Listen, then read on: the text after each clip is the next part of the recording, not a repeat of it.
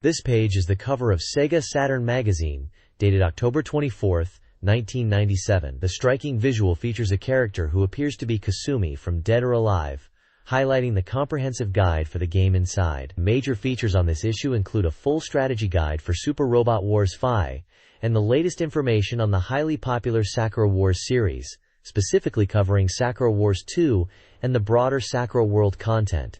A significant highlight is the first public showing of the arcade port, Virtualon, Oratorio Tangram. The magazine also includes a special report covering a diverse lineup of games, such as the RPGs Shining Force 2i, Atelier Marie, The Alchemist of Salzburg, Princess Crown, Yuno, A Girl Who Chants Love at the Bound of This World, The Legend of Heroes IV, likely White Witch, and Devil Summoner, Soul Hackers, alongside other titles like Sentimental Graffiti, Zegwin, and Tingle Star Sprite. Recent game releases like Sega Touring Car Championship, All Japan Pro Wrestling featuring Virtua, Asuka 120% Limited Burning Fest, and Puzzle Misu are also mentioned. Finally, there's a special feature dedicated to mastering trading cards from popular franchises. This page features the Sega Saturn game All Japan Pro Wrestling featuring Virtua, commemorating the 25th anniversary of All Japan Pro Wrestling. The visuals showcase polygonal wrestling action in the ring, reflecting the influence of Sega's Virtua series. The text highlights this as the ultimate wrestling game from the collaboration of All Japan and Sega. It includes a featuring mode where players can create their own wrestler, join AJPW, freely select their costume and experience to learn moves, and debut with a strong impression, establishing their original style. The game uses a system where players can learn more advanced techniques depending on their approach. Created wrestlers can also be loaded via a password system to battle against friends. The game was released on October 23 for 5,800 yen, excluding tax, and is a versus fighting game. This page features the striking cover art for the Sega Saturn game All Japan Pro Wrestling featuring Virtua. The artwork depicts a dynamic wrestling match in progress, capturing the intensity of the sport. Prominently displayed is the All Japan Pro Wrestling logo alongside the large numbers 1023, which, as noted on the previous page, indicate the game's release date. The vertical Japanese text translates to the game's title, All Japan Pro Wrestling featuring Virtua. The cover also lists several names, likely featuring the prominent wrestlers included in the game roster. The presence of the Sega Saturn logo confirms the platform, and the text, "This is cool," adds a touch of hype to this release, which builds upon the collaboration between All Japan Pro Wrestling and Sega's Virtua fighting game technology, as detailed on the previous page. This page presents Cotton 2, Magical Night Dreams, a brain-exploding wild shooting game for the Sega Saturn, set to be released on December 4, 1997, priced at 5,800 yen, excluding tax. The dynamic artwork features the series protagonist, Cotton, alongside the new playable character, Applic, showcasing the game's bright and energetic tone. The page highlights key gameplay mechanics with illustrations, including the command shot system, pursuit attacks, chain explosions, and chain attacks, emphasizing that sealing enemies before destroying them is a fundamental strategy. It also mentions the game's objective involves finding the national treasure, Hao Sui Euro, using various actions. Exciting features for the Saturn version include a perfect port of the arcade game combined with a Saturn original mode, simultaneous two-player gameplay, and the addition of new characters, Applis and Needle. Players can look forward to a wide variety of actions and techniques. Screenshots provide a preview of the side-scrolling shooter gameplay. As a special bonus, first press copies come with a desk calendar.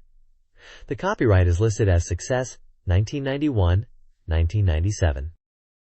This page showcases Virtual Theater, an educational software for the Sega Saturn designed to teach English conversation using actual movies. It promises a lively way to learn practical English that differs from traditional methods. The software includes features like scene selection, repeat practice of lines, a built-in dictionary for looking up unknown words on the spot, and the ability to display both English and Japanese subtitles simultaneously, alongside voice playback for individual lines. Different modes like lesson mode and scenario mode are offered to cater to various learning styles. The page highlights that each title comes as a 2 candelas set and includes a bilingual commentary book.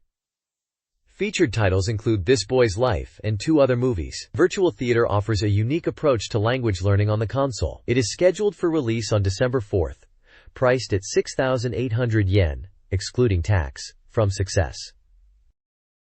This page is the table of contents for the SEGA Saturn magazine, dated October 24, 1997, Volume 36. The large illustration features a striking character in a red dress and elaborate golden jewelry. The cover story, starting on page 18, is a major feature on Sakura Wars 2, Thou Shalt Not Die, described as the autumn cover story grand finale, promising a full reveal of the latest information about the Sakura Wars world. Following on page 28, a special report covers a multitude of games, including Sentimental Graffiti, Atelier Marie, The Alchemist of Solberg, Yuno, A Girl Who Chants Love at the Bound of This World, Shining Force 2i Scenario 1, The Legend of Heroes, A Tear of Vermilion referred to as the White Witch, Chaos Seed, Legend of Chaos, Devil Summoner, Soul Hackers and Demon Compendium Volume 2, Princess Crown, Rond, Twinkle Star Sprites, alongside coverage of Real Bout Fatal Fury Special and Machi. The page 77 brings exciting news,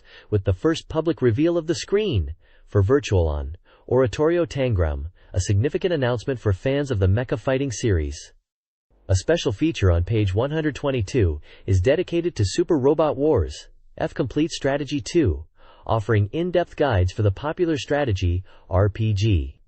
Finally, page 134 presents a feature on Conquering Trading Cards, highlighting card series related to various properties including Sega games, Bishujo characters, Evangelion, and Nadesico. This page serves as an extensive index and preview guide, kicking off with the SEGA Saturn Press section highlighting recent and upcoming software. It covers new releases like Saturn Bomberman Fight, Tilk the Girl Who Came from the Blue Sea, and Dungeons & Dragons Collection, alongside titles coming soon such as Sega Touring Car Championship, Cross Romance, and All Japan Pro Wrestling featuring Virtua. There's also a comprehensive guide section focusing on games like Street Fighter Collection, Dead or Alive, and Desire. Further in, the Arcade Express gives a look at new and operating arcade titles, specifically mentioning Racing Jam SDX, followed by a look at Sega AM3 Labs' work. The large portrait on the page prominently features a character from Dead or Alive, hinting at the game's coverage within. The bulk of the page is a detailed game index, listing numerous Sega Saturn titles alphabetically with their corresponding page numbers, providing a quick reference for finding content on popular games like Sakura Wars 2, Super Robot Wars F, Sentimental Graffiti, and many more. The page also includes a general index with features like news, reader sections, developer spotlights including Treasure Factory and AM2, strategy guides, reviews, and release schedules. This page details several exciting developments from Sega, starting with the announcement of the Sega Partners official fan club recruitment. Joining offers members a special Crindrom receive 4 times a year, benefits at Joyopolis and Garubo locations, and hotel discounts nationwide. There's a limited time bonus for initial members who join by October 31st. Access to the demo version of Adizzle, totaling 5 demo versions available. The page then previews 4 games available as demos. Sega Touring Car Championship, a well-received arcade port capturing the original feel. Machi, a highly anticipated sound novel featuring a large volume of content, with the demo covering the first day of its 8 protagonists. Shining Force 2i Scenario 1 tentative, the latest simulation RPG in the renowned Force series, notable for its full polygon battles and synchronicity story, and Zero Divide: The Final Conflict, a 3D fighting game showcasing unique characters and battle mechanics including weapon destruction. Finally, the page highlights Sega's acquisition of a patent for 3D CG technology, specifically viewpoint switching, invented by Yu Suzuki, and first used in virtual racing. This is noted as a first in the game industry, and could allow Sega to collect royalties from other manufacturers using this technique. A small correction is also noted for a previous article.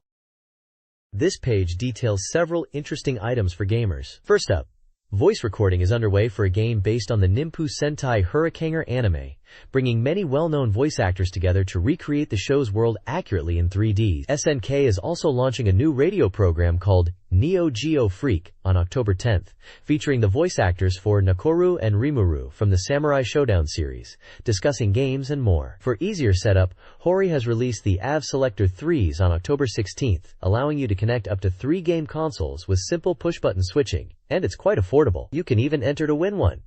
Game shops are set to get a boost with the Touch Go information terminal, starting test operations in November. This kiosk will help users find game information and assist stores with sales and information delivery. Plus, NTT Docomo is giving away making Firma videos for their latest TV commercial, starring Ryoko Hirosu, and readers have a chance to win one. Finally, Japan's largest online service is launching on September 30th via Lawson Convenience Stores Multimedia Stations, MMS, offering services like product ordering, ticket purchasing, and video sales 24/7.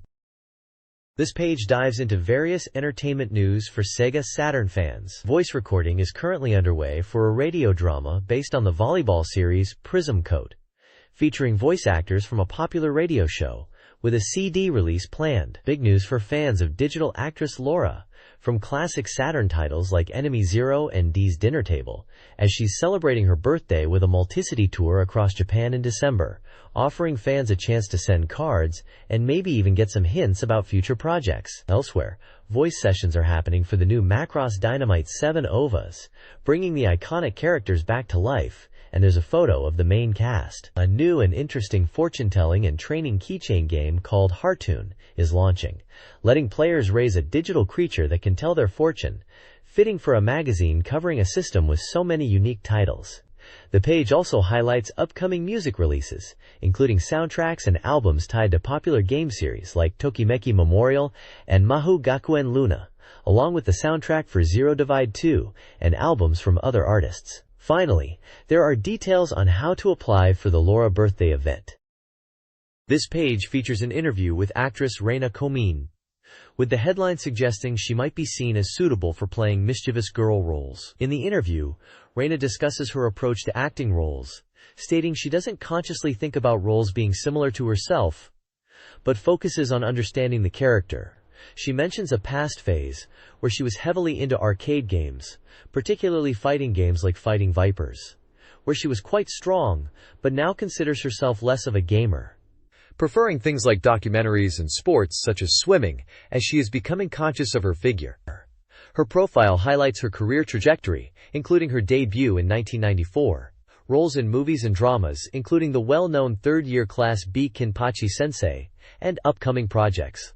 It also mentions her appearance in a TV commercial for the game Pastel Muse, which is depicted with a small screenshot on the page showing cute character designs. Reina expresses her dedication to acting, seeing it as the only path for her, and something she is proud of. This page presents the weekly SEGA Saturn software sales ranking, the Shop Data Top 15. Covering the week from September 22nd to September 28th, it reveals the hottest titles flying off the shelves. Dominating the chart at number 1 is Super Robot Wars F, selling an impressive 347,825 units in its first week, demonstrating overwhelming fan support and reportedly boosting Saturn console sales significantly. The accompanying text highlights its success as potentially the biggest hit of the year for the platform. Several other new releases also feature prominently in the top ranks. Neon Genesis Evangelion Digital Card Library debuts at second place, with 72,473 units, showcasing the continued popularity of the franchise. Momotaro Duchuki takes third, followed by Pro Yaku Greatest 997 Meikuru and Roommate Ryoko in Summer Vacation rounding out the top 5. Other new titles include the RPG Zil Ol at 6th, Mobile Suit Z Gundam, Kohen Uchuo Kakeru, a shooting game, at 7th, and the dating sim Graduation S at 10th. Popular fighting game compilation Street Fighter Collection and the horror classic Resident Evil, Biohazard, also maintain positions in the top 15, alongside adventure game Desire. The page includes screenshots for each game, giving a visual taste of the variety of genres popular on the Saturn this week. This page ranks user and shop data to highlight games for potential SEGA Saturn ports. The user data top 20 lists games users most want on the Saturn, with Neon Genesis Evangelion and Final Fantasy leading the charge. Other popular requests include The House of the Dead, Super Robot Wars, and Dragon Quest. The confirmed port of the King of Fighters 97 generates excitement. The shop data top 15 showcases popular arcade titles. Virtua Fighter 3, Tekken 3, and Virtual Striker 2 top the list, alongside fighting games like Darkstalkers 3 and Cyber Troopers Virtualon. Capcom's Pocket Fighter is highlighted as a new arcade release. The one-point check game section spotlights Cyber Troopers Virtualon Oratorio Tangram, featuring released screenshots of the arcade sequel. Images of gameplay, Darkstalkers 3, and Pocket Fighter are included to emphasize their popularity. This page presents the SEGA Saturn User Data Top 30, showcasing the most anticipated new software based on reader input. It highlights that many expected titles for the fall season have been released, and numerous games requested in previous rankings are now appearing in the top 30. The top 3 anticipated titles are featured prominently. Topping the list is Sakura Wars 2, Thou Shalt Not Die, followed by Super Robot Wars F Final Chapter, and Grandia in third place. These sections provide points, development progress indicators, and brief descriptions or screenshots, like the character image for Sakura Wars 2 and gameplay views for Super Robot Wars and Grandia, hinting at their progress and features. A larger table lists games ranked from 4th to 30th, covering a wide variety of genres and publishers, representing other highly awaited releases. 2 games are specifically highlighted as pick-up check games. The first is the Sakura Wars Kagekidan radio show, featured at 13th place, noted for its upcoming video adaptation. The second is Real Bout Fatal Fury Special at 38th place, with details about new character additions like Duck King and improved fighting mechanics. Screenshots accompany these entries. Finally, an Other Check, Coming Soon section previews more upcoming games. It highlights Sentimental Graffiti and Castlevania Symphony of the Night, providing screenshots for each. The Castlevania screenshot is noted as being from the PlayStation version. This section teases upcoming releases that are high on user wish lists. This page features the SEGA Saturn Reader's Check, Volume 71, which is a weekly ranking of released SEGA Saturn games based on reader votes and average ratings. Main odds table Saturn A presents the top games as voted by readers. The big news highlighted is the dramatic shakeup at the top. Desiree has rocketed up the charts to claim the #1 spot, pushing the previously high-ranking Even Burst Error down slightly. Silhouette Mirage also holds a strong position at number 3. The commentary notes that the recent release of Super Robot Wars Phi is already causing ripples in the rankings and expects more changes in the future. Several screenshots showcase games doing well or receiving attention. We see images related to the new #1, Desire, and the third-place game, Silhouette Mirage, both receiving positive mentions. Sentimental Graffiti and Tomb Raider are also featured with screenshots and noted for their movement in the rankings, as is Daytona USA. The fighting game screenshot is from Street Fighter 02, known as Street Fighter Alpha 2 internationally, which is noted for having a good reputation among players, likely referring to its inclusion in a collection. Overall, this page captures the dynamic nature of reader preferences for released games, showing how quickly the rankings can change with new releases and continued play. This installment of the SEGA Saturn Reader Race focuses on games ranked roughly from 169 downwards. Dodonpachi, a 2D shooter, makes a strong debut at number 19, praised for its action but with minor visibility issues. The Street Fighter collection enters at 67, lauded as a solid port despite some framerate drops. Further down, Naniwa Yubashi, Lara Sunshine, 71, shows high anticipation but interface issues. Magical Girl Pretty Sammy, 232, and Amaji Shion, 300, both show discrepancies between reader and magazine scores, with the latter criticized for its weak system. Kochikame Nakagawa Land's Great Race, 549, is criticized for slow pace, and There Was a Pig on a Southern Island, 606, receives low scores due to cheap presentation and confusing content. The next issue promises more insights into reader preferences. This page continues the reader race rankings, focusing on the middle to lower tiers, starting from the high 200s. The commentary highlights significant volatility in the mid-rankings, cautioning readers about purchasing software in this range. Several titles experienced major drops, including Minami Hojodo, which fell 81 ranks, a character named Sakashita Yuko who dropped 90 ranks, and Sangoku Musu Aikitsuden, Romance of the Three Kingdoms, which slid back 67 places. Conversely, Pyeongchan Kyaruru saw a healthy climb, moving up 45 spots. The focus then shifts to the very bottom of the rankings, humorously referred to as the sacred ground. The reviewer seems amused by the sudden appearance of the pig from a southern island, a title mentioned and poorly received in the previous issue, among the lowest ranks.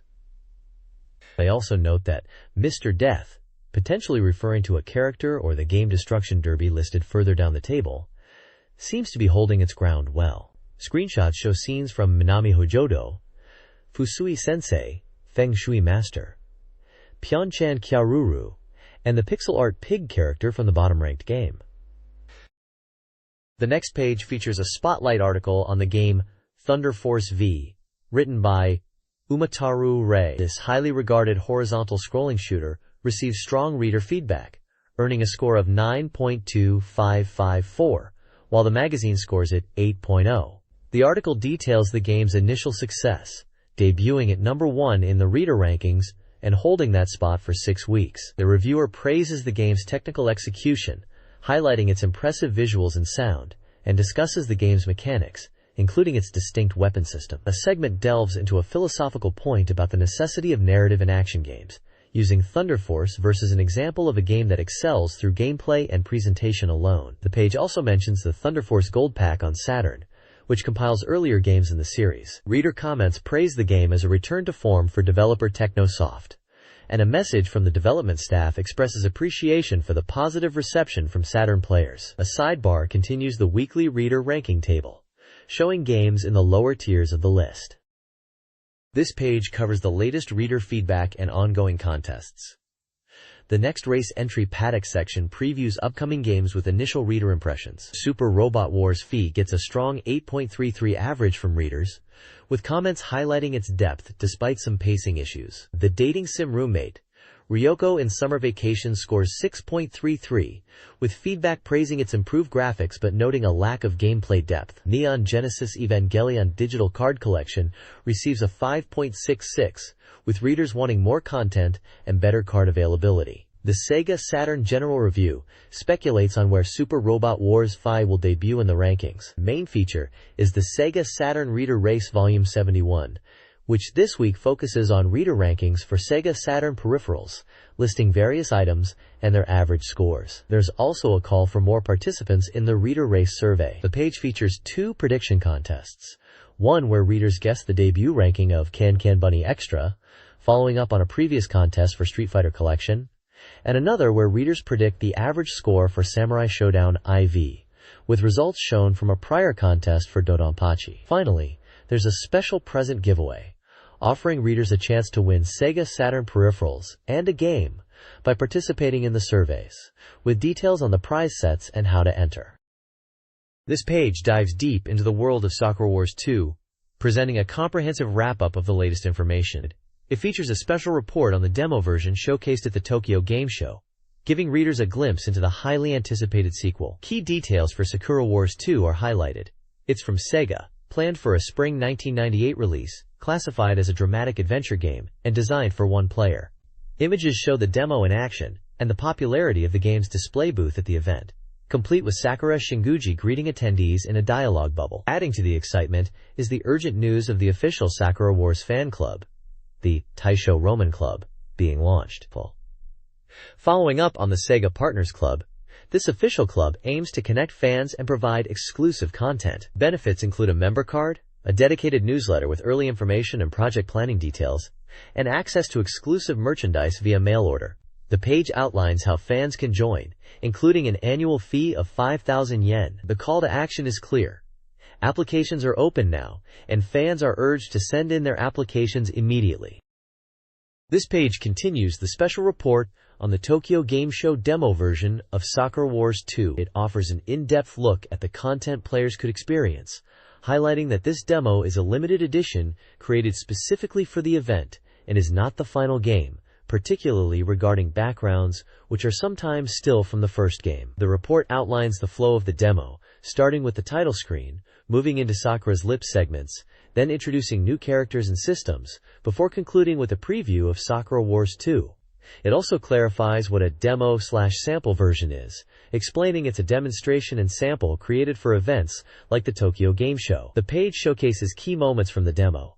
It shows the title screen with the special edition tag and the familiar Sakura Wars 2 logo. Sakura Shinguji appears in her signature dress, greeting the audience. Next, the mysterious new character Lenny Milchstrasse is introduced, a silver-haired boy with a quiet demeanor, whose appearance is described as very impressive. Following Lenny, the lively Orihime Soleta makes her sudden appearance, contrasting sharply with Lenny. The demo also introduces a new conversation system and confirms the inclusion of new allies for the Flower Division. The report notes that Lenini's dialogue suggests a strong, hidden confidence beneath his quiet exterior, hinting at future conflicts. This page delves deeper into the Sakura Wars 2 Special Edition demo, focusing specifically on the evolution of the Lips live interactive picture system. It starts with Sakura Shinguji herself explaining the flow of the demo after the new character introductions, which leads into experiencing the new Lips variants. The page provides a review of the standard Lip system, reminding players of the familiar timed choice mechanic. It then introduces the new systems, Timing Lips, where the content of the choices themselves can change as time runs out, adding a layer of pressure and potentially leading to different outcomes if you hesitate. Next is Double Lips, which adds a second timer or gauge to the standard Lips, making decisions even more complex and demanding quick thinking. Screenshots illustrate these points, showing how choices and time limits are presented on screen. The report also mentions a third new type, Click Lips, but clarifies that this particular system was not included in the Special Edition demo, teasing it as something to look forward to in the final game. The page concludes by marking the end of the Special Edition demo segment and features a prominent release announcement for Sakura Wars 2, stating it is scheduled for release in spring 1998, urging players to anticipate its arrival. This page presents information about the Sakura Wars, the Gorgeous Blooming Cherry Blossoms OVA series. It announces the release date of the first volume as December 18th, available on LD and video formats, with a total of 4 volumes planned. The page highlights that the OVA depicts events slightly before the first Sakura Wars game, showing characters like Iki Yoneda, Ayame Fujieda, and members of the Flower Division before they joined the team. Key highlights featured include the development of the Kubu mechs, battles that occurred before Ichiro Obagami's arrival, Ayame Fujieda's global travels where she encounters the other Flower Division members, and Sakura Shinguji's journey from Sendai to joining the team. The OVA also delves into the backgrounds of the individual Flower Division members before they were recruited. Initial purchase bonuses like a guidebook and special illustrations for purchasing all volumes are also mentioned. The content promises to reveal new sides of the Sakura Wars world and characters.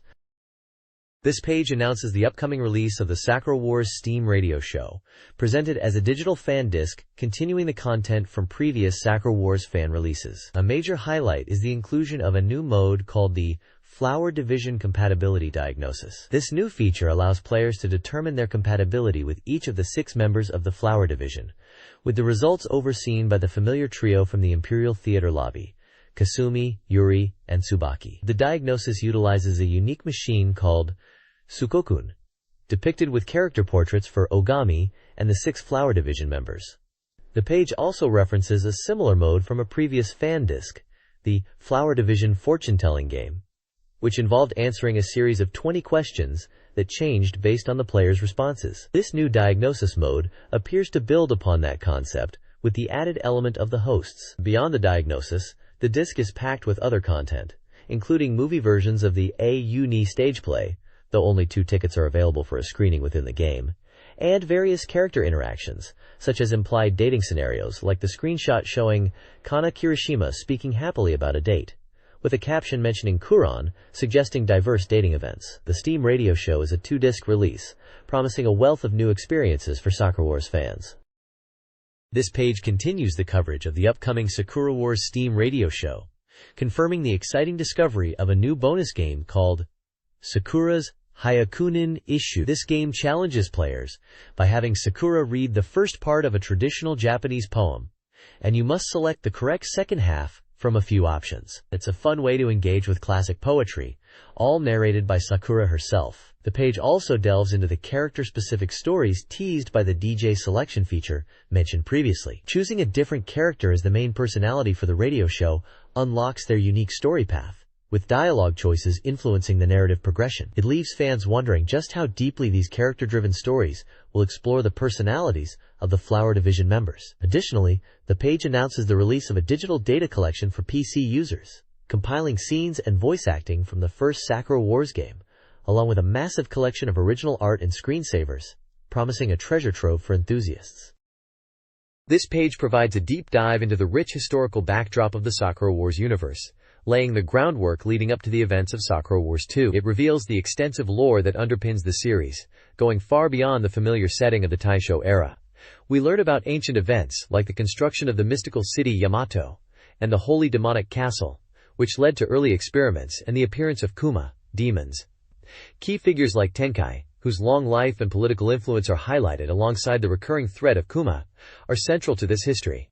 The page details the battles involving the mysterious Ura Gosanke, hidden three families, and their use of powerful demon sealing tools to contain the demonic threat across centuries. Later periods saw ambitious projects like the Holy Dragon Project, an attempt to build a massive airborne battleship, which ultimately failed due to technical issues and resulted in a surge of Kuma. The timeline culminates closer to the game's setting, with events like the Kuma War, where a key historical figure, Shinguji Kazuma, made a significant sacrifice. It also touches upon the early designs of notable vehicles, like the airborne warship, Shukaimaru, and the unique Goraigo bullet train, showing the technological advancements in this alternate history.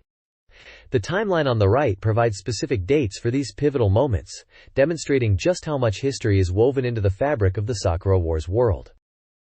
This text provides a historical overview of the Sakura Wars universe, serving as a primer for Sakura Wars 2. It begins with the OVA prequel, The Gorgeous Blooming Cherry Blossoms, depicting Fujita Ayame's search and Shinguji Sakura's journey to Tokyo. The narrative then progresses, detailing the emergence of the Black Nesta Society in 1921, a group aiming to destroy Tokyo. Key events include the creation of the Kubu, the Imperial Combat Review's iconic mecha, in 1922. The story covers Shinguji Sakura's integration into the Imperial Combat Review in 1923, highlighting her struggles with her psychic abilities. The first game's climax, the final battle against Tenkai and the Black Nesta Society in 1924, is also mentioned. The text concludes by referencing the Steam radio show Digital Fan Disc, which showcases the lives of the Flower Division members. A timeline provides a comprehensive overview of crucial events leading up to the events of Sakura Wars 2.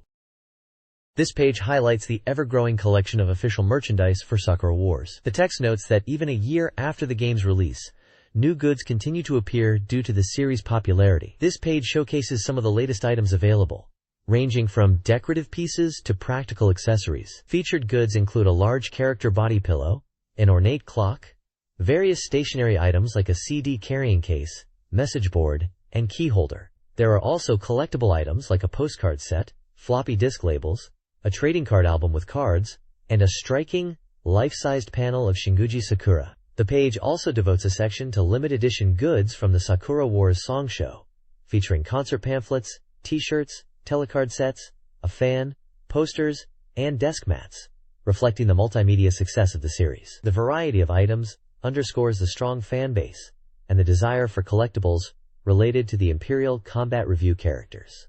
The page also mentions a gift campaign associated with some of the numbered items. This page dives deep into the world of Sakura Wars figures and models, showing just how extensive the merchandise line had become. It highlights various types of collectibles, starting with easy-to-assemble plastic models featuring characters like Sakura, Sumire, and Kana in their signature outfits. Next, it showcases the standard real model series, which includes pre-assembled or higher-quality kits of characters like Kana in a kimono and Sumire in a striking Chinese dress, along with a set of adorable deformed figures. The page also features new items available from arcade prize machines, including small metal figures, keychains and combat gear, and plush toys, demonstrating the series' reach into accessible collectibles. Finally, it presents high-end garage kits from Kyoto, renowned for their detailed sculpting. This section features a wide array of characters like Sakura, Sumire, Kana, Iris, Maria, Orihime, and Kohran, in various poses and outfits, including swimsuits and combat attire, appealing to serious collectors. The sheer variety across different price points and types of figures underscores the immense popularity and dedicated fanbase of Sakura Wars. This page focuses on the highly anticipated romance simulation game, Sentimental Graffiti, published by NEC Interchannels. Since its production announcement in July of the previous year, the game has garnered significant attention from users and is showing exceptional excitement even before its November release. The immense popularity stems not only from the core game concept centered around long-distance romance, travel, and a sense of bittersweetness, but also significantly from the distinct personalities of the heroines themselves, shaped by clever character design. Furthermore, the powerful appeal of the heroines is greatly enhanced by the captivating image illustrations created by Aki Yakushi. These visuals, including the illustrations showcased on this page, are featured in the digital illustration collection found on the bonus fan disc, Second Window. Included with the initial production run, the anticipation for Sentimental Graffiti has only grown with the announcement of Second Window. With the November release approaching, the article dives deeper into the game, particularly highlighting important date events while also touching upon newly added elements. It encourages readers to look out for more information from Second Window as well. Also featured is information about a special bonus item, a limited edition calendar illustration. Only 30,000 copies will include this item, which features illustrations of the heroines expressing seasonal emotions tied to their birth months. While some of these visuals were previously included in the in-game illustration collection, this unique calendar cut is highlighted as a special reveal for fans. This page continues the deep dive into Sentimental Graffiti, specifically highlighting the digital illustration collection planned for inclusion on the bonus Second Window disc. It previews scheduled artwork cuts, including those from First Window, and a selection from the Relax Time series, which depicts the heroines in private moments. The article then explores the world of Senti through the acclaimed illustrations of Akiya Kushi. It details a special feature on Second Window, allowing viewers to greatly enlarge portions of the visuals, emphasizing the incredibly high quality achieved, with 32,000 colors and a super high resolution mode. The artwork's delicate touch and subtle color palette are lauded, showcasing the artist's skill in bringing the heroines to life. Several charming illustrations are presented, demonstrating the visual fidelity fans can expect. Finally, the page covers a major summer event, a concert held on August 27th at Omiya Sonic City, which drew a large crowd of dedicated fans. The highlight was performances and talk shows by the voice actors of the 12 heroines. The excitement and atmosphere of this concert were captured as a documentary-style movie, which is also scheduled for special inclusion on the Second Window disc, allowing fans who couldn't attend to experience the event. This page delves into the core mechanics and narrative themes of Sentimental Graffiti, building upon the previous discussion. The main title, "On Top of Past Memories, a new relationship between two people is being built," encapsulates the game's central premise. The article explains that the heroines were in love with the protagonist in their youth, but were separated by his sudden transfer. The goal is to reconnect, rebuild those relationships, and fulfill a forgotten childhood promise. While the heroines remember spending time together, the protagonist has completely lost the memory related to the core promise. Key gameplay elements are highlighted. The choices determine the success or failure of dates. Section emphasizes the importance of player decisions during date events. Responses can significantly impact the heroine's affection levels, and the game provides clear indicators for which choices to avoid. Screenshots illustrate dialogue options and character reactions. The page also covers the unexpected encounters while traveling aspect. The game involves traveling nationwide to find the heroines, and the article notes that spontaneous meetings can occur during travel or at destinations, reinforcing the feeling of a small world. Screenshots show encounters with Chisato during travel and Miyuki in Kyoto, illustrating this mechanic. A specific scene depicting the protagonist remembering a past memory while discussing stars with you on a date is also featured, showcasing how old memories resurface. The text explores two heroines from Sentimental Graffiti. Adachi Taeko, a childhood friend known for her domestic skills and freckles, is reunited with the protagonist. Their story involves a beach trip recalling shared memories, including a painful past where peer pressure and a move separated them. She cherishes a farewell note and photo. Nagakura Emiru, prone to emotional outbursts and fascinated by the occult, experiences a beach adventure. The episode showcases her excitement, humorously interacting with a sea urchin. Her past centers on a close friendship with the protagonist in an old schoolhouse and a time capsule containing a letter and Ramoon bottle, marking their abrupt separation with a childhood promise. This page continues our look at the heroines of Sentimental Graffiti, featuring Sawatori Honoka and Mori Kaho. Sawatori Honoka is presented as a gentle girl, average in sports and study, with a touch of androphobia. We see her in an episode set in a lavender field, where a strong wind leads to a shy moment. Her backstory reveals a poignant exchange diary she kept with a transfer student who was hospitalized after an incident involving her, detailing their growing bond through writing and her unresolved feelings after he moved away. Mori Kaho is introduced as a cheerful, athletic sprinter who also helps at her family's restaurant. Her episode involves a seemingly simple tennis match that turns into a tough challenge for the protagonist due to her competitive nature. Her memories section shares her dream of winning a relay race and the unexpected connection she formed with an inexperienced transfer student during training. A bond cut short when he suddenly transferred, leaving her still running with the hope of passing a symbolic baton to him someday. Screenshots capture moments from these episodes, showing Honoka in the lavender field and Kahu on the tennis court. This page continues our look at the heroines of Sentimental Graffiti, featuring Ayasaki Wakana and Yamamoto Rutika. Ayasaki Wakana is presented as a traditional and graceful girl from a distinguished family, who enjoys pursuits like tea ceremony and archery. Despite her gentle demeanor, she possesses a strong will. Her episode involves navigating a crowded festival with the protagonist, leading to a moment where he has to physically guide her through the throng. Her memories reveal a poignant story about finding a music box with the protagonist, which leads to her being caught by her strict grandfather and locked away. The protagonist's concern and return, finding her with the music box, creates a lasting, almost magical memory for her. Screenshots show her amidst the festival crowds and looking at the music box. Yamamoto Rutika is depicted as a bright, modern, and active girl with a friendly personality. Her episode sees her taking the protagonist to a game center, where she surprisingly shows impressive skill at fighting games, leaving him just watching. Her memory is a touching tale from elementary school, where she accidentally broke a fossil. The protagonist, a transfer student, saw her distress, claimed responsibility for the damage, and subsequently transferred schools, leaving Rutika with unresolved feelings and a desire to apologize. Screenshots capture Rutika's enthusiasm at the game center. This section introduces Nanase Yu and Endo Akira from Sentimental Graffiti.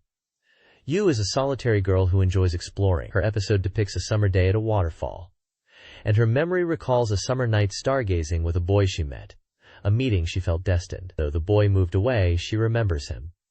Akira is a cheerful, talented fashion and music enthusiast, specifically a violinist in a slump. Her episode involves a heart-shaped stone found in Glover Garden, hinting at romance. Her memory reveals that a transfer student's appreciation for her playing helped her overcome her slump. She promised to play for him, but he moved away before the performance. She continues to play, keeping her promise alive.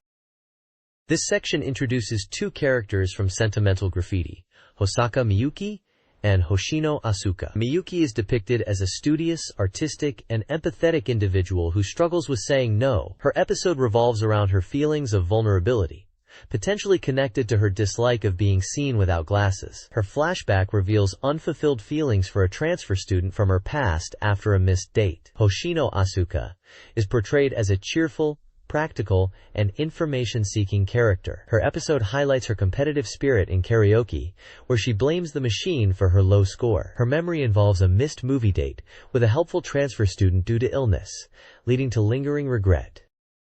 The next page dives into two more characters from the classic SEGA Saturn title, Sentimental Graffiti. First up is Sugihara Manami, described as a shy girl with a weak constitution who prefers quiet hobbies like birdwatching and reading poetry over crowded places. Her episode, titled Sharing Smiles and Energy, sees the protagonist take her on a fishing trip, where despite some initial worries about her health, she shows a surprisingly energetic and childlike side, openly enjoying the experience. Her memory reveals her struggle with chronic illness, finding the courage to return to school thanks to a friendship with a boy she nursed a bird back to health with, only for him to transfer away, leaving his words as her lasting source of strength. Below her is Matsuoka Chi, a competitive and stubborn band girl who is a popular guitarist and vocalist aiming to go professional. Her episode, The Female Mikoshi and the Spirit of a Hakata Kid, showcases her vibrant energy as she participates in a local festival, looking completely different, yet just as spirited as when performing in a live house. Chi's memory tells of her past as a problem child, who agreed to join a school committee to avoid trouble. This led her to plan a band performance for a Thanksgiving party with a transfer student she developed feelings for. However, her planned love song for him was never sung, as he moved away shortly after, leaving the song and her first love as cherished memories. This page shifts focus to strategy for Sentimental Graffiti, specifically tackling the intricacies of long-distance relationships. It presents a somewhat provocative guide on becoming a bad guy within the game's mechanics, suggesting that manipulating the heroine's feelings of longing, known as setsunasa, is key. The core idea is that special events are more likely to occur when a heroine's setsunasa is high. While meeting them reduces this feeling, Strategically not meeting for a period can increase it, leading to potentially more impactful encounters later. The page also touches upon practical elements like managing money and time, essential for traveling to different locations. However, it strongly warns against making heroines wait too long, as excessive setsunesa can backfire, significantly reducing intimacy and making the relationship sour. Skipping a date is highlighted as particularly detrimental, leading to the heroine becoming unreachable and requiring effort, like returning to her location, to mend things. The screenshots illustrate these points, showing character reactions ranging from surprise to sadness and apology dialogues, alongside a map indicating different character locations, emphasizing the long-distance element. The overall advice is to carefully balance closeness and distance to utilize the Setsunesa system effectively for optimal relationship progression. This page introduces Atelier Marie, the alchemist of Salzburg, featuring prominent artwork of the protagonist, Marie, also known as Marlone. The text describes her as an ordinary, slightly clumsy blonde girl from Salzburg who happens to be an alchemist, affectionately called Marie by the locals. Details about the game are listed, including the developer/publisher Imadio, a release date of December 11th, categorization as a new sensation RPG, a price of 5,800 yen, and a recommendation for all ages. A special report indicates the Saturn version's completion is at 60%. The page is excited about the port, highlighting the Saturn version event discovery, and promising original event screens unique to this release.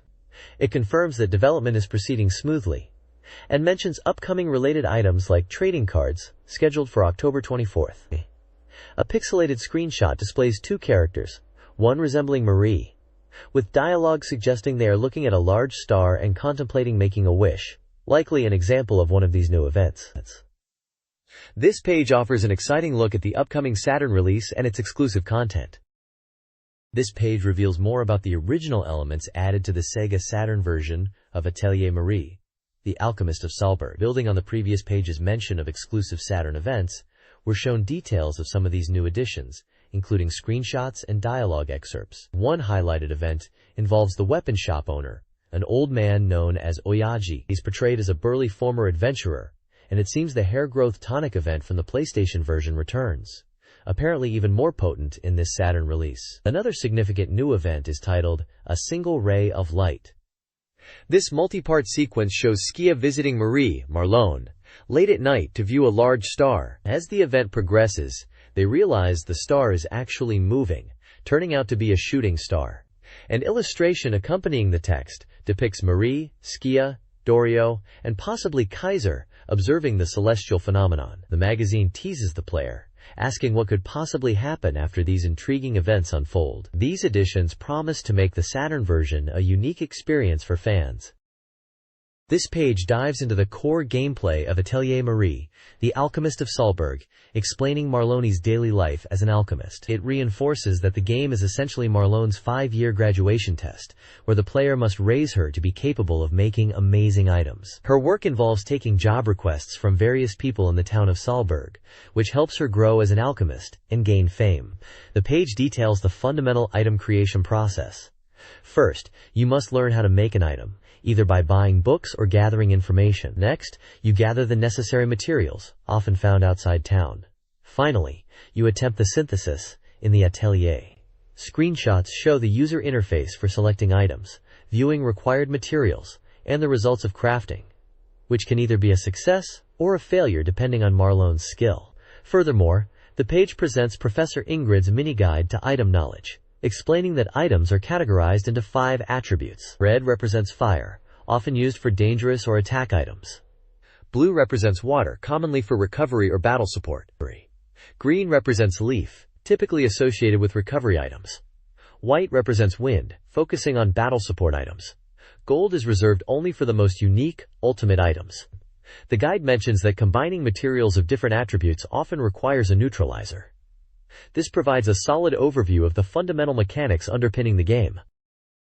This page highlights the dangers outside of Salzburg in Atelier Marie, the Alchemist of Salzburg, and the importance of companions. While Marlone is an alchemist, not a warrior, venturing outside the safety of town is necessary for gathering materials, but it's also risky with monsters and thieves. The page emphasizes that Marie isn't particularly strong, especially early on, and relying on companions is crucial for survival. It explains that you can recruit adventurers at places like the tavern.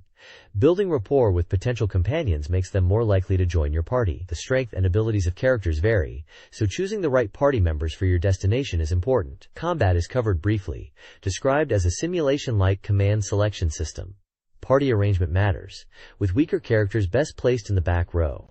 Screenshots show a battle scene with character HP and MP displayed, as well as the command menu including attack, defend, special move, and run. The page also mentions that getting close to enemies allows for attacks, and that special moves become available as characters grow stronger. Finally, the page announces the launch of the Atelier Marie trading card series by Imaginia. These cards feature original artwork based on game scenes, characters, and events, and will be released on October 24th. A special note is made about rare, gold foil special cards, which are difficult to obtain. The first print run of Atelier Marie game copies also includes 3 limited edition trading cards as a bonus. This page gives us a look at the upcoming adventure title, Yuno, a girl who chants love at the bound of this world. The special report shows the game is 70% complete, developed by Elf, and is slated for a December 4th release at 7,800 yen for 3 Caradroms. It's rated 18+ and supports the shuttle mouse. A key focus is the game's unique multi-story system, known as ADM, which is highlighted by large letters and sections explaining the core mechanics. The jewel is central to the system, used to mark locations and times on the Diverge map. This map visualizes the branching paths the player has taken through the narrative, allowing them to jump back to previously marked points using the jewel. Other map icons are also explained, including the A, which marks a branching point, the current location icon, the warp zone for quick travel to certain areas, and the ending icon appearing when a conclusion is reached. The save mark indicates locations where using a jewel allows for saving progress. The system allows players to revisit past decisions and explore alternate routes, which is crucial for uncovering the game's full story and multiple endings. The page emphasizes using the map and the jewel system effectively to navigate the complex parallel worlds. This page delves deeper into Yuno, a girl who chants love at the bound of this world's core mechanic, the ADM system, highlighting it as the most important keyword of the game. It explains that while multi-story games often require trial and error to find paths, ADMs maps the player's progress through diverging worlds, resolving this issue. The system revolves around branching points in the narrative, which represent different paths to alternate worlds. ADMS provides the player with a visual and auditory understanding of these points. The page details several types of branches, including those determined by location, item usage, dialogue choices, and specific conditions met throughout the player's journey. The map system clearly shows these branches, allowing players to see the consequences of their decisions and revisit points to explore different outcomes. This intricate system of parallel worlds and player choice is presented as a key source of the game's depth and replayability. Screenshots show the game's interface, illustrating the map and elements related to the ADM system, alongside character artwork featuring Yuno herself. The page concludes by teasing an introduction to the game's character cast in the next issue. This page provides a preview of Shining Force 2, Scenario 1, focusing on the setting and conflict. It gives a geographical overview and historical summary of the Eastern Parmakia continent, the stage for this new chapter. The text describes the region's diverse landscape, from a large bay in the east bordered by the Republic and Empire, to the Great Wall of 10,000 miles, protecting against monsters from the north. Ancient ruins and artifacts are scattered throughout the land, adding to the mystique. The page highlights the brewing conflict between the Empire, Republic, and a neutral country, whose delicate balance is poised to break, leading to war. The illustration features a regal character, likely a key figure in the narrative. Screenshots depict the game's signature tactical simulation RPG gameplay, showing characters engaged in combat and a view of the overworld map. Status displays for characters like Dantalus and Skaven are also shown. Below, the page lists essential game information. It's a simulation RPG from SEGA, slated for a December 1997 release at 4,800 yen, designed for one player and recommended for all ages. It's presented as a special report with a 70% completion status indicated. The title reads, "To the Land of War, Sortie!" emphasizing the game's focus on military conflict. This page dives into the heart of the Dystonia Empire, the primary antagonist force in Shining Force CD Scenario 1, providing crucial background on its rulers and the origins of the conflict. It features character profiles for key figures within the empire. We see Emperor Dominante, a ruler who seized power and is known for his terrifying past, currently presiding over a harsh class system. His succession is undecided, leading to internal power struggles among his sons. The profiles introduce the first Prince Majestic, described as noble but preferring arts over combat, and the second Prince Arrogant, a powerful magic user who is clearly dissatisfied with his brother. There's also a female general, referred to as the Spirited General, known for her combat prowess and unique troop armor, serving under the first prince. Finally, the Knight Campbell is highlighted, a strong individual from a poor background who is close to Medion, another key character central to the game's plot. The page also includes a historical outline of the Eastern Parmakia continent, detailing the empire's dominance and the subsequent independence of the Republic of Espinia, which was achieved through a war of liberation led by the independent army under the former imperial general Comrade, against Dominante's tyrannical rule. This historical conflict forms the backdrop for the current tensions described on the previous page. The illustrations include portraits of the main characters and an image of a bridge, possibly representing a key location in the game.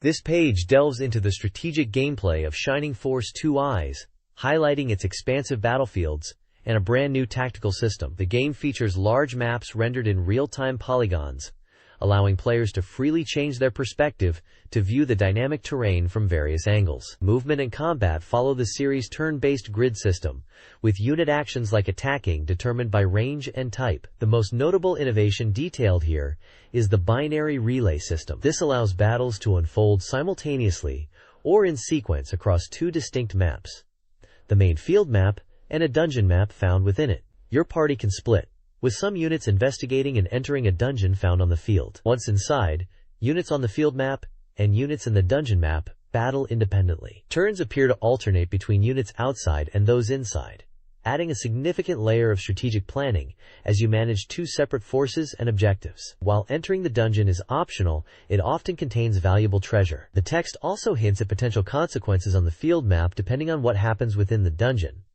like the entrance disappearing after the dungeon's contents are claimed. This page dives deeper into the strategic possibilities within Shining Force 3, focusing on the dungeon areas hinted at previously. The section titled Dungeon Ruins details how these locations function as separate maps. Here, the primary challenge often involves dealing with thieves like Skaven, a familiar goblin type from Shining Force 2, who are trying to reach the treasure inside before your team. If they escape with the loot, the ruins collapse, so the objective is to intercept them, fighting through monsters or directly engaging the thief units. Success means securing valuable items. A screenshot shows Skaven dropping a lucky cookie after defeat, raising the question of what effect this item might have. Additionally, the page provides background on key figures and locations within the game world. We're introduced to King Benetrime, the current ruler of the Republic of Espinia, who serves as a military advisor alongside Synbios. The Republic itself is a collection of small territories, operating under a form of decentralized rule despite its name. The town of Barland is also mentioned, situated between the Republic and the Empire, known for its military importance, and as an entrance to the Holy Land El Besem. This page delves further into the strategic depth of Shining Force 2 Inns, beginning with the history and strategic importance of Barland, a town situated precariously between the Dystonian Empire and the Republic of Espinia. It's highlighted as a key battleground that has seen conflict for 2 decades.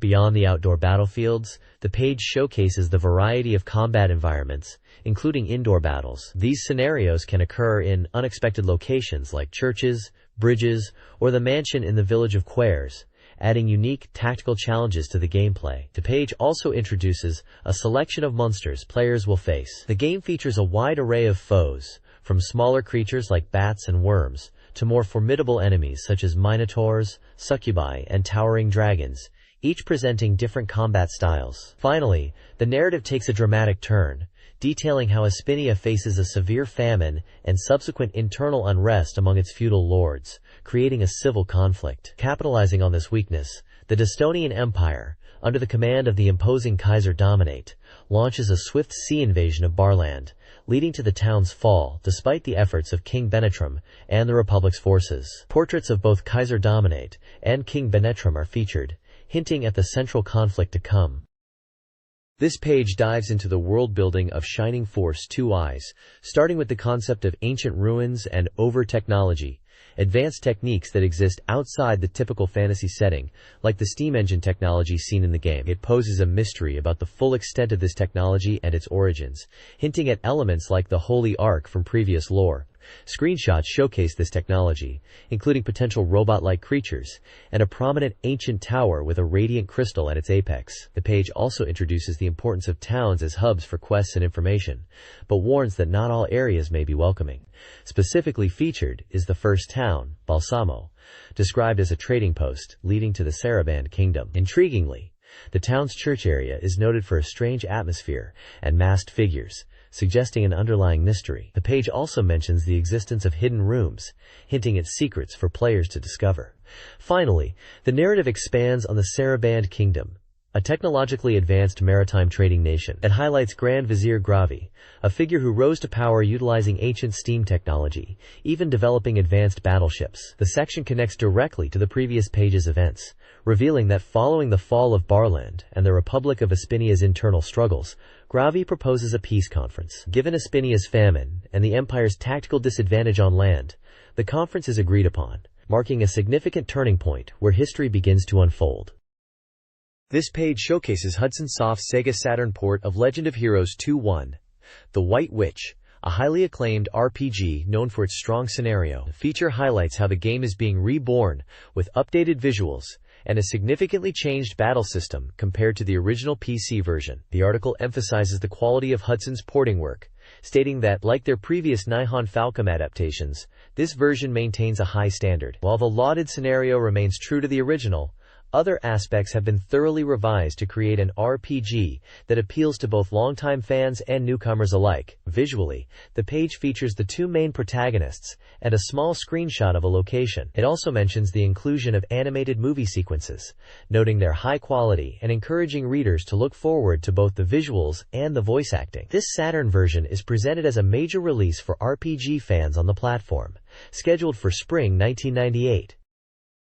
This page continues the feature on Hudson Soft's port of Legend of Heroes 2-1, The White Witch, shifting focus to introduce key companion characters. It highlights individuals who will support the protagonists, Julio and Chris, particularly in battle, suggesting that these companions are more suited to combat than the main heroes. 3 characters are introduced. Rhodey, a young man driven by revenge against a pirate who killed his parents.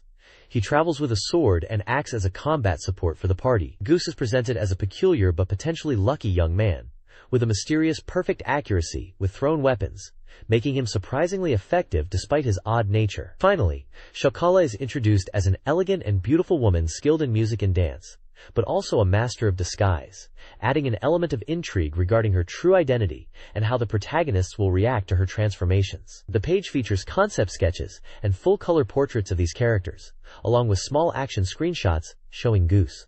It emphasizes their distinct personalities and combat roles as vital members of the adventuring party. This page delves into the mechanics and world of Legend of Heroes 2, The White Witch. The main focus is on the game's battle system, which takes place directly on the field where characters move. The text highlights that the Saturn version significantly improved upon the PC version, making battles more visually appealing and easier to understand, with simple commands like attack, defend, and item selected horizontally. Screenshots demonstrate combat encounters and even a victory pose for Julio. Magic is also a key feature, with enhanced effects particularly in this Saturn port. The visuals for spells, from chanting to activation and effect, are boosted with 3D graphics and sound for added impact. However, it's noted that protagonists Julio and Chris aren't magic experts themselves, emphasizing the need to recruit companions skilled in the arcane arts for powerful magic. Screenshots show spellcasting animations. Beyond combat, the page provides insight into the game's world, Tiriswheel, and the significance of the pilgrimage. This journey is a coming-of-age ceremony for 14-year-olds, including Julio and Chris, who leave their isolated homeland, Ragpig Village, to visit shrines called Shireen, in distant lands. The journey is primarily on foot, emphasizing the pursuit of experience and growth over material wealth. The text also mentions Chris had to delay his pilgrimage due to illness, making this journey for both of them this year, tied to an oracle's predictions. Screenshots depict village scenes, a shrine interior, and travel across the landscape, hinting at the scope of their adventure.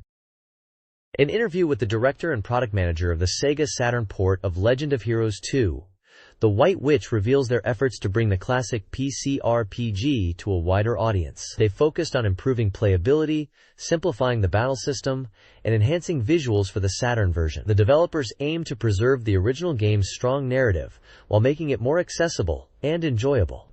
The team, working cohesively, expressed confidence in the project, anticipating positive reception from both existing fans and newcomers. The game's core themes of travel and character interaction, showcased through detailed character names and diverse environments, are highlighted. Screenshots suggest dynamic combat and a rich game world, promising an engaging experience for players embarking on this adventure. This page dives into Chaos Seed, Feng Shui Chronicle, a unique dungeon-building simulation RPG for the SEGA Saturn. The large headline emphasizes that this isn't just a simple port, and that's why the release date was pushed back.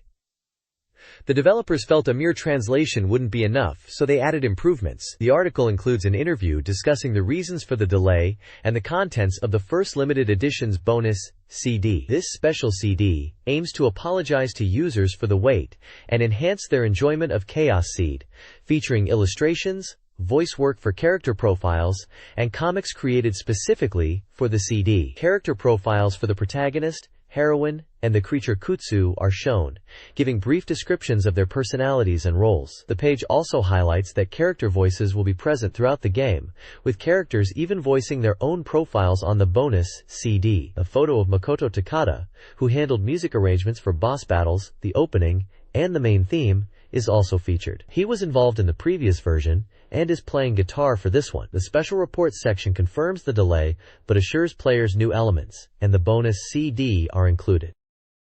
This page continues the deep dive into Chaos Seed, Feng Shui Chronicle for the SEGA Saturn. It features the profile for the game's heroine, detailing her background as a cook and her role alongside the protagonist, emphasizing that illustrations within the chronodrom are all official. The interview with the development staff continues, with comments from Kashiwagi-san. They discuss significant enhancements, such as adding face graphics to scenario text for improved expression, and incorporating more dynamic direction into event scenes, with multiple expression patterns for key characters. The summoning system has been tweaked with new types, potentially changing creature usage strategies. New quest modes and additional scenarios playable after the main game are also planned, promising extended gameplay. The developers stress that the primary focus is on refining the core game mechanics and expanding its content, aiming for a level of detail exceeding 100%. They thank fans for their patience and assure them the delay will be justified by the quality. There's also an announcement about Neverland Company launching its official homepage, providing fans with online access to information about Chaos Seed. Finally, a present campaign is detailed, offering fans a chance to win either a special mini-magazine or a poster, requiring them to send their details and desired item to the magazine's address.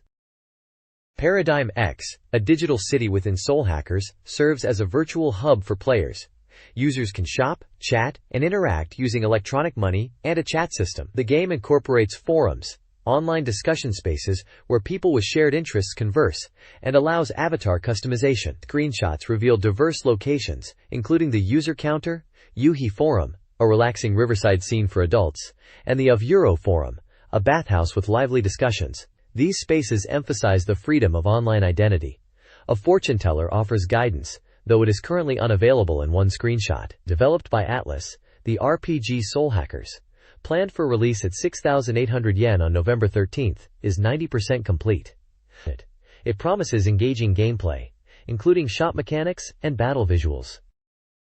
The next page delves further into the popular virtual city, Paradigm X, from Soul Hackers, questioning its true purpose despite its successful test run. We see various screenshots showcasing the world, including what appears to be a corporate figure celebrating Paradigm X's completion, and another character, Kadomiya, hinting at its impressive state before the official release. A user comment describes the virtual art museum as beautiful and the horror house as frightening. The page introduces the main characters, starting with the player's avatar as a modern young person skilled with computers who is drawn to Paradigm X's facilities. We also meet the protagonist's family, a gentle but strict mother uninterested in computers, a salaryman father who enjoys new things, and a bright junior high sister named Tomoko who eagerly wanted to enter Paradigm X. Intriguing plot hints appear, with a screenshot showing a mysterious coyote and text asking if he has already begun to move, along with another screenshot displaying a cryptic, "I want" message. Finally, the key hacker group Spookies is introduced, featuring its members, Spooky, Lunch, Yuichi, Six, and Hitomi. Their base is shown as a mobile trailer, emphasizing their focus on mobility. This page highlights the contrasting elements within the game, the seemingly innocent virtual world alongside the mysterious underlying plot and the crucial role of the Spookies hacker group. This page focuses on the battle mechanics in Soul Hackers, detailing the actions the protagonist can perform during combat. You have core attack options like gun and sword. The gun is powerful, particularly against flying or bird-like demons, but you need to be mindful of limited ammunition which can run out. The sword, on the other hand, is a versatile physical attack that doesn't consume ammo, though some demons are immune to physical damage. Beyond these, the battle system offers more depth. While the protagonist can't cast spells directly, your partner and summoned demons can utilize magic, consuming MP. There's also an extra command for certain demons to unleash special, unique abilities. The page also explains how to summon demons during battle using your Gump, requiring Magnetite and taking up a turn, and hints that demon alignment might affect summoning success. Lastly, using items is vital, especially for recovery, and this action is typically performed by human party members, though the effects benefit everyone. The battle interface displays key information like character and demon stats, HP, and MP. Soul Hackers features a diverse array of shops in Amami City's Shiba Core. This commercial district offers anti-demon items to those with a special, unidentified item. You'll find weapon shop Video Muscle, the member-only armor shop Radar Gallery, the eerie automata item shop run by a doll, and Drug Gear, a pharmacy run by the previous owner's son. Returning from the original, the Octagon Liquor Store requires specific conditions for entry, while the Sawamura Thai restaurant offers recovery items for cash. Finally, the Biological Energy Association offers magnetite trading with membership requirements. Many shops have unique access criteria or item purchase conditions, encouraging exploration and adding depth to the game's progression. The Devil Summoner.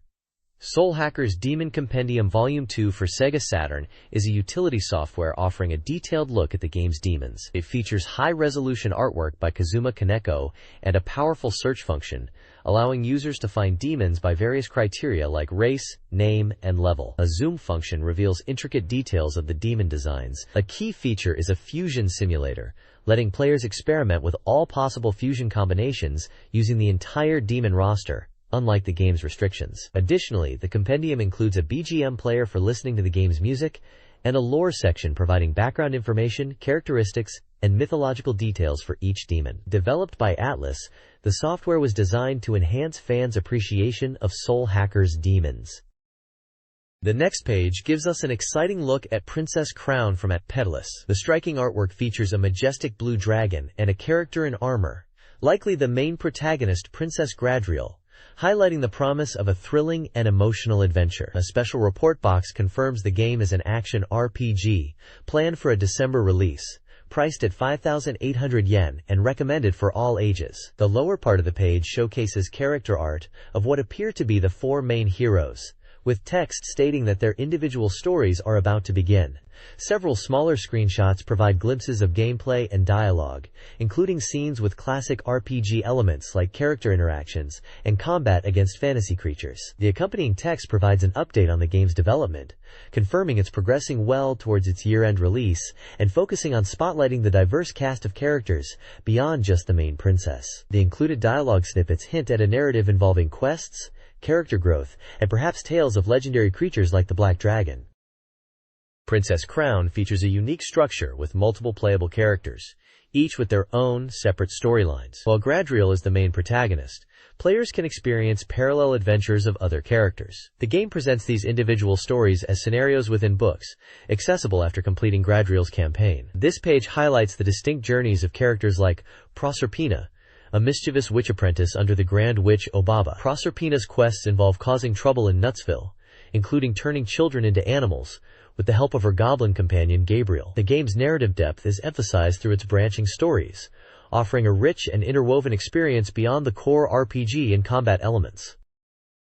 This page continues the feature on Princess Crown, showcasing more of the distinct character storylines available in the game. It focuses on the adventures of two characters. First is Edward, a dragon slayer on a relentless quest to find and defeat the fearsome Black Dragon. The text highlights his determination, stemming from a personal motive related to his father, who was also a dragon slayer. Screenshots show Edward facing off against a large dragon in intense combat, and interacting with villagers who provide information about his quarry. His journey is depicted as a difficult and singular pursuit. The page also introduces Portgas, a gruff, one-eyed and peg-legged pirate known as the Will of the Sea. His story revolves around the hunt for Captain Drake's legendary treasure, specifically the sea magic gem. Portgas is shown meeting an old man in a tavern who possesses a map leading to the treasure. Despite the skepticism of others, Portgas teams up with the old man for what promises to be a challenging and perilous voyage across the sea in search of the lost treasure. The page emphasizes the distinct character motivations and the variety of quests players can undertake within Princess Crown's narrative framework. The next page features a special report on Ronde, a simulation RPG from Atlas that appears to be drawing inspiration from the Shin Megami Tensei series. With the game nearing completion, this preview focuses on how elevation differences on the map significantly impact gameplay strategy. The core mechanic discussed is the effect of varying heights on movement and combat. Units are categorized into three types: sky, floating, and ground. Each type has different capabilities for ascending and descending steps, influencing how they navigate the multi-tiered battlefields.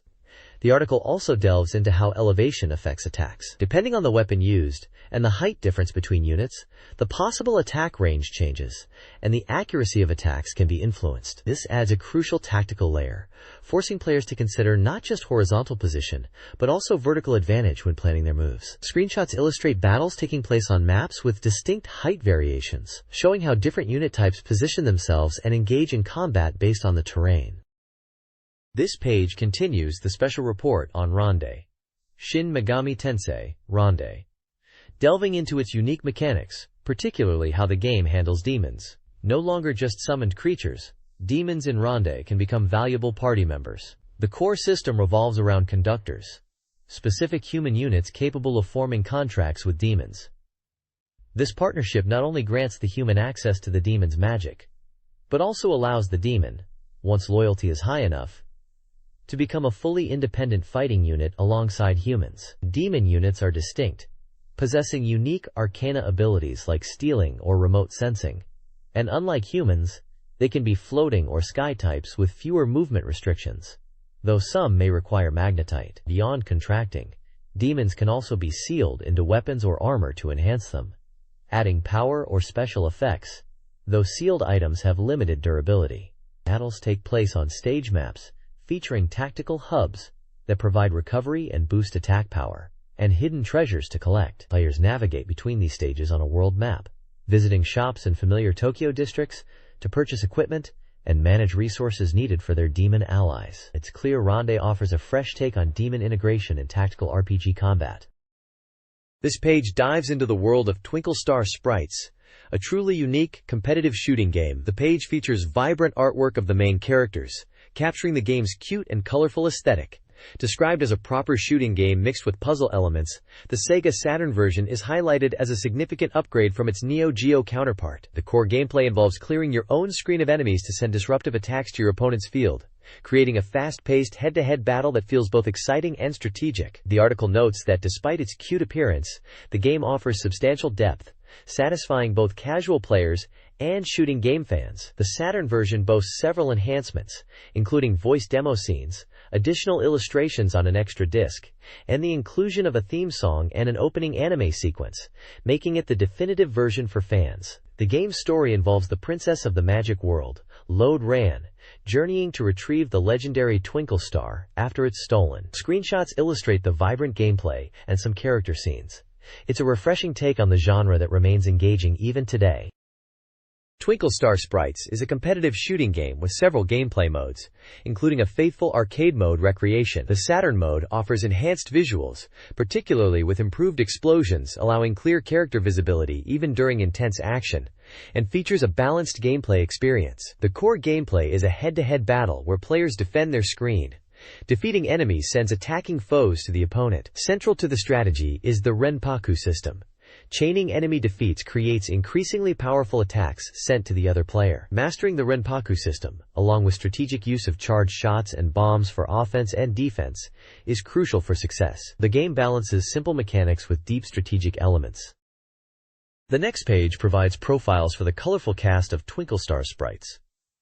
It introduces the main characters you'll encounter in the game. There's Ran, the energetic magical sprite princess, and her rival Tail, the fiery Dragonstar Princess. You also see the Saturn-exclusive characters Madron and the Principal, teachers from the magic school Ran attends. The page details various other eccentric characters like Arthur Schmidt, a speedy knight, Yan Yan Yan, a young beastmaster, Nanjamonja, a mysterious creature, Maki and Pentel, treasure hunters, and Du Sukabe, a cat hermit.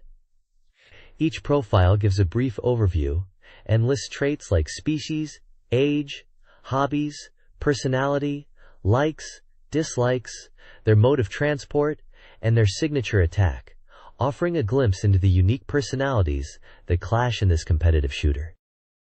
The next page continues our look at the charming cast of Twinkle Star Sprites. You'll find profiles here for more key characters, including the helpful fairy duo Tinker and Linker, who are working together to find the missing Queen Ran. We also meet Dark Ran, a formidable clone created by the antagonist, the evil Emperor Mevius, who holds a deep grudge against the Sprite lineage. The page also introduces Mevius's royal guard, Griffon, the leader, Evan, who is Mevius's brother, and Burn. On the side of good, we have the powerful Memory Queen, Ran's mother, and the former legendary Sprite, known for her immense magic, easygoing nature, and large appetite. Finally, there's a profile for Sprites herself, the original Princess of Light, who saved the world long ago and is now reincarnated, channeling her power through the god Rabbit Cat. Each profile provides details like their species, age, personality, and signature moves, rounding out the diverse personalities in the game. There's also a mention of the Eternal Box bonus disc for the Saturn version, which includes extra setting materials, new illustrations, and even fan-submitted artwork, promising plenty of delightful visuals. This page is a feature dedicated to JIKU Powerful Pro Baseball 97 Ketaiban for the SEGA Saturn. It highlights the game's release, featuring the series' iconic characters, Power-kun and Pawapuro-kun, along with gameplay screenshots. Konami is bringing the latest version of their popular baseball simulation to the Saturn, priced at 5,800 yen and releasing on December 4th. It supports 2-player matches and is recommended for all ages, promising updated player data and various modes to satisfy baseball fans. The article emphasizes the inclusion of the popular Success Mode, a training simulation where you can develop players, allowing for activities like simulating draft outcomes before the season starts. A section on the history of the Power Pro series is also included, briefly chronicling previous releases on Super Famicom, Saturn, and Nintendo 64, highlighting key features like commentary, scenario modes, and the evolution of the Success Mode across different platforms. This page continues the feature on JIKU Powerful Pro Baseball 97 Ketaiban, delving deeper into the game's signature Success Mode. It outlines the journey of a rookie player, starting from joining the team after being drafted. The main goal is to develop the player over 3 years in the minor league to earn a promotion to the first team. The article emphasizes that merely increasing stats isn't enough. Real game results are crucial. Players who aren't recognized for the first team by the deadline will see their baseball life end. The mode requires strategic training and decision-making. Screenshots illustrate the process, showing player creation with options for position, fielder or pitcher, and customizing pitching forms. There are also images of the game's in-game action, player status screens detailing stats and schedules, and various event scenes that occur during the development process. These events, the article notes, are plentiful and can include interacting with female characters, adding depth to the mode. The game's core gameplay, based on command inputs for batting and pitching, is highlighted, although the article notes a slightly disconnected feel between the visuals and controls compared to other classic baseball games. However, the reviewer praises the Success Mode in this Saturn version, stating it offers a unique and engaging experience that differs from previous iterations and is very enjoyable. The overall appeal of the Power Pro series is discussed, positioning it as a pioneer in baseball simulations. This page features a special report on a digital art book showcasing the work of Yoshiyuki Sadamoto, the renowned character designer behind many Gainax productions. Titled Yoshiyuki Sadamoto Illustrations, this collection brings together a total of 116 pieces, covering iconic series like Neon Genesis Evangelion, Nadia, The Secret of Blue Water, and Royal Space Force, The Wings of Hanyamize. The digital format allows viewers to browse the art in various modes, including a slideshow, and even includes commentary by Sadamoto himself. The report highlights selected illustrations from each featured work, providing publication details for the original pieces. This digital art book is scheduled for release by Gainax on November 27th, priced at 4,800 yen, and is recommended for all ages. It's a fantastic compilation for fans of Sadamoto's distinctive style and these classic anime series. This page features a special report announcing that the latest entry in the Fatal Fury series, Real Bout Special, is coming to SEGA Saturn. The main focus is the first public reveal of screenshots from the Saturn version, promising intense battles and the addition of new characters. The article explains that Real Bout Special's unique appeal lies in its line system gameplay. Unlike previous entries that used a 3-line system, this game refines it to a 2-line system, foreground and background. This updated mechanic, combined with line-based combination attacks, is expected to enable impressive and dynamic techniques, building anticipation for the game's release. Furthermore, the page confirms the introduction of several new characters. From the screenshots provided, the new additions identified are Wolfgang Krausers, Lawrence Blood, Tung Fu Ru, and Cheng Sinzan. More details on other characters will be provided later. The page includes several vibrant screenshots showcasing various fighters in action, such as Cheng Sinzan, Billy Kane, Jin Chonshu, Franco Bash, Blue Mary, Ryuji Yamazaki, Joe Higashi, Mai Shiranui, Duck King, Kim Kafwan, Terry Bogard, and Krauser, highlighting the game's visuals and gameplay. Real Bout Special is scheduled for release by SNK on December 25th. It will cost 5,800 yen, or 7,800 yen, bundled with the essential expansion RAM cartridge required for this fighting game. This page features a special report on Machi, the third sound novel from Chunsoft. The focus here is the reveal of a new scenario centered around one of the game's 8 main characters. We're introduced to Tobisawa Yohei, an 18-year-old high school student who is positioned as potentially the character most relatable in age to the reader. The revealed scenario for Yohei is titled, It's Done Heart. The premise sees Yohei called out to the famous Hachiko statue by a girl, plunging him into an unexpected dilemma. We also get a character profile for Kurashina Ami, a 22-year-old flower shop owner who plays a key role. Despite her profession, she's described as shy and having met Yohei just 2 months prior. Screenshots illustrate scenes from Yohei's unfolding predicament. As a sound novel, Machi is known for its deep storytelling and intersecting perspectives. This new scenario promises another compelling narrative thread to explore. The game is scheduled for a year-end release, priced at 5,800 yen for a 2-candela set. The school idol's pinch. In the sound novel, Machi follows Yohei's story. On October 11th, he's confronted by Aoe Norio, Aomushi, who discovers Yohei's secret, setting the stage for Aomushi's comeuppance as the story intertwines with another protagonist's. Later that day, Yuki, Yohei's ex-girlfriend who disappeared 2 years prior, reappears, followed by a call from his current girlfriend, Minako. This leads to a meeting with Minako's father, adding a new layer of complexity. Character profiles include the annoying classmate Aomushi, the mysterious ex-Yuki, and the seemingly naive yet strong-willed girlfriend, Minako. The narrative further deepens with the revelation that Koito-sensei from an in-game radio drama is Yohei's teacher, and Aomushi also appears in the radio drama, suggesting a complex and interwoven plot. This page continues the story of Yohei's predicament in the Machi sound novel. On October 11th, while at his girlfriend Minako's father's company, Yohei receives a shocking phone call from Minako, who reveals she's actually at his school. This awkward call happens right in front of her father, Akiba Yuzo, who is deeply involved in a business discussion. We learn that Minako's grandfather is the leader of the powerful Shiramine Yakuza group, making Akiba Yuzo the leader's brother-in-law. Akiba Yuzo himself is highlighted as a key character who appears in other scenarios, like Ushio's, linking the different protagonists' stories. The Shiramine leader is also a recurring figure across multiple paths, playing a significant supporting role in the intertwined plots. An interview with scenario writer Yamasaki Osamu delves into Yohei's specific scenario, titled Dekichatta.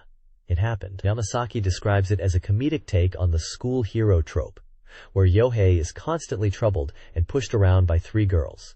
One claiming pregnancy, his ex-girlfriend, and his current girlfriend from a prominent family.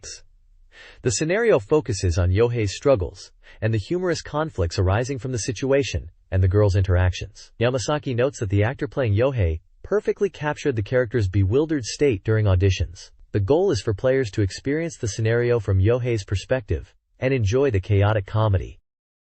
This page is a special report on the highly anticipated sequel, Cyber Trooper Virtual-On Oratorio Tangram. Following its reveal at the AM show roughly 3 weeks prior, excitement was high. And finally, screenshots of the game are being unveiled here. It's been 2 years since the previous Virtual-On title took the arcades by storm, and this new entry promises even more detail. The page showcases the iconic Temjin Virtualoid as its sorties, along with smaller screenshots hinting at the intense versus action gameplay the series is known for. A smaller image also highlights Cypher, notably mentioning its ability to transform into a flying machine, a cool detail for fans. The game is confirmed to be a versus action title developed by SEGA, running on the powerful Model 3 arcade board, though the exact operation date was still undecided at this point, with the game listed as 29.8% complete. This was a big reveal for fans eager to see the next evolution of the fast-paced mech combat they loved. This page is a special report giving us our first look at actual gameplay screenshots from the highly anticipated Cyber Trooper Virtual-On Oratorio Tangram. Powering the game is SEGA's impressive Model 3 arcade board, and the visuals displayed here demonstrate its capabilities. The article emphasizes that while screenshots are great, the true impact of the game's stunning graphics and fast-paced action can only be fully appreciated in motion. It confirms these images are taken directly from the gameplay screen. The basic screen layout, such as the third-person perspective, and HUD elements like the time display and life gauge, remains consistent with the previous Virtual-On. Comparison shots clearly show the significant leap in graphical detail and quality. New elements include a percentage display next to the life shield gauge, indicating the damage received for easy reference. Weapon gauges now appear contextually based on the situation rather than being constantly visible. The article also highlights the return of Raiden and notes that its signature laser attack is even more powerful, with changes that will make it a force to be reckoned with. Finally, there's an exciting scoop regarding the battle format. While the demo at the AM show wasn't confirmed for 4-player simultaneous combat, the presence of numbered setups, 1 through 4, at the venue strongly suggests that the final version of Cyber Trooper Virtual-On Oratorio Tangram may indeed support up to 4 players battling it out at once. More information on this is eagerly awaited. This Q&A, based on the AM show for Cyber Troopers Virtual-On Oratorio Tangram, addresses fan questions. Developers hint at new moves beyond the basics, promising more details later. The demo, showcasing a low-gravity battle between Temjin and Raiden, remains a mystery. The focus is on the 6 unrevealed Virtualoid designs, aiming for a tangible feel. Kotoki Hajime's designs are praised, with a promise of surprises. Despite only being 29.8% complete, the game was well received at the show, taking first place in 3 categories. Producer drive, Atari expressed satisfaction and pressure to meet expectations. The update also reveals redesigned Temjin and Raiden. Temjin features new booster parts. Raiden has a heavier design and a revised color scheme. Fion's official reveal is teased for the next update.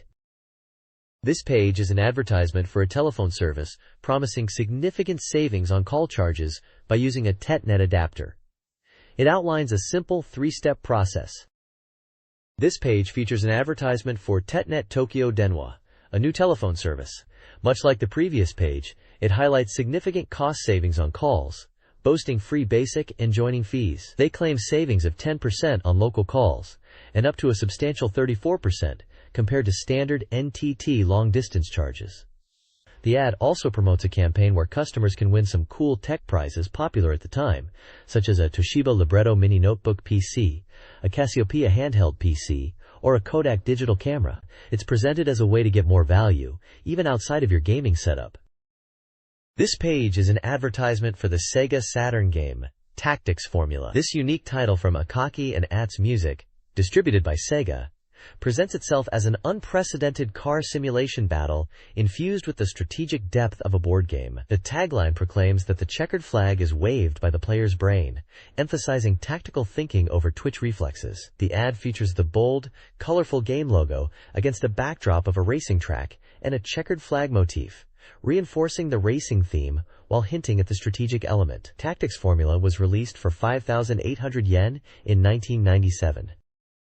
Tactics Formula, a SEGA Saturn racing game, blends formula car racing with strategic gameplay, foregoing dice rolls and card draws for pure strategic maneuvering. Players make decisions about acceleration and racing lines to achieve victory. The game features adjustable car settings, including speed, acceleration, and fuel, alongside detailed course maps displaying track conditions and lap times. Screenshots illustrate key race phases. These include starting from the grid, cornering strategically, drifting for maneuvers, utilizing slipstreams, overtaking opponents, and managing pit stops for fuel and tire changes. The game emphasizes planning and execution throughout the race. The game was released on the SEGA Saturn for 20,000 yen, excluding tax.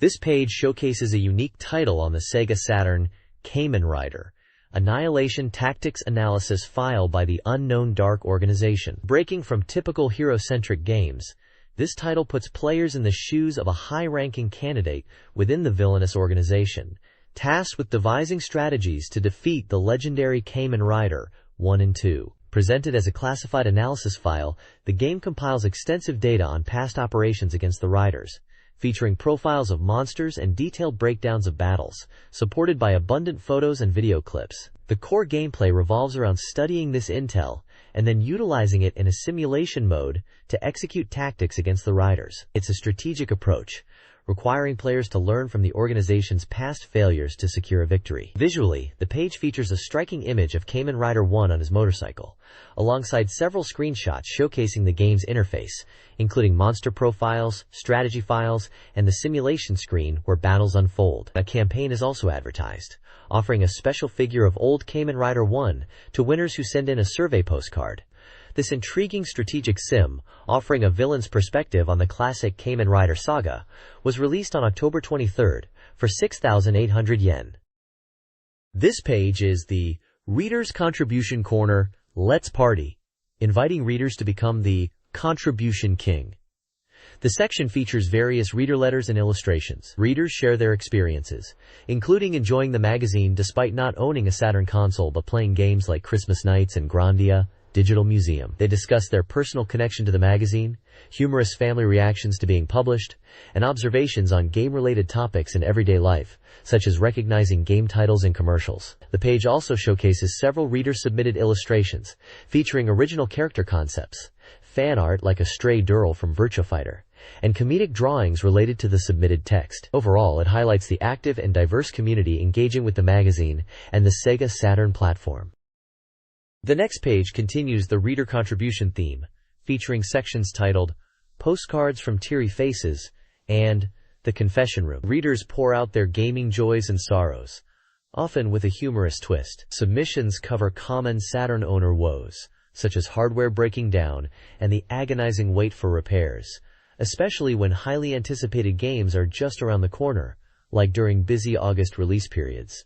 Some share personal anecdotes about introducing friends to games like Grandia, or dealing with family reactions to their gaming habits. The Confession Room offers a space for readers to reveal their gaming sins, from admitting they're such Saturn junkies they might consider buying the PC version of a game instead, to recounting awkward or regrettable gaming sessions, like losing repeatedly at Virtua Fighter 2, or getting caught in a sticky situation playing a dating sim. Visually, the page is brought to life by reader-submitted comics and illustrations. These include parodies of popular anime, slice-of-life observations about working in a game store or interacting with other gamers, and original comedic strips reflecting the frustrations and humor of gaming life. The variety of contributions paints a vivid picture of the passionate, often long-suffering, SEGA Saturn community.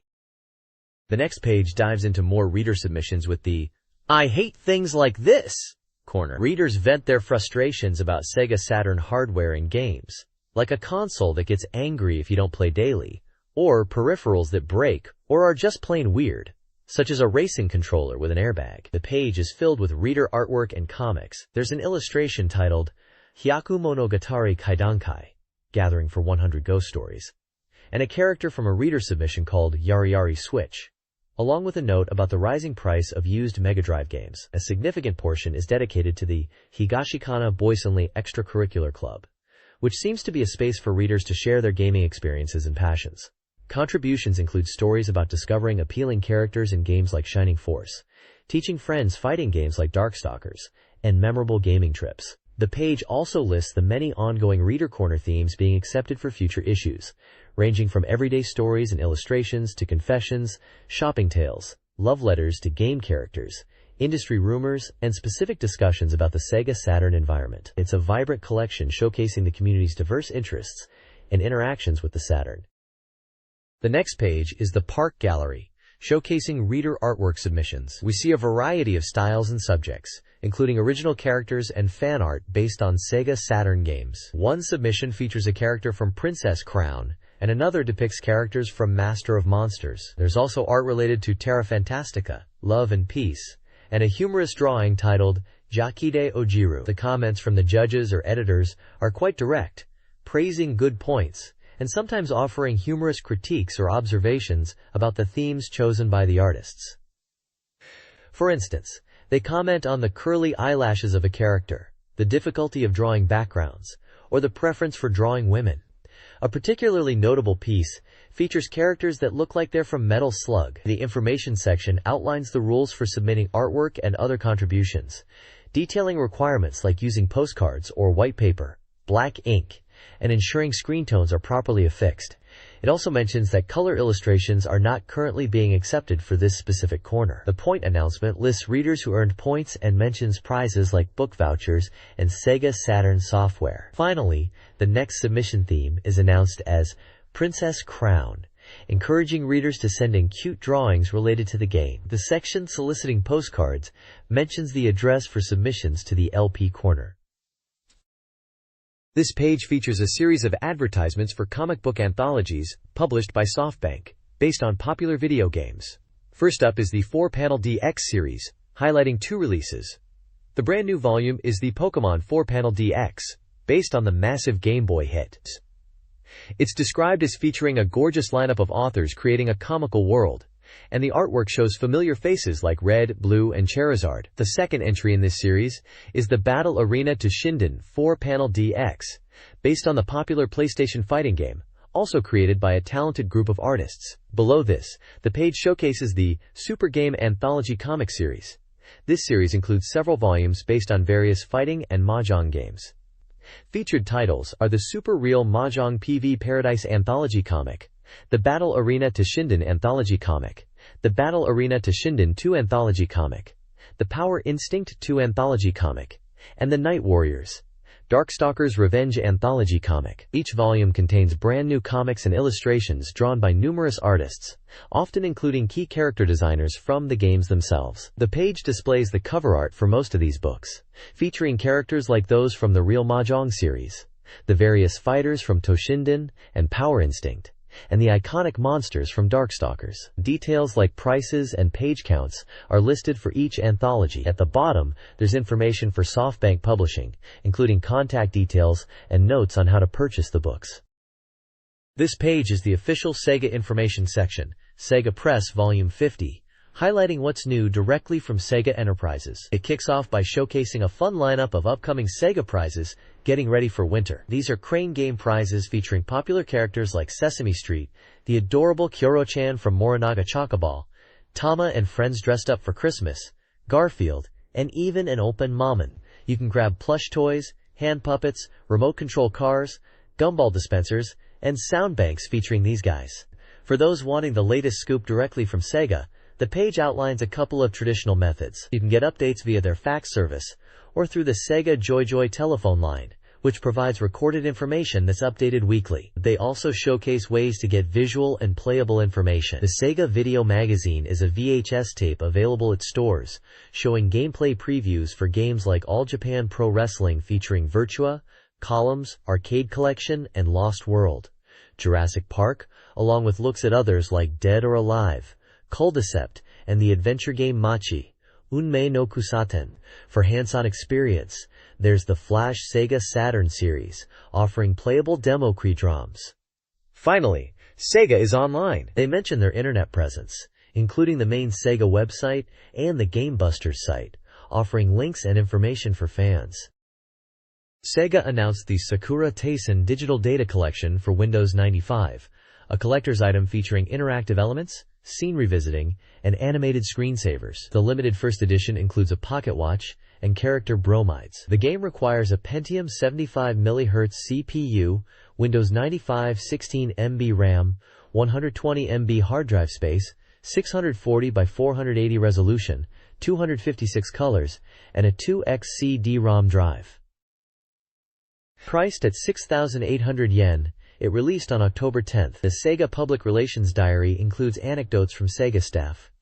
Nagumo-kun attended a wrestling event, Yamasaki 253 discussed autumn sports, and New Gamer Nami found a rare tactics formula, PCB. The page also calls for Sega Saturn fan postcards, for a chance to win prizes, and is giving away tactics formula demo discs.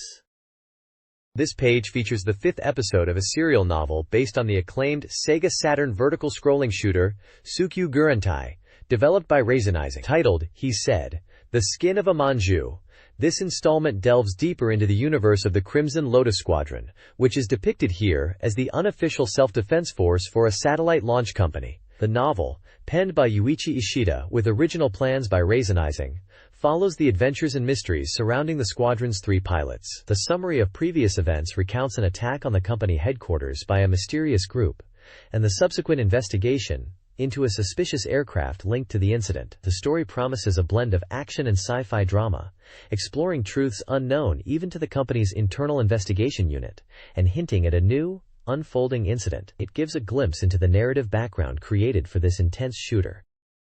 This page continues the serial novel based on the intense Sega Saturn vertical shooter, Tsukyu Gurentai, titled, He Said, The Skin of a Manju.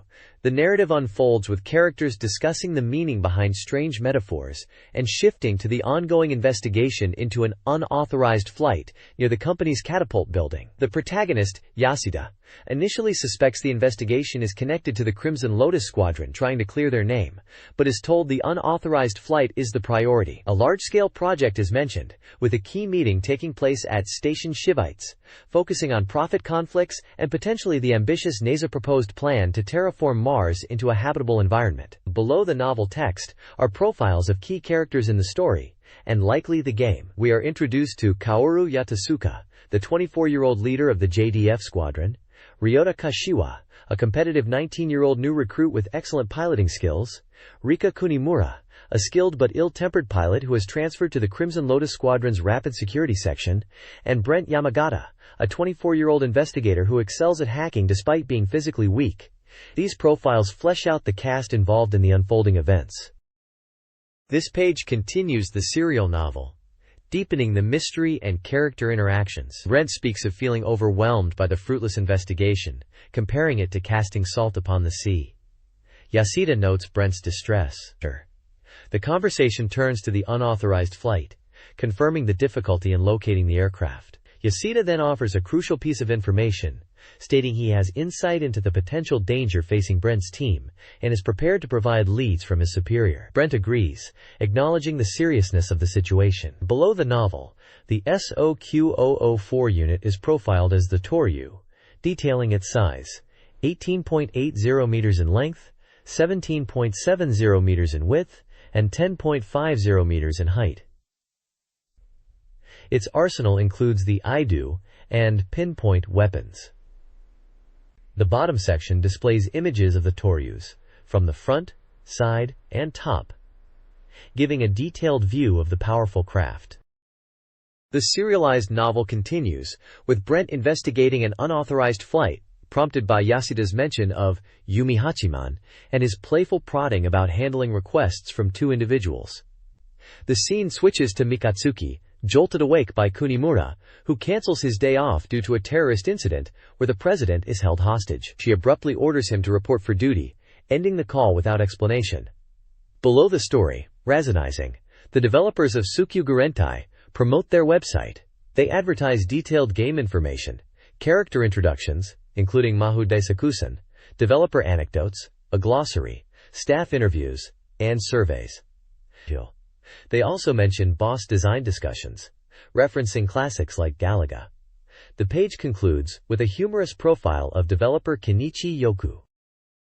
This page serves as an order form and advertisement for two highly anticipated 1998 calendars based on popular franchises with significant SEGA Saturn presence. Featured are calendars for Sakura Wars and Martian successor Nadesico. The Sakura Wars calendar showcases the beloved members of the Imperial Assault Force Flower Division, including fan favorites like Sakura Shinguji and Sumaira Kanzaki. Sakura Wars was a massive hit on the Saturn, renowned for its unique blend of strategy RPG and visual novel elements, and this calendar highlights the charming heroines who defended the peace of the capital. The Martian successor Nadesico calendar ties into the critically acclaimed anime series, which also saw a SEGA Saturn game adaptation that garnered significant attention, especially for its memorable ending theme.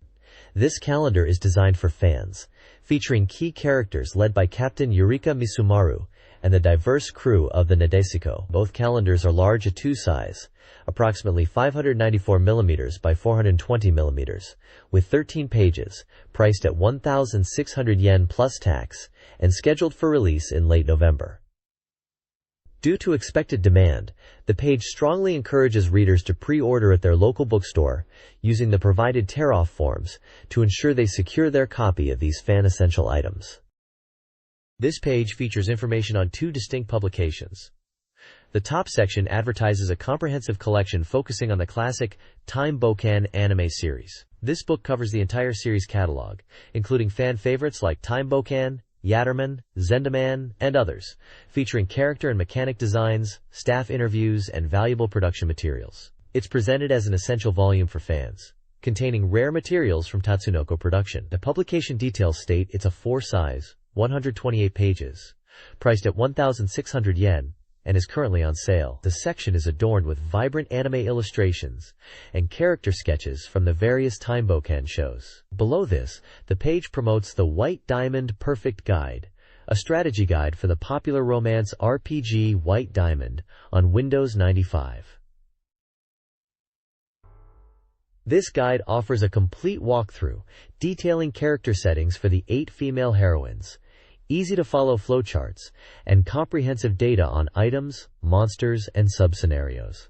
It's described as an essential complete strategy book for players. This guide is a 5-size, 128 pages, priced at 1,800 yen, and is also currently available. The section is visually supported by character art and what appears to be a screenshot or illustration from the game itself. The bottom of the page contains standard publisher contact and ordering information.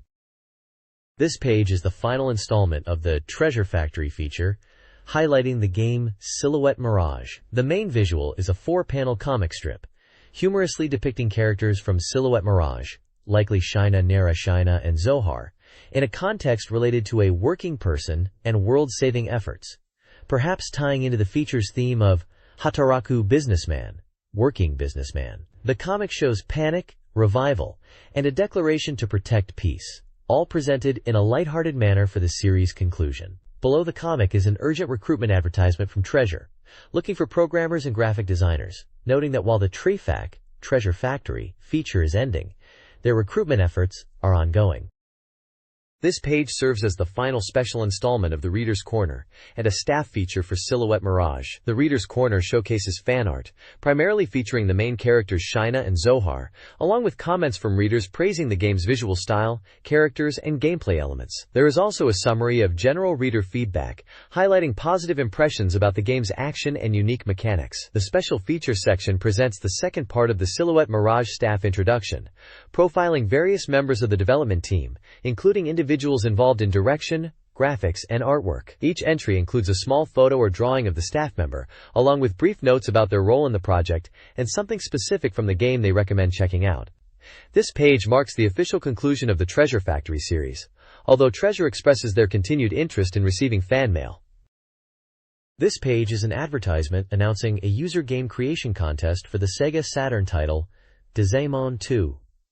The highlight is the grand prize of 1 million yen for the contest. The page prominently features the game's title logo and a release date of October 9, 1997, with a price of 5,800 yen, excluding tax. The contest details are explained, including the application method using VHS video footage of original games created with Digimon 2. Along with planning documents and setting materials. The deadline for submissions is March 31, 1998. The qualifications are open to all Digimon 2 users, regardless of background. Winners will be notified directly. There are notes regarding submissions that infringe on copyright or public morals, advising against them. The contact information for Athena, the game's developer and publisher, is provided for sending applications and inquiries. An apology is also included, stating that the initial limited edition mouse pack has been cancelled due to various circumstances. The image features the game's title, release details, contest information, a green character, a SEGA Saturn controller, and tools, suggesting the game's creative nature. This page dives deep into the features of Digimon 2 for the SEGA Saturn, the ultimate tool for creating your own shoot-'em-up games. It highlights the massive step up from previous versions, now allowing you to design and play both vertical and horizontal shooters. The game supports 2-player co-op, which is a great addition for testing your creations or just having fun. The Creative Suite is impressive, offering easy-to-use editors for graphics, even incorporating simple polygon elements. You can build games with up to 10 stages, complete with mid-stage demos.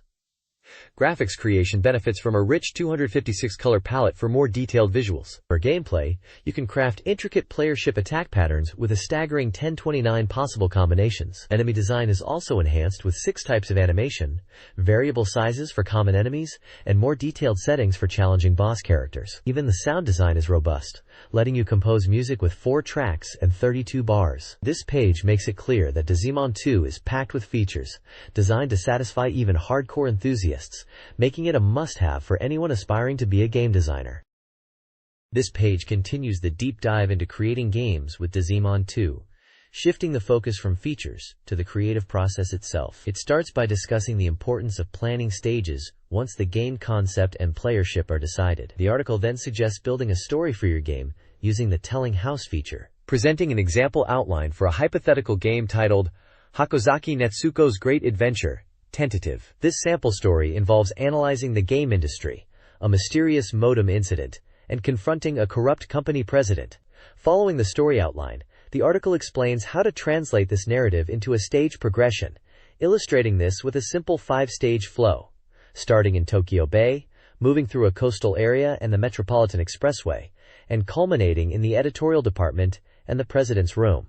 The page also introduces the crew behind this article or project, featuring photos and brief descriptions of the contributors, Gasuketsu, Fumiya Yasuhide, and Yas, highlighting their roles in design, music, and other aspects. Scattered screenshots showcase pixel art characters and environments, likely examples created within Digimon 2, reinforcing the practical steps of game development covered.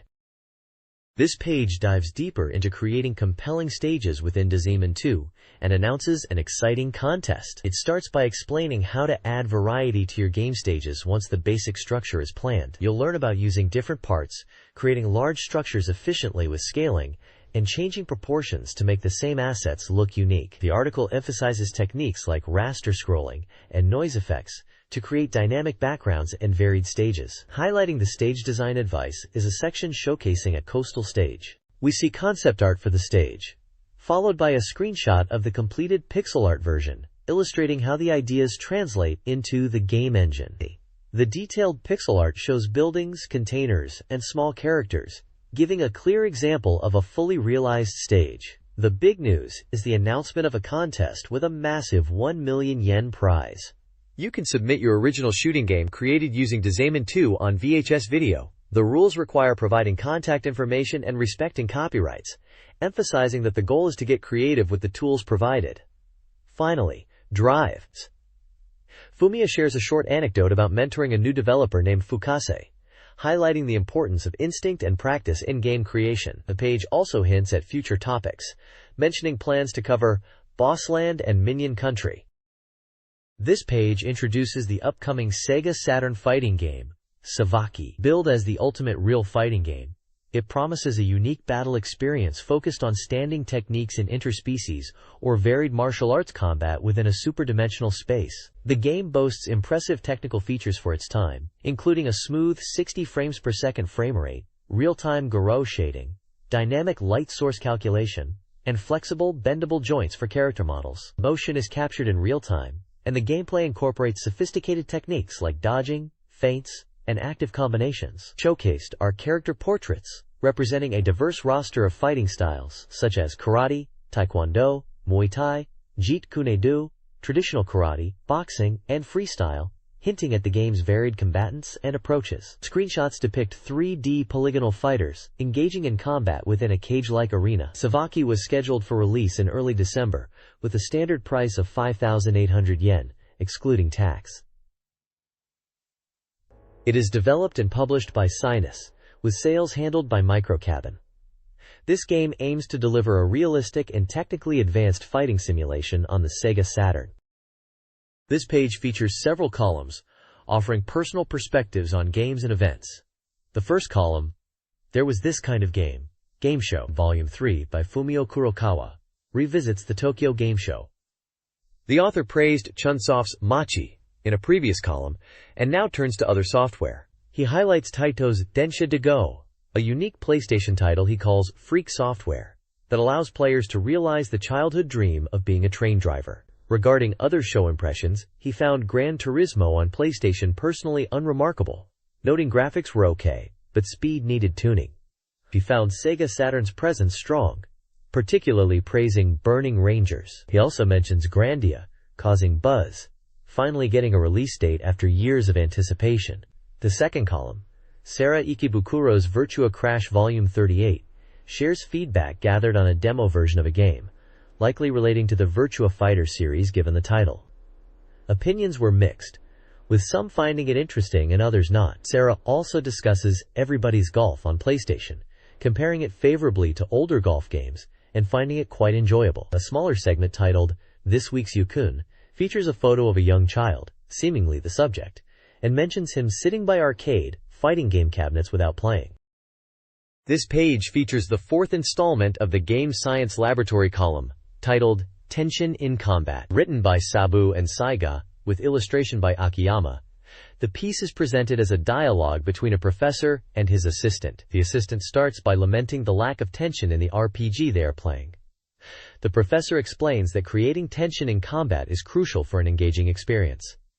They delve into design techniques used to achieve this, such as implementing severe attacks like one-hit kills or level drain, similar to those found in games like Megami Tensei, or using status effects. The professor highlights the importance of dynamic elements, like changing the music's tempo to reflect the battle's intensity. They also discuss how clever system design, sometimes hidden from the player, can contribute to tension. This includes subtle probability adjustments, like reducing the chance of a critically injured party member being targeted, or the AI prioritizing recovery actions when allies are in trouble, similar to mechanics seen in games like Wizardry. Ultimately, they agree that while making a game brutally difficult is one way to create tension, the true challenge lies in making a game feel tense and exciting, especially for a general audience playing at standard difficulty levels. The page also includes a call for reader submissions regarding the column. This page features the 10th volume of the Strategy Data Focus column, targeting players aiming to be number one. It's dedicated to providing comprehensive data for the Hudson board game Momotaro Duchuki, which was released on September 25th for 6,800 yen. This game, playable by 1 to 4 players, features 117 properties and card shops. The focus here is on the critical importance of securing properties to build a foundation for victory. The guide fully reveals data on all properties and card shops, detailing locations prone to bumper crops or bad harvests, popular spots, sources of temporary income, and mechanics like the barrier system, where owners can charge players passing through. Understanding this data is key to strategic movement and maximizing profits. Tables are included detailing the probability of good and bad harvests in various regions like Aomori, Akita, and Niigata. providing crucial insight for property investment. There's also a list of popular hot spring locations and the types of properties found there, alongside their probabilities, highlighting potential sources of income or strategic advantage. An overall map of the game board, depicting Japan divided into regions and key locations like Hokkaido, Kyushu, and even mythical places like Ryugu and Onigashima, is provided to help players visualize the game world and plan their routes. Utilizing this detailed information effectively is presented as the path to securing properties and ultimately achieving victory. This page continues the deep dive into Momotaro Duchuki's strategic data, focusing on key elements for property acquisition and income generation. The first section breaks down locations and specific properties where you can earn temporary income, listing the precise probability for each instance, crucial knowledge for maximizing unexpected cash flow during gameplay. Following that is an extensive national list detailing properties available for purchase across Japan. This critical data includes the property name, its price, the expected yield percentage, and the property type, like food, industry, agriculture, or sightseeing. It's organized by region, covering areas like Hokkaido, Kyoto, and others. This comprehensive guide is essential for any serious player looking to build their empire, offering the complete details needed to plan your investment strategy and corner the market on high-yield assets discussed in the previous page's strategy breakdown. This page continues the comprehensive data guide for Momotaro Duchuki, providing players with essential information to dominate the in-game economy. The core of the page is a detailed breakdown of properties available for purchase across various regions of Japan, including Etorofu, Mashi, Noboribetsu, Shiretoko, the entire Tohoku region, Isashi, Kamui Kotan, Hirosaki, Aomori, Yamagata, Yonezawa, Akita, Sendai, Nemuro, Hakodate, and Morioka.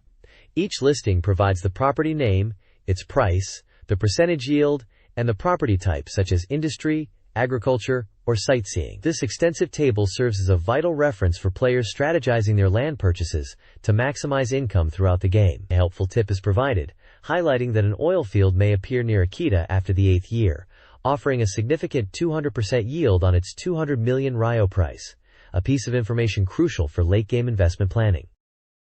This page continues the critical data guide for Momotaro Duchuki, essential for any player aiming to dominate the economic landscape of the game. It lays out detailed information on numerous properties available for purchase across various regions of Japan, expanding beyond the Tohoku area covered previously to include locations like Matsushima, Fukushima, the newly introduced areas of Kashima, Sakura, Edo, Odawara, Zenkoji, Shirakawa, Asakusa, Maebashi, Matsushiro, as well as existing spots like Sato, Yuzawa, Utsunomiya, Kofu, and Maito. The core of the page is a comprehensive table listing each property by its location, its price in ryo, the percentage yield it provides, and its category, whether it's food, industry, commerce, agriculture, or sightseeing. This data is invaluable for strategic investment, allowing players to calculate potential income and weigh different opportunities. You'll find everything from local food shops and agricultural fields to industrial plants, commercial rentals, historical sites, and even unique properties like hot springs or hidden gold mines. Pay close attention to the yield percentages, which range from profitable highs like 80% down to risky negative returns like 20%, offering distinct investment strategies depending on your risk tolerance and current game state. This granular detail is key to building your financial empire and bankrupting your rivals in Momotaro Duchuki.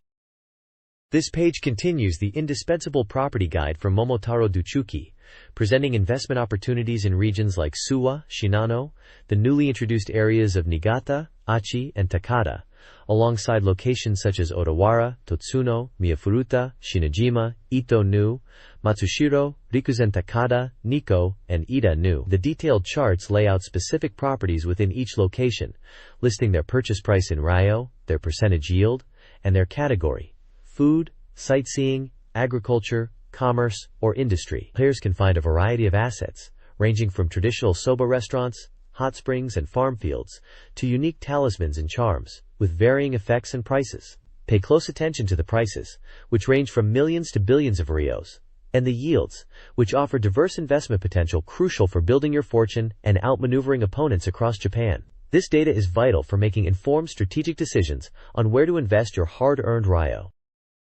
This page continues the essential property guide for Momotaro Duchuki, expanding the detailed list of investment opportunities across Japan. You'll find extensive data on properties available in areas such as Hamatsu, Nagoya, Ikomanese, Suruga, Takayama, Gifu, Matsusaka, Shimoda, Owase, and the newly added locations of Hikone and Ogaki, plus Kyoto. The tables clearly present each property's location, its purchase price in Ryo, the percentage yield you can expect, and its category, including food, agriculture, industry, commerce, sightseeing, and water-related ventures. This comprehensive information empowers players to make strategic investment decisions, helping you manage your finances and grow your wealth as you travel the land in Momotaro Duchuki. The variety of properties, from local specialty shops and farms to unique items like talismans and factories, highlights the diverse economic landscape players can influence. This page carries on with the crucial property investment guide for Momotaro Duchuki. It details the real estate market across various locations in Japan, including Nara, Okayama, Hiroshima, Shirahama, Kurashiki, Matsue, Wakayama, Hagi, Shimonoseki, Wajima, Himeji, Izumo, and Nanao. Just like the previous entries, the table lays out the location, the asking price in Ryo, the potential yield percentage, and the category of the property, covering everything from restaurants and agricultural land to shops, tourist attractions, and even industrial sites. Players need this strategic financial data to decide where to invest their earnings as they journey through the land, managing their assets to become the wealthiest adventurer. The diverse options, like specific food establishments, various types of farms, unique shops, and key industrial properties, highlight the economic depth players can engage with. This page continues the essential property investment guide for Momotaro Duchuki, expanding the real estate market information to locations across Japan. Players can find details for potential investments in areas like Nara, Tanabe, Kurayoshi, Tsushima, Uwajima, Matsuyama, and various cities in Shikoku and Kyushu, including Takamatsu, Tokushima, Kochi, Nakamura, Konpira, Dazaifu, Kokura, Arita, Sasebo, and Nagasaki. The table lays out the property name, purchase price in Ryo, the expected yield percentage, and the property category, which includes agricultural land, food establishments, shops, industrial sites, and tourist attractions. This detailed list provides players with the critical economic data needed to strategically acquire assets, increase their income, and build their fortune as they journey through the game world. The variety of properties, from simple shops and farms to industrial factories and tourist spots, reflects the diverse economic landscape players can exploit. This page continues the essential property investment guide for Momotaro Duchuki, providing details on assets available in various locations, primarily focusing on Kyushu, the Ryukyu Islands, and overseas territories like Busan, the Tang Dynasty, and Taiwan. Players can find comprehensive data tables listing properties in regions such as Kagoshima, Beppu, Oita, Kumamoto, Takachiho, Ibusuki, Miyazaki, Tanegashima, Ryukyu, Tang, Ryugujo, Takasago, and Onigashima. The guide provides the name of each potential asset, its purchase price in Ryo, the expected yield percentage, and the category, which includes agricultural land like various crop fields and farms, food establishments, inns, industrial sites such as production plants and workshops, and tourist attractions like hot springs and unique venues. There are also entries for specific amulet shops and even ships with associated prices, though yield and category information may be less consistent for these unique types. This detailed breakdown helps players strategically choose properties to acquire, expanding their economic influence and increasing their wealth throughout their journey. This postcard survey requests reader feedback on a magazine's content and audience. It gathers demographic data, gender, age, occupation, and explores gaming habits, including SEGA Saturn game ownership and magazine readership. Readers rate the current issue's cover art and suggest future bonus items. The survey's core focuses on identifying article interest, with readers referencing provided lists to select favorites. It further investigates hardware ownership and future purchases, covering consoles like SEGA Saturn, PlayStation, and Nintendo 64. A detailed software list, featuring numerous SEGA Saturn titles like Panzer Dragoon Saga and Castlevania, Symphony of the Night, allows readers to indicate their 10 desired game purchases. The survey's design aims to gather valuable data on reader preferences and purchasing intentions. This page is an advertisement for the SEGA Saturn game Gevector, a high-speed shooting game from Soft Office. The prominent image features the game's title and striking visual text proclaiming, A crimson body races through the void. The ad highlights the game's intense action with phrases like, blast through heavy graphics at high speed, exploding homing lasers, dense bullet patterns falling like a torrential rain, and incorporating the latest technology such as point light sources and morphing, creating an immersive presentation. Several screenshots showcase the gameplay, featuring futuristic ships engaging in aerial combat across diverse landscapes, displaying UN elements like score and weapon indicators. The game was released on October 16th for 5,800 yen. The page also promotes a campaign offering a special name tag to purchasers of the initial production run, and lists contact information for the developer/publisher, Soft Office. This page serves as a prominent introduction to the Sega Saturn fighting game Asuka 120% Limited. Burning Fest Limited. The striking image is the game's cover art, featuring the main character, Asuka, holding test tubes, hinting at the game's quirky science class theme. The Japanese tagline asks, "Can you really do this?" A girl fighting game, likely challenging perceptions and suggesting the game offers substantial depth despite its character roster. The English title, Burning Fest Limited, is also displayed, reinforcing the game's identity as a competitive fighting experience. Published by Ask Kodansha, this title is known for its fast-paced combat and unique character abilities. This page continues the in-depth look at Asuka 120% Limited. Burning Fest Limited, serving as the third installment of direct interviews with the characters. Titled Everyone's Ambitions, it features various competitors who have qualified for the main tournament, sharing their thoughts and determination. We get insights from characters like Tamaki Shinjo from the tennis club, Yomiko Kitazato from the karate club, a two-time runner-up aiming for the championship, Kyoko Mitiarai from the softball club, Ryuko Yamazaki from the volleyball club, Megumi Suzuki from the cheerleading squad, and Nanaka Odawara from the tea ceremony club. There are also interviews with first-year students who qualified, including Kurumi Okubo from the rhythmic gymnastics club, and Asuka Honda from the chemistry club.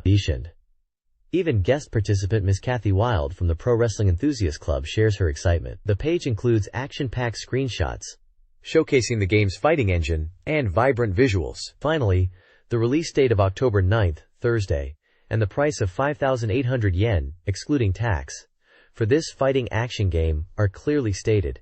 This provides a great preview of the character roster and their fighting spirit ahead of the tournament.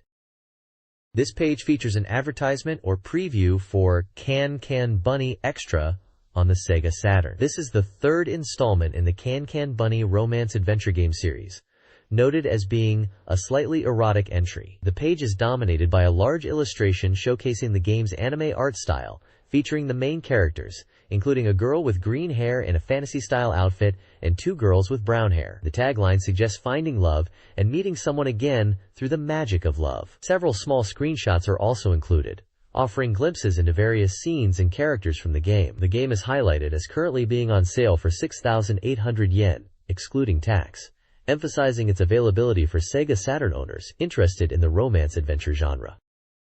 This page showcases previews of 3 Sega Saturn game guidebooks. The Mobilize Miniskirt Police Fanbook provides strategy for the game adaptation of the popular TV show, featuring exclusive content like interviews and photos. It's an A4 80-page guide for fans. The Graduation's Official Guide supports the dating simulation game, offering in-depth strategy, event guides, and data to help players achieve specific endings. This essential guide is a 580 pages. Finally, the Soldner's Child Official Guide is a complete resource for the fantasy strategy RPG, offering detailed strategy, item lists, and character abilities. This comprehensive guide is a 128 pages. The page concludes with SoftBank's ordering information for direct purchase.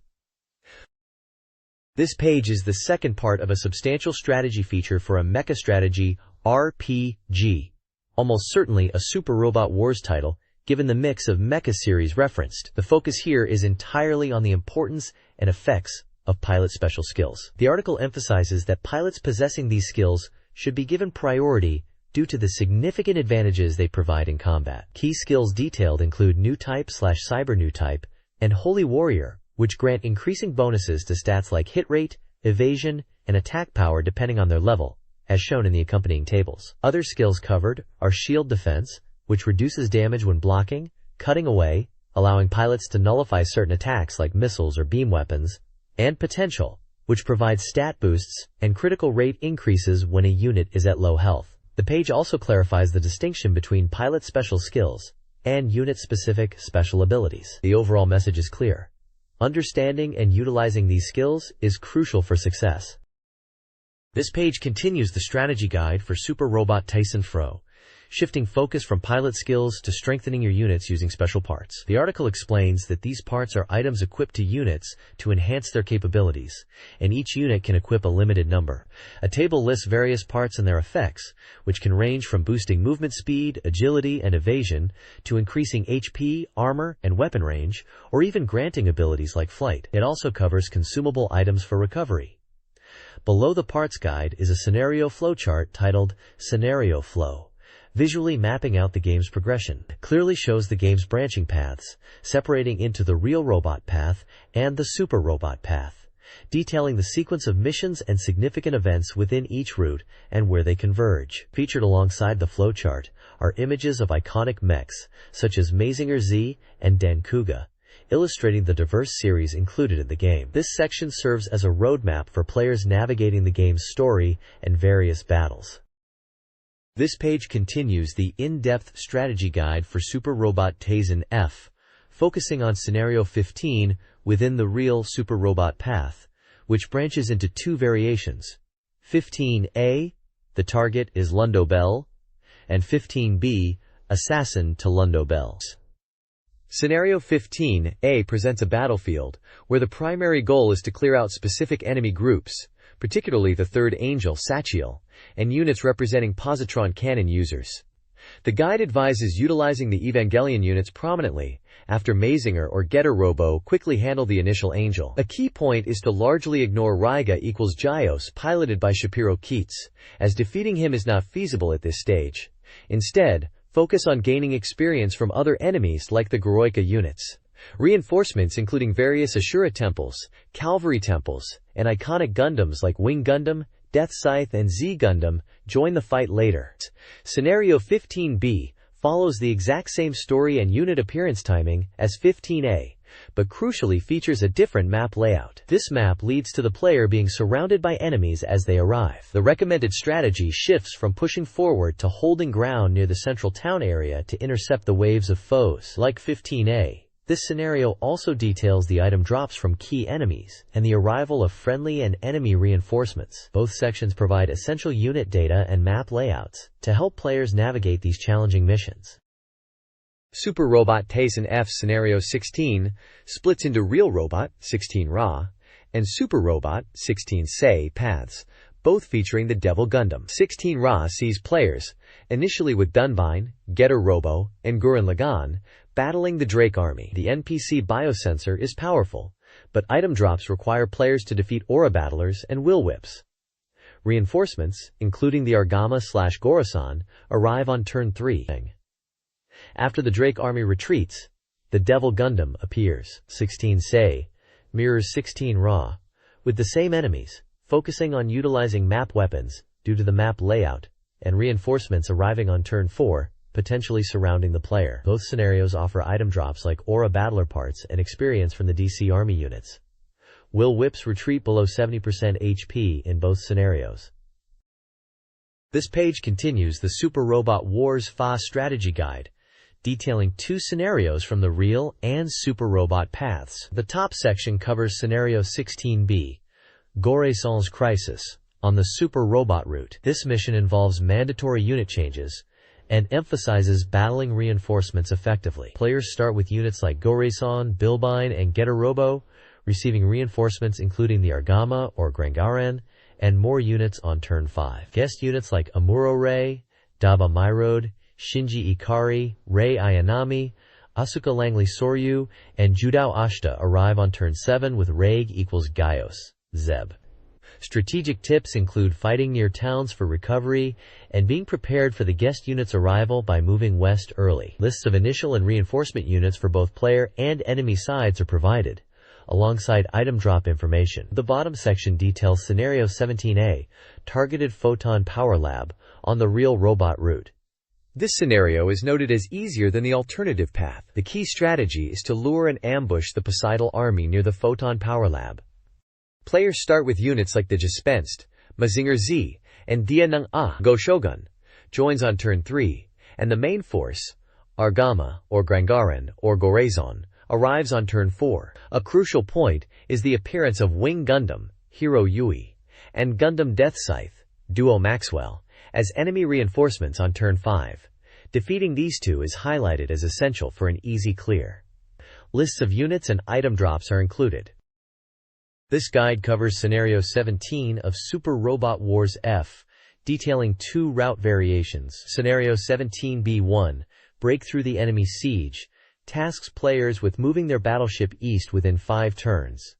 The Argama with boosters is recommended. The strategy involves clearing initial eastern enemies, drawing western forces to real robot units, and ensuring the battleship can retreat before Reg equals Gios, SETI, and Poseidal reinforcements arrive. Scenario 17B2, Jet Scrander Close Call, is a tough fight against Reg equals Gios.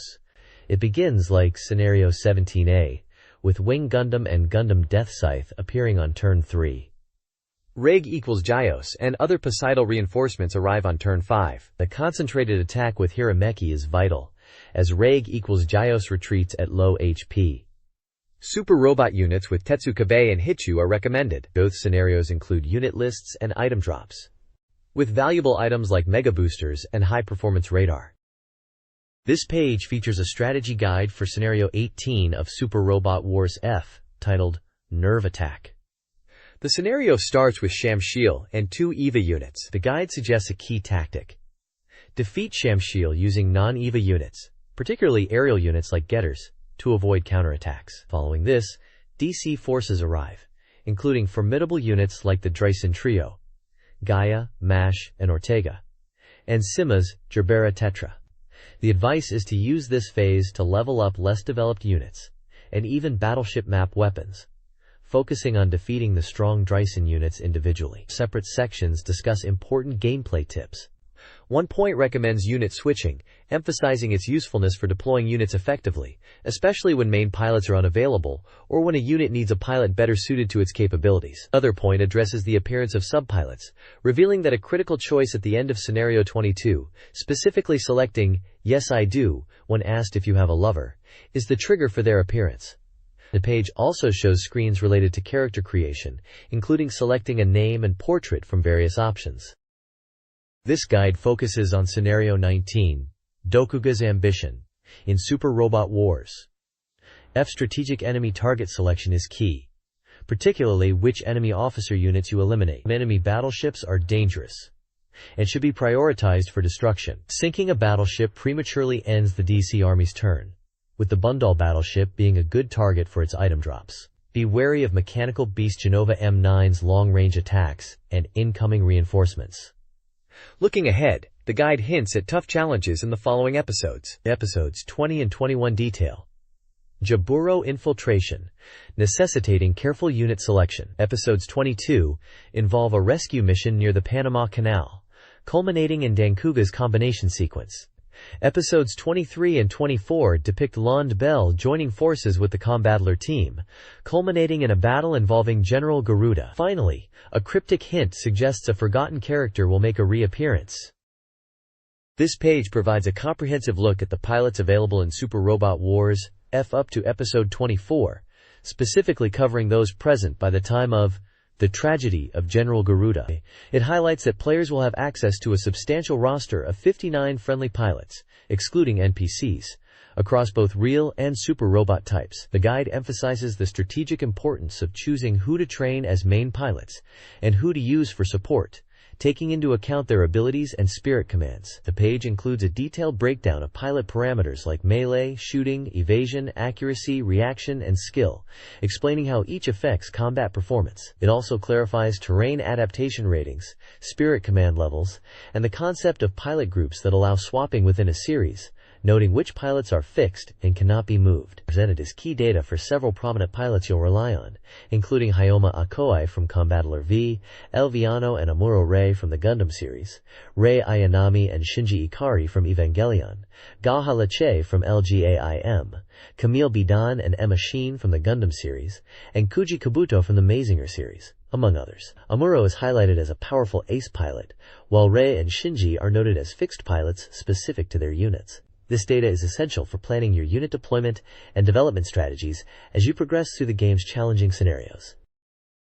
This page continues the comprehensive pilot data guide for Super Robot Wars FAF, showcasing more key characters available up to episode 24. You'll find crucial details for pilots like Judao Ashta from Gundam ZZ, Sho Zama from Aura Battler Dunbine, Zex Merquise from Gundam Wing, and Daba Myrode from LGAIM, alongside others from Getter Robo, Combattler V, and Gundam series like 0080 and 0083.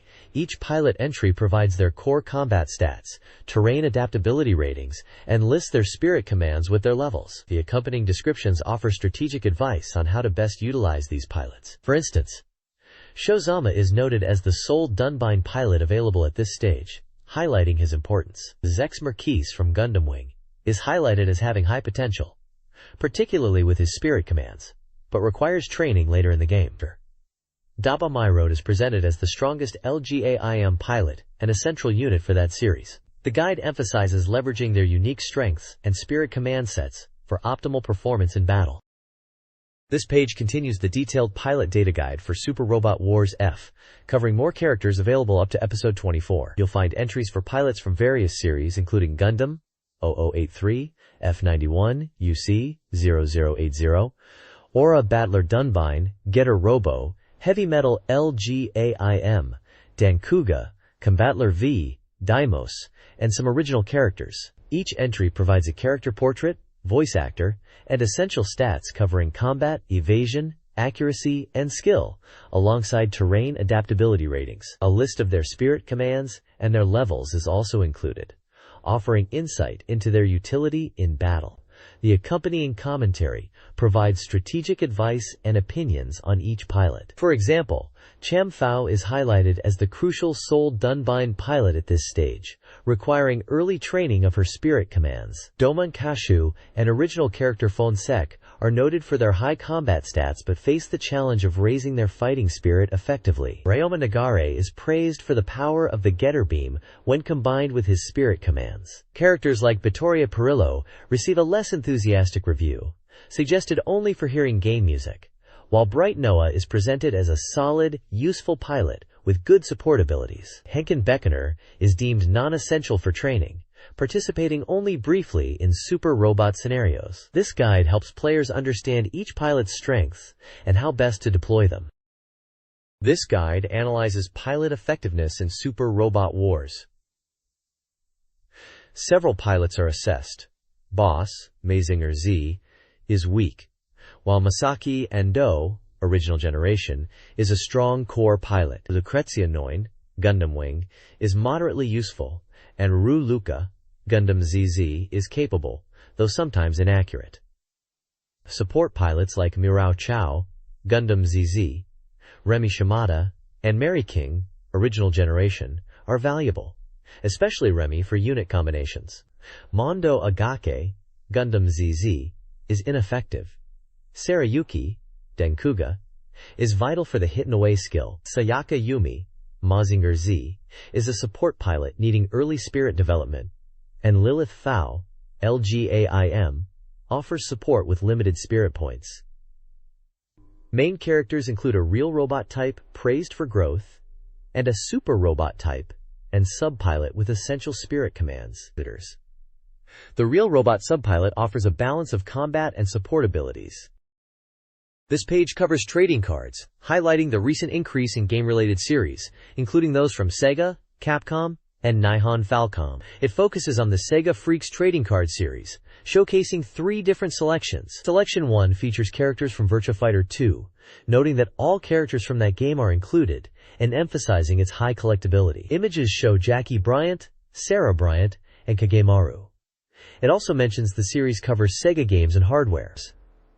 Selection 2, released later, also includes Virtua Fighter characters Lao Chan, Dural, Sarah, depicted in CG portraits, and features cards from the Sonic the Hedgehog series with bright illustrations. There are also cards showing characters resembling Honey from Fighting Vipers, and potentially from Guardian Heroes. Selection 3, released in 1997, moved towards featuring more home console content, although it mentions Virtua Fighter 3 content is largely absent. It shows cards for games like Dragon Force, Sakura Wars, and Last Bronx. There are also cards featuring classic Sega hardware like the SC-3000 computer and the Hang-On arcade cabinet. The page also includes a feature titled, "Listen to That Person," with Getsu Itaya discussing his passion for collecting trading cards. He mentions starting with basketball cards, specifically the Barcelona Olympics Dream Team, baseball cards, and figures. Having spent a considerable amount on his collection, he finds the combination of collecting cards, stocks, and figures particularly enjoyable,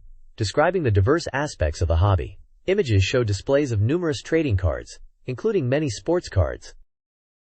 This page dives deeper into the trading card phenomenon, spotlighting the Langrisser In2 and Langrisser 2 iCard collection. These cards are based on the popular fantasy simulation game series, featuring illustrations primarily by the well-known artist Satoshi Urushihara, along with images taken directly from in-game movies. The page highlights the variety, including character cards with high rarity, and cards containing game data that form a complete data set when assembled like a puzzle. Collecting all types, including rare SP cards, is the goal. The page also continues showcasing a collector's impressive collection, featuring numerous baseball and NBA trading cards, including items related to Michael Jordan.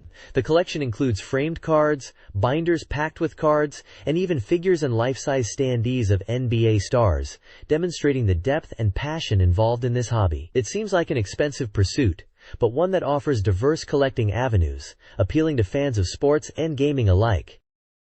This page shifts focus within the trading card world to the popular Bishu Joke, or Beautiful Girl game series, driven by collector demand. Featured prominently are cards for the immensely popular Tokimeki Memorial series, highlighting its first 2 volumes focusing on characters like Shiori Fujisaki and Yuko Asahina, known for their attractive character illustrations used on the cards and packaging. The content notes the collectability, including puzzle-like card sets and special rare cards. Also showcased are trading cards for Sentimental Graffiti and the Dukyusei series, both well known in the dating sim genre. These card sets lean heavily on character artwork to appeal to fans, with the Dukyusei cards being particularly popular and featuring highly sought-after special rarity cards. The page also includes a feature interviewing Kayuki Hirosage about the trading card hobby. He discusses the passion for collecting, the variety available beyond game cards, including sports cards like baseball and NBA, and even cards from movies like James Bond and Twin Peaks, echoing the diverse collections shown on the previous page. He highlights the enjoyment and depth of the hobby, even mentioning his involvement in establishing a sports card association. This page continues delving into the world of trading cards, based on popular Beautiful Girl games. We see featured sets for Kakusei, known for its striking character illustrations and collectible rare cards. Next up are cards for Melty Lancer, Ginga Shoujo Keisatsu 2086, which capture the game's look, and even include characters from other popular series like Eve and Marie. The Rance card set is also highlighted, recognized for its abundance of character cards, including quite a few risque illustrations typical of the series, alongside special rare cards and a prize system for collectors. Following this is the Eve Burst Error card series, which reflects the game's mature tone and storyline through its sophisticated artwork, including some suggestive cards. Rounding out the game cards is the Can Bunny set. Based on the popular home console game, this series is described as a sexy card collection, featuring many revealing illustrations and highly sought-after special hologram cards. Finally, the page includes an interview with collector Tokiwa Hibiki. He shares his passion for the hobby, detailing his varied collection, which includes not only game cards but also sports cards, movie cards like James Bond and Twin Peaks, and even cards he made himself. He emphasizes the importance of print quality and design in his collection, particularly appreciating Playboy cards, and mentions his desire to create his own card designs, offering a glimpse into the personal enjoyment and depth of the collecting hobby. This page focuses on anime-related trading cards, highlighting the impact of Neon Genesis Evangelion Card Das Masters sets on the Japanese trading card boom. The first series, released in 1996, is noted as the catalyst for the current sales format of 10 cards per pack and 15 packs per box. The initial print run of this set is now highly valuable and difficult to acquire. The second series, released in January 1997, shifted focus to character cards with excellent illustrations and included puzzle card configurations, featuring special cards illustrated by Honami Kusuke. A collector's binder is also available. The page also includes a basic knowledge section explaining rarity in trading cards, defined by the card's appearance rate in packs. It mentions different rarity levels like super rare, rare, uncommon, and common, noting that some sets, like Konami's Memorial Collection, use the term rare for special insert cards outside the standard rarity structure. Finally, the trading card, Ask That Person, segment features collector Yanashita Koichiru. His collection deviates from the mainstream, focusing on cards depicting bizarre subjects like abnormal killers, freaks, and corpses. He primarily purchases these in boxes from comic shops, finding them more interesting than pack-based sets aimed at a general audience. Examples shown include a series on grotesque figures and corpses, retro monochrome freak show cards, vintage Betty Page cards, and cards from the Tim Burton film Ed Wood. This page explores two Card Das Masters trading card sets. The first, based on Neon Genesis Evangelion Death and Rebirth, features horizontal cards from the movie, with a difficult and expensive SP card collection. The second, Mobile Battleship Nadesico, covers parts 1 and 2, highlighting characters, visuals, and mecha like Geeky Ganger 3. Part 2 had more cards and a slightly higher price. The page also provides trading card buying advice. It suggests that SP cards are scarce in packs, making individual purchases risky. Completing sets requires buying multiple boxes or trading and buying singles. Finally, it introduces Club Skull, a shop specializing in unconventional trading cards, including themes like freaks, bondage, and vintage pinup girls, offering a distinct alternative to mainstream anime card sets.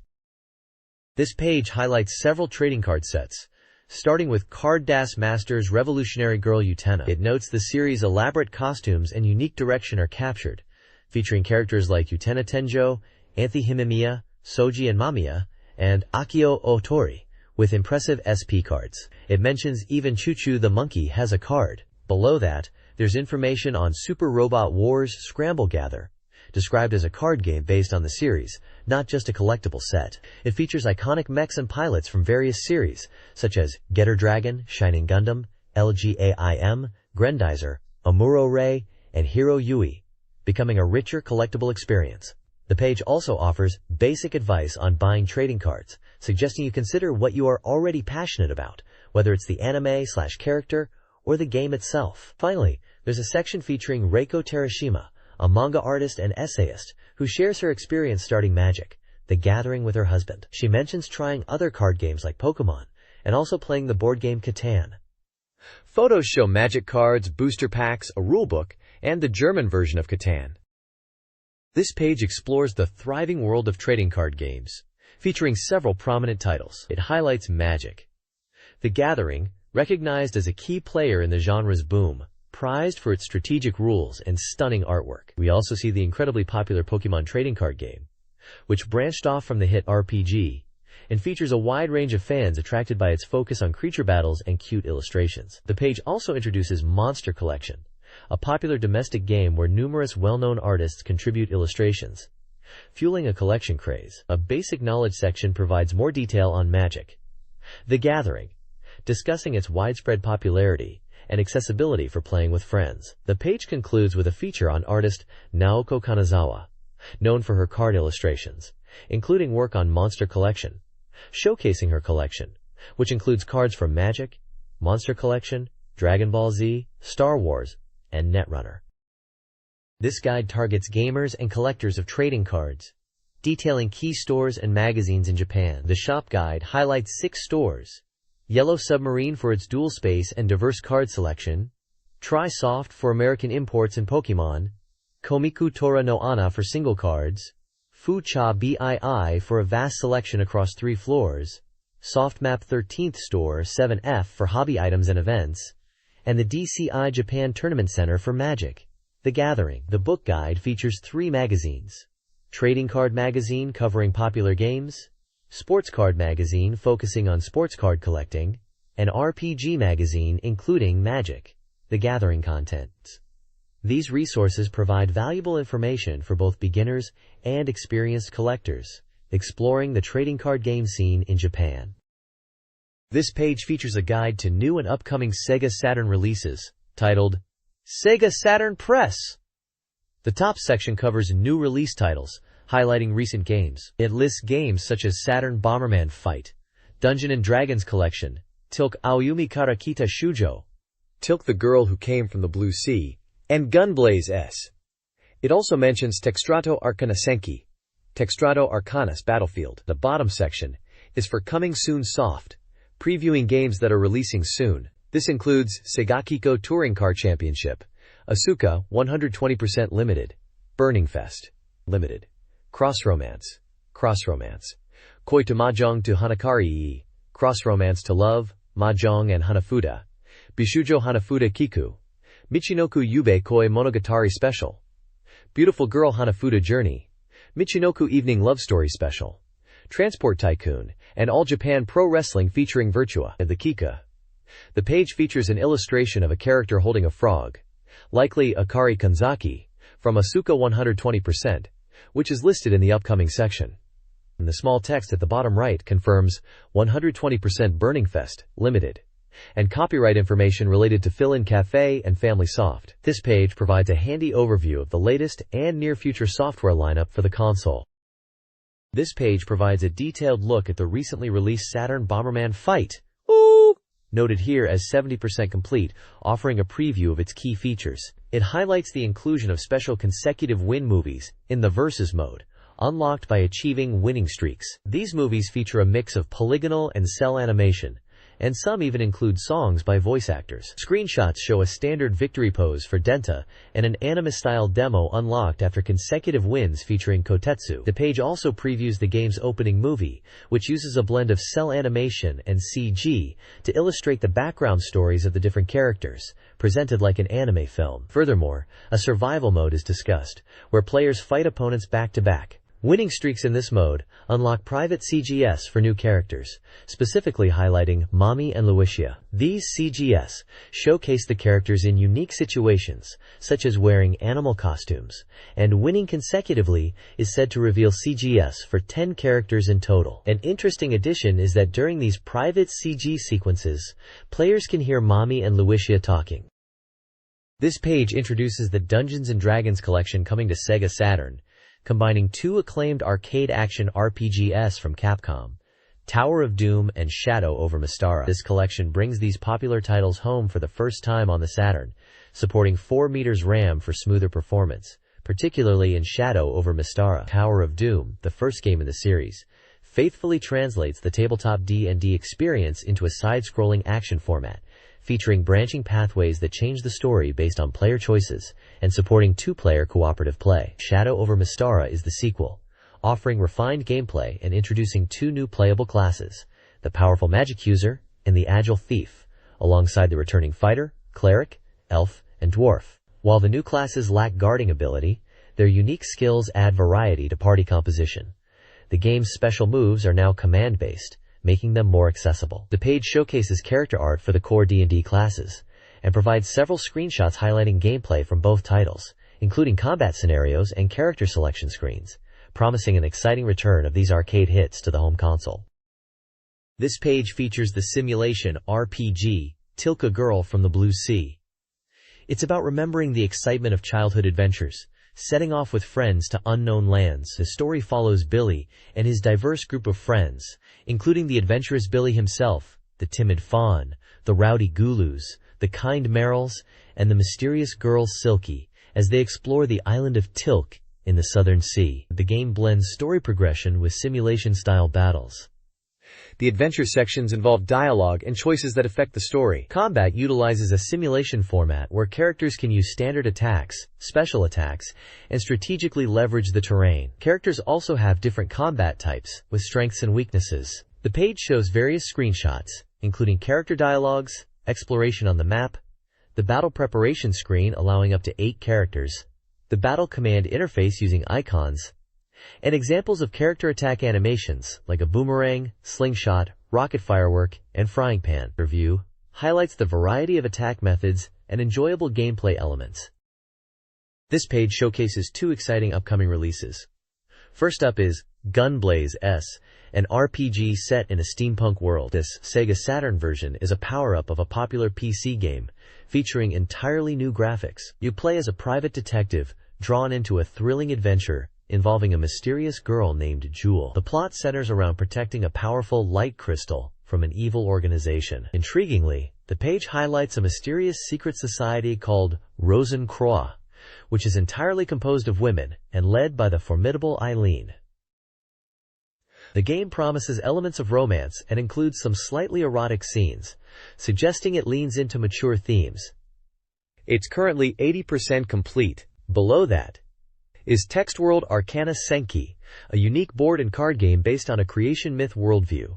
Instead of dice, cards are used to navigate the board, with different card positions affecting outcomes, utilizing a system reminiscent of tarot cards. Players can choose from 4 races: pixie, elf, dwarf, or human, each with distinct backgrounds and goals. The objective is to reach the shrine of a god, ultimately leading to a final battle against the Chaos Dragon to bring peace to the world. Screenshots show the card-based gameplay interface.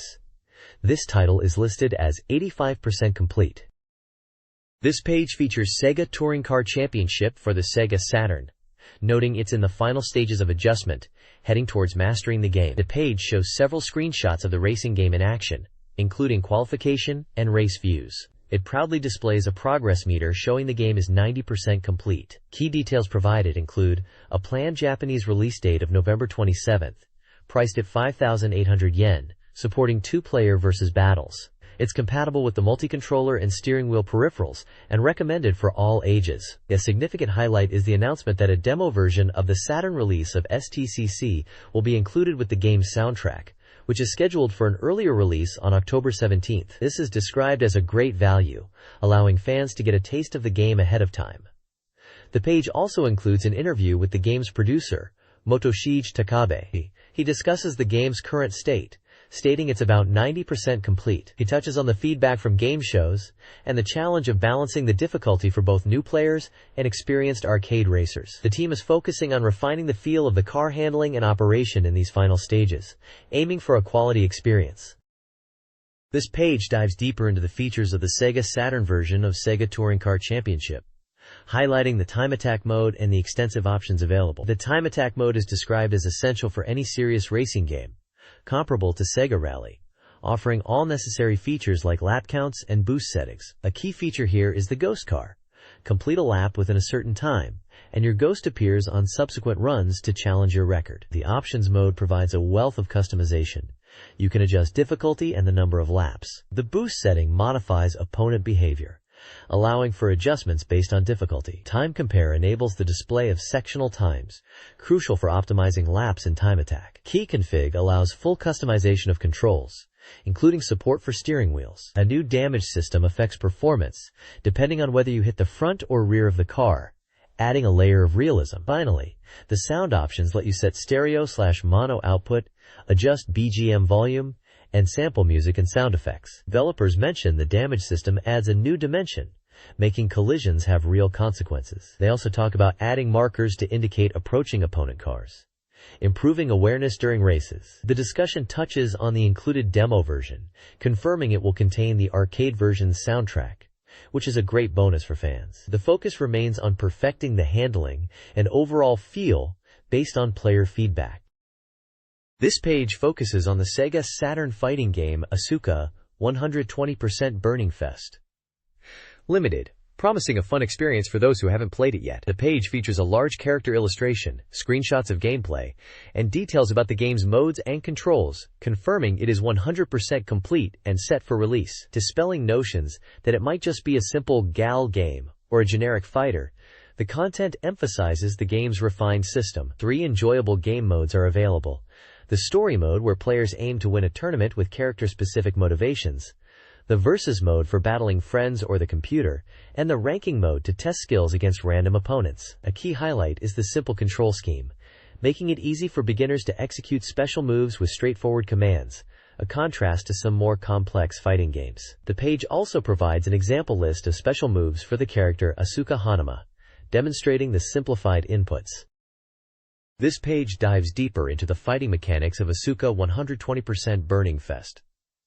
Limited, explaining techniques like the counterattack and guard cancel. The counterattack, activated with a +B or C, allows players to strike back while intercepting an opponent's attack, even during jumps, making it a simple yet effective tool for newcomers struggling with anti-air moves. Guard cancel, on the other hand, eliminates the recovery time after blocking, enabling follow-up actions. The page illustrates how these mechanics can be used for strategic play, showcasing examples such as baiting a counterattack, or using guard cancel to dash towards an opponent, or retaliate against jump attacks. Mastering these techniques allows for more varied and dynamic gameplay. The bottom section features an interview with Masaya Konya, the producer of the Asuka series. He discusses the origins of the game's unique concept, which evolved from an initial idea for a pro wrestling title into a fighting game centered around high school girls competing in club rivalries. Konya explains the decision to focus on cute female characters and the Bunbu Ryodo, literary and military arts, concept. He also touches on the game's development, including the transition from PC and the effort put into the Saturn version's graphics. Finally, he addresses the SEGA Saturn audience, whom he views as discerning players, urging them to look beyond the game's aesthetic and evaluate its merits as a fighting game itself. The page concludes with a call for players to try the game and see for themselves. This page continues the deep dive into the fighting mechanics of Asuka 120% Burning Fest. Limited. It stresses that throws are not simply damage-dealing moves, but lead to follow-up opportunities or escape options, including the ability to counterthrow. The page features a flowchart illustrating the throw system's intricacies, showing how players can pursue opponents after a throw, attempt throw escapes, recover stance to avoid follow-ups, and retaliate depending on whether they were thrown airborne or onto the ground. Combos are presented as the core fun of fighting games, and Asuka 120% delivers with mechanics allowing cancels from normal attacks into specials and even weak attacks into strong ones. The game's system means hit stun decreases with longer combos, encouraging players to find optimal routes. Beginners are advised to start with shorter, easier combos, while advanced players can seek out system quirks and high hit count strings. The article also touches on attacking downed opponents, suggesting crouching attacks to launch them for further combos. Finally, the different jump types are explained: normal, double, and high jumps. Controlling jump distance, using double jumps for air control and mix-ups, and utilizing high jumps to escape corner pressure are highlighted as crucial tactics. The writer concludes that Asuka 120% is a great game, accessible to beginners, yet offering deep strategy for experts, reflecting its history as a long-running series.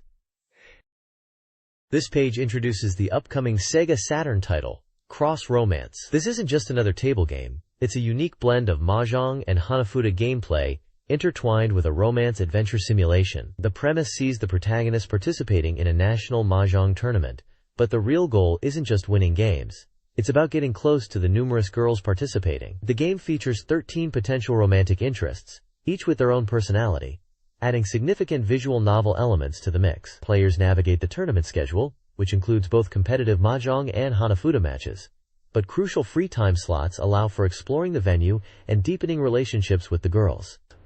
Success involves both winning games and making the right choices during interactions. A significant draw highlighted is the exclusive content for the SEGA Saturn version, specifically a hot spring scene. Beyond the main story, the game offers substantial replayability, with unlockable bonus content after clearing, including a CG gallery to revisit memorable scenes, a music player, and even voice actor interviews. This combination of table games, dating sim mechanics, and exclusive content made Cross Romance a distinctive title on the Saturn.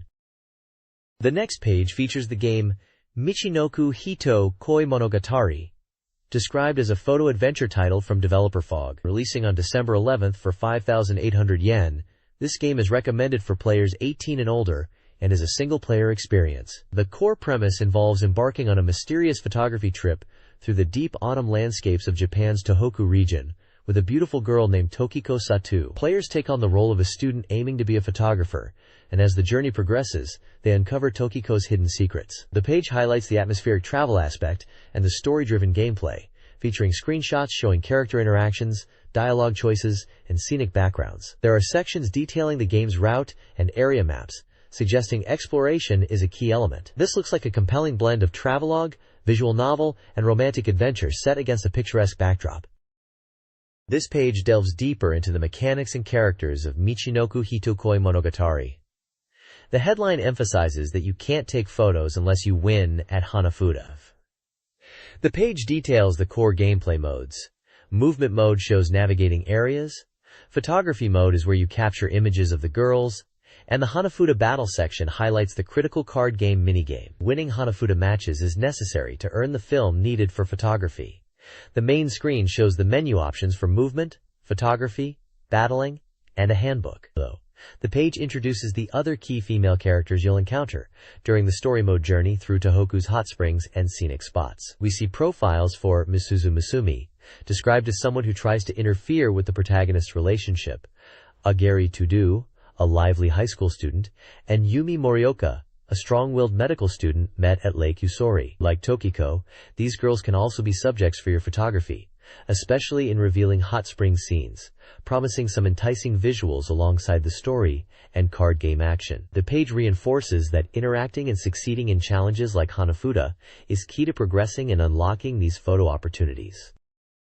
The next page shifts gears entirely to the world of logistics with Transport Tycoon.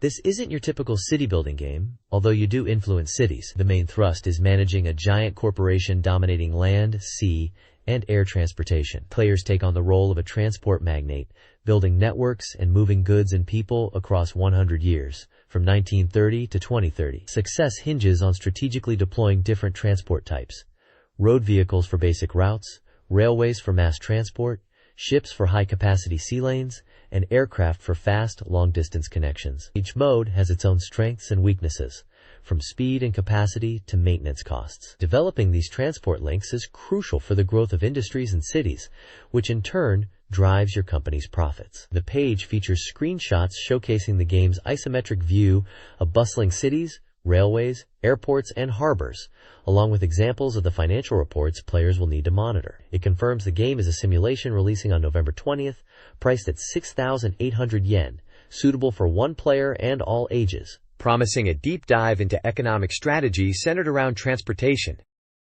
This page dives deeper into the mechanics of Transport Tycoon, specifically detailing the step-by-step process for establishing a functional land transportation network. It outlines the core flow, starting with preparing the land, laying down roads or railway tracks, purchasing and organizing vehicles, assigning routes, and finally, initiating operations. The guide emphasizes the strategic placement of infrastructure, showing screenshots of laying tracks to connect cities and industries, highlighting the need to account for terrain. It explains that land may need leveling or modifying, which comes at a cost, and even mentions digging below sea level for canals. Players then move on to acquiring vehicles like buses, trucks, and trains, noting that different types are suited for different cargo and that railway vehicles can be combined. A screenshot shows the vehicle purchase interface with various truck types and their stats. The final setup step involves defining routes and destinations for these vehicles, illustrated with a screenshot of the route setting interface. Once operations begin, the page warns of potential issues like accidents, vehicle breakdowns due to lack of maintenance, and routes running at a deficit, using screenshots to show examples of these problems. It stresses the importance of monitoring operations and making adjustments to ensure profitability and avoid disruptions. Ultimately, the page concludes that successful transport development directly influences the growth and prosperity of the cities in the game. This page focuses on the upcoming release of Puzzle Bobble 2X for the SEGA Saturn. It introduces the game's protagonists, known here as Puchiamaru and Panako, who are essentially Bub and Bob from the Bubble Bobble series, adapted for this puzzle spin-off. Puchiamaru is described as the main character who stands up to defeat the villainous Beep Great King, likely the game's boss, and Panako is their cute partner. The page provides key details about the game, including its publisher, Soft Office, release date, October 23rd, genre, puzzle, price, 4,800 yen, player count, 12 players, and age recommendation, all ages. The completion rate is listed at 100%, suggesting the game is ready for release, and the manufacturer's comment expresses excitement for the Saturn version of the popular game. The core gameplay is explained, emphasizing that while the basic rule is matching 3 or more bubbles of the same color to clear them, the key is mastering the subtle shooting adjustment, which is highlighted as the crucial action point. The explanation walks through the process. First, deciding the angle of your shot, then adjusting the power or trajectory, shooting the bubble, and finally watching them clear when 3 or more of the same color connect. Screenshots illustrate these steps, and the colorful, chaotic gameplay. The description notes the controls are simple, just direction and one button, making it accessible but with depth for those who want to master it. It's classic puzzle bobble goodness coming to the Saturn. This page dives into the various ways to play Boost-A-Move 2X, referred to here as Pastel Muses, revealing there are 4 distinct gameplay patterns available. It breaks down the modes, starting with the main single-player experience, where you progress through stages and face off against the Great King's henchmen, warning players to clear bubbles quickly as the boss descends. There's a character select screen, allowing you to choose between the 2 protagonists, Puchiamaru and Panako, with a note that Panako might be slightly easier for newcomers. A cool feature is the branching stage system, where after clearing a stage, you choose the next path, leading to different challenges and opponents. The page also highlights the 3 types of special musical note bubbles.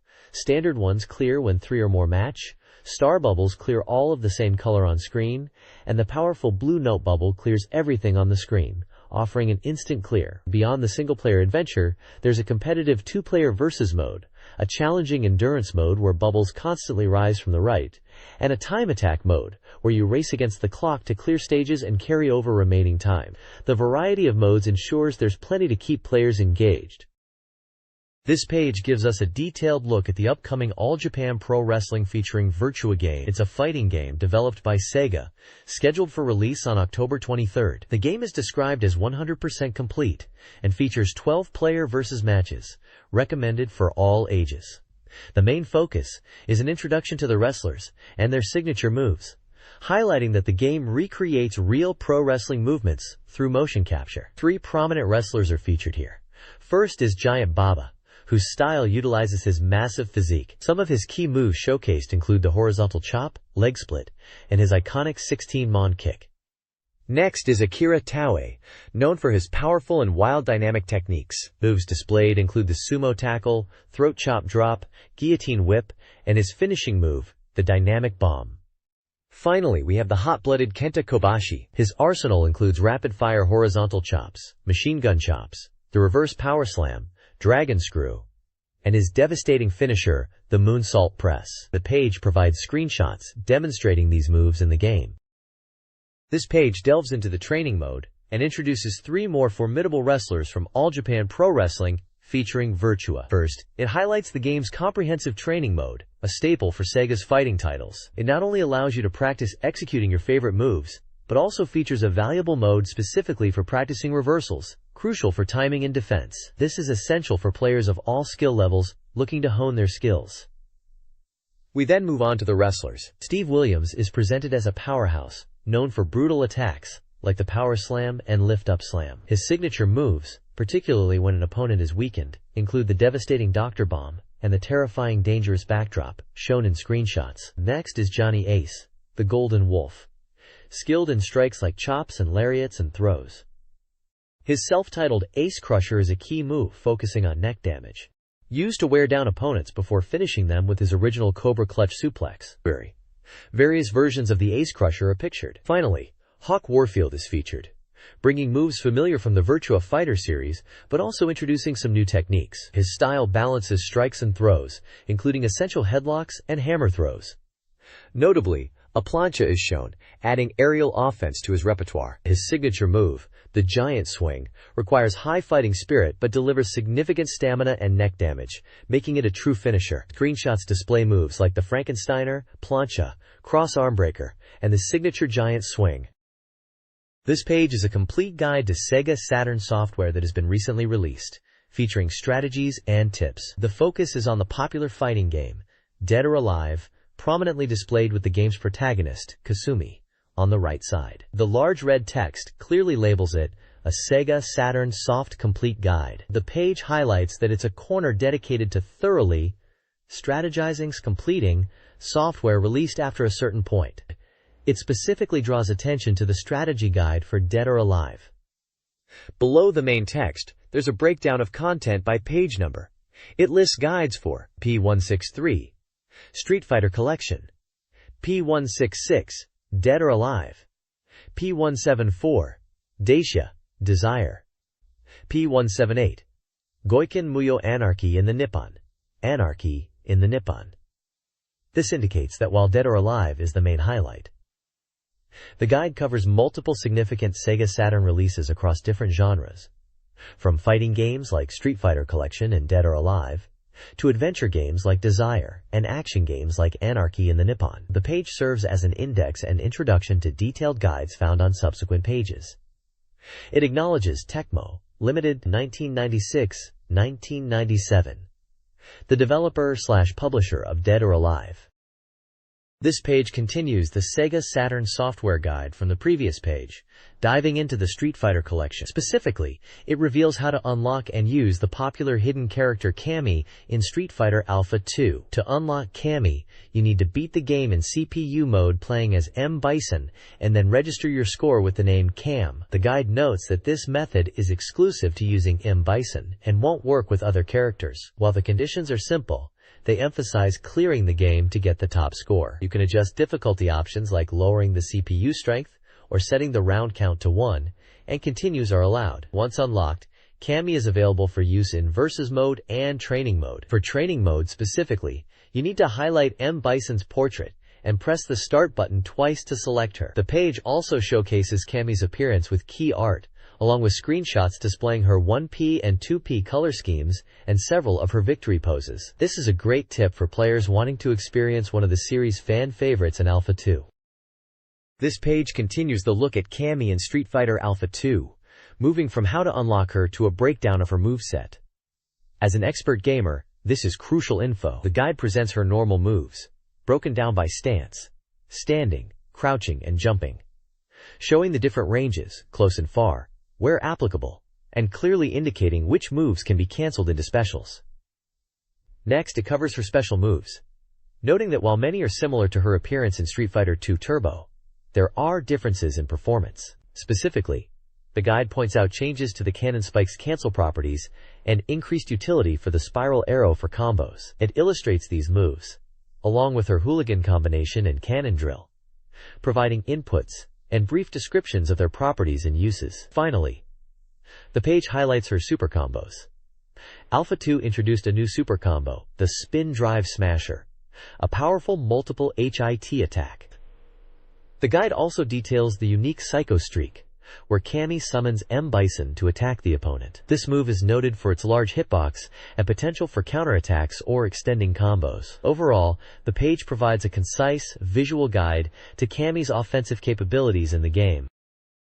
This page delves deeper into mastering Cammy in Street Fighter Alpha 2, focusing on her strategy and fundamental combos. It highlights her unexpected technicality despite her initial ease of use. Her mobility and initial reach are assets, but her predictable jump trajectory and some vulnerable normals become apparent with experience. Key normals like standing and crouching medium kick are crucial for controlling space and starting offense. Her Cannon Spike remains a solid anti-air, essential for countering jumps.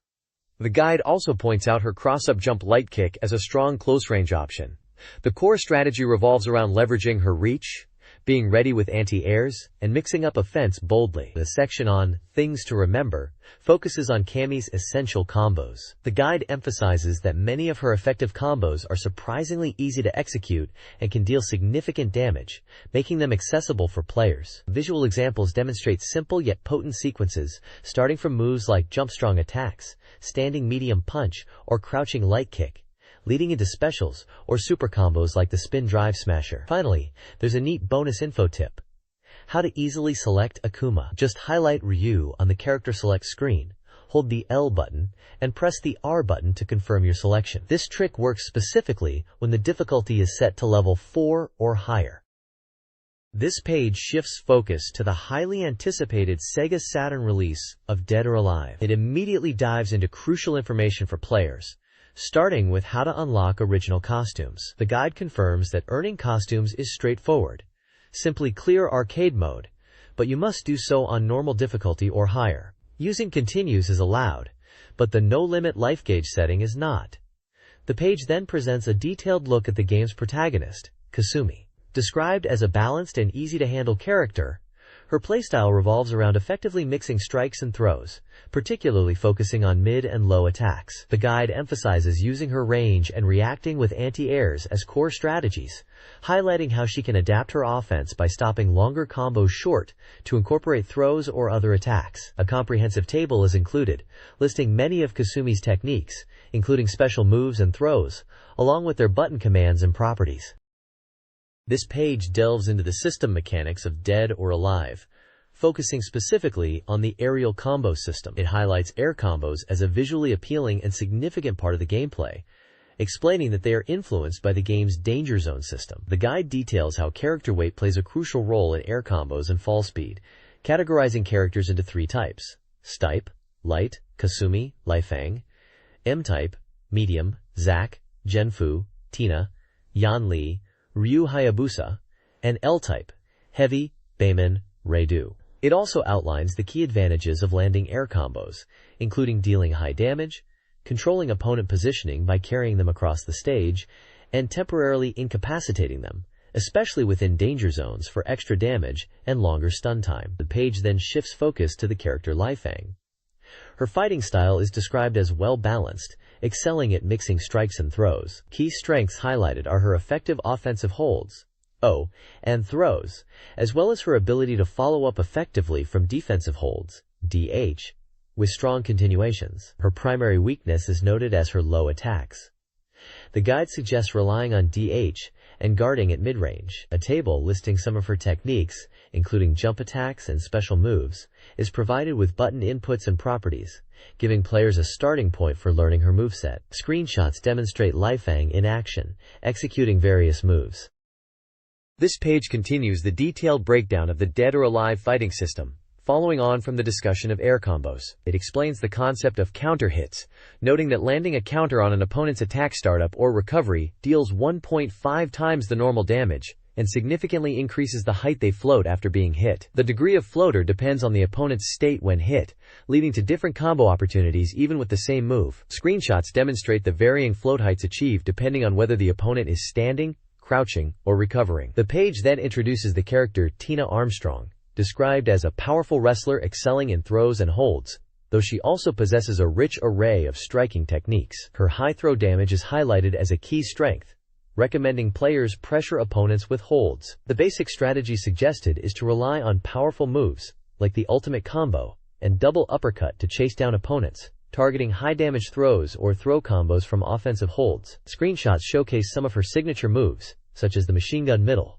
ultimate combo, dash upper, vertical hammer, spinnacle combo, and shoulder tackle. A move list provides commands and properties for many of Tina's techniques, including her unique attacks and throws, serving as a practical guide for players learning the character. This page continues the breakdown of the Dead or Alive fighting system, focusing further on techniques used to launch opponents for air combos. It highlights the importance of fast mid-level attacks that send opponents vertically upwards, noting that upper-type moves and knee-kick-type moves are particularly effective for this purpose due to their speed and recovery time. Throws, including offensive holds, are also mentioned as ways to launch opponents for follow-up attacks. Screenshots illustrate these concepts. The page then introduces the character John Lee. He's described as having flashy techniques and performance, with a strong emphasis on striking. The text notes that players can choose to focus on his powerful strikes or aim for a stylish fighting approach. Yan Li's moves are key to his game plan, with many strikes having significant damage output. The strategic use of his diverse striking options, targeting different attack levels, is recommended, particularly against opponents attempting defensive holds. Screenshots showcase several of his signature techniques like the Dragon Cannon and Body Upper. Tables provide a detailed list of his moves, including commands and properties, serving as a complete reference for mastering John Lee. Danger zones in Dead or Alive are areas outside the main ring. Being knocked down there triggers a large explosion, launching the opponent for air combos. Damage from the explosion reduces subsequent launch attack damage, but a failed recovery, significantly increases damage. The receive mechanic, activated by pressing P plus K plus H just before hitting the ground, is crucial for mitigating damage. The timing window is a narrow 15 frames before landing. Ryu Hayabusa is introduced as a balanced character. He excels at striking and throwing, with notable moves like the Dragon Leg and the Azuna Drop. His new Rising Dragon Kick bounces opponents for follow-ups. A moveset table is provided for mastering his techniques. This page delves further into the practical applications of Dead or Alive systems, focusing on maximizing air combos within the crucial danger zone areas. It emphasizes utilizing the knockback from the zone's explosion to follow up, stressing the importance of preventing your opponent from executing a receive recovery by timing subsequent attacks carefully as they fall. The goal is to disrupt their timing and increase the likelihood of landing a powerful danger zone combo. Screenshots illustrate characters being launched high into the air near the zone boundaries. The page then introduces the character Bayman, highlighting his fighting style rooted in Sambo. Described as an all-rounder with strong strikes and throws, his offensive holds are particularly noted. The content suggests that Bayman's key move, the body blow, is central to his strategy, especially for breaking opponents' defensive holds, making his throws and offensive holds ideal follow-ups to inflict significant damage. Detailed tables are presented covering Bayman's extensive move lists, including standard attacks, special techniques, throws, and offensive holds, providing the command inputs and properties for each. There's also a note explaining the command notation used throughout the guide, specifying that inputs are shown for a character facing right, and explaining the symbol for a short lever input. It's also pointed out that some moves highlighted in red are specific to the console version of the game. Additional screenshots showcase Bayman performing various attacks and grappling techniques. This page continues the practical guide for Dead or Alive, shifting focus to easy-to-execute air combos for several key characters. It provides examples for Kasumi, Lei Fang, Tina, and Yan Li, demonstrating effective sequences both when utilizing the stage's danger zone and when fighting outside of it, building on the previous page's discussion of maximizing damage with this mechanic. The guide then introduces the character Zhen Fu, detailing his fighting style derived from Xin Yi Liu He Quan. He is described as a versatile fighter proficient in both strikes and throws, with a strong emphasis on close-range combat and added techniques that enhance his overall balance and effectiveness. Screenshots illustrate some of his signature moves, like the embracing stone double push and spinning leg sweep. A detailed breakdown of Zhen Fu's extensive move list, including commands and properties for his ground, air, and special techniques, is also provided, noting some console-exclusive additions. This page continues the Dead or Alive guide, focusing on easy-to-execute combos, especially air combos, and those utilizing the stage's danger zones. It provides examples for Ryu Hayabusa, Bayman, Zhen Fu, and introduces Zack, highlighting effective sequences for each character. The guide emphasizes that mastering these easier combos is key before attempting more complex maneuvers. It introduces Zack, describing his fighting style rooted in Muay Thai. Zack is characterized by a high volume of mid and high attacks. While his extensive move list makes him versatile, the guide notes the importance of applying delay or using throws to prevent opponents from easily escaping combos with defensive holds. It suggests that having the courage to aggressively pursue throws is crucial for playing Zack effectively. The page includes screenshots and descriptions of some of Zack's signature techniques, like the spinning middle kick, double impact, and cow raw, alongside a detailed table listing his various attacks and their properties. This page provides a guide to the multi-site adventure game Desire, highlighting the emotional story told from different perspectives. It focuses on the paths of two protagonists, Albert and Makoto, showing how their intertwined stories unfold before the climax. The article suggests playing through both perspectives to fully appreciate the narrative. Character introductions include Albert, one of the player characters, and Getu, a researcher with hidden aspects. Elena, a popular figure at the medical center, is also featured, with hints that Makoto's story will reveal secrets about her and Getu. Flowcharts detail the first day's events for both Albert and Makoto, outlining locations visited like the airfield, hangar, research institute, professor's room, and dormitory, and key character interactions. Side sections touch upon significant events, like encountering Tina, and the possibility of espionage, accompanied by screenshots of pivotal moments and character artwork. The guide emphasizes how experiencing events from both Albert's and Makoto's viewpoints, provides a complete understanding of the game's mysteries. This page continues the comprehensive guide to the intriguing adventure game Desire, delving further into the interwoven narratives of Albert and Makoto. It features detailed flowcharts mapping out key locations and interactions, serving as a walkthrough for specific segments of the game, including events from Day 1 for Makoto and Day 2 for both protagonists. Highlighted sections provide deeper insight into pivotal plot points. Section D, titled, "Which is the Nuisance?"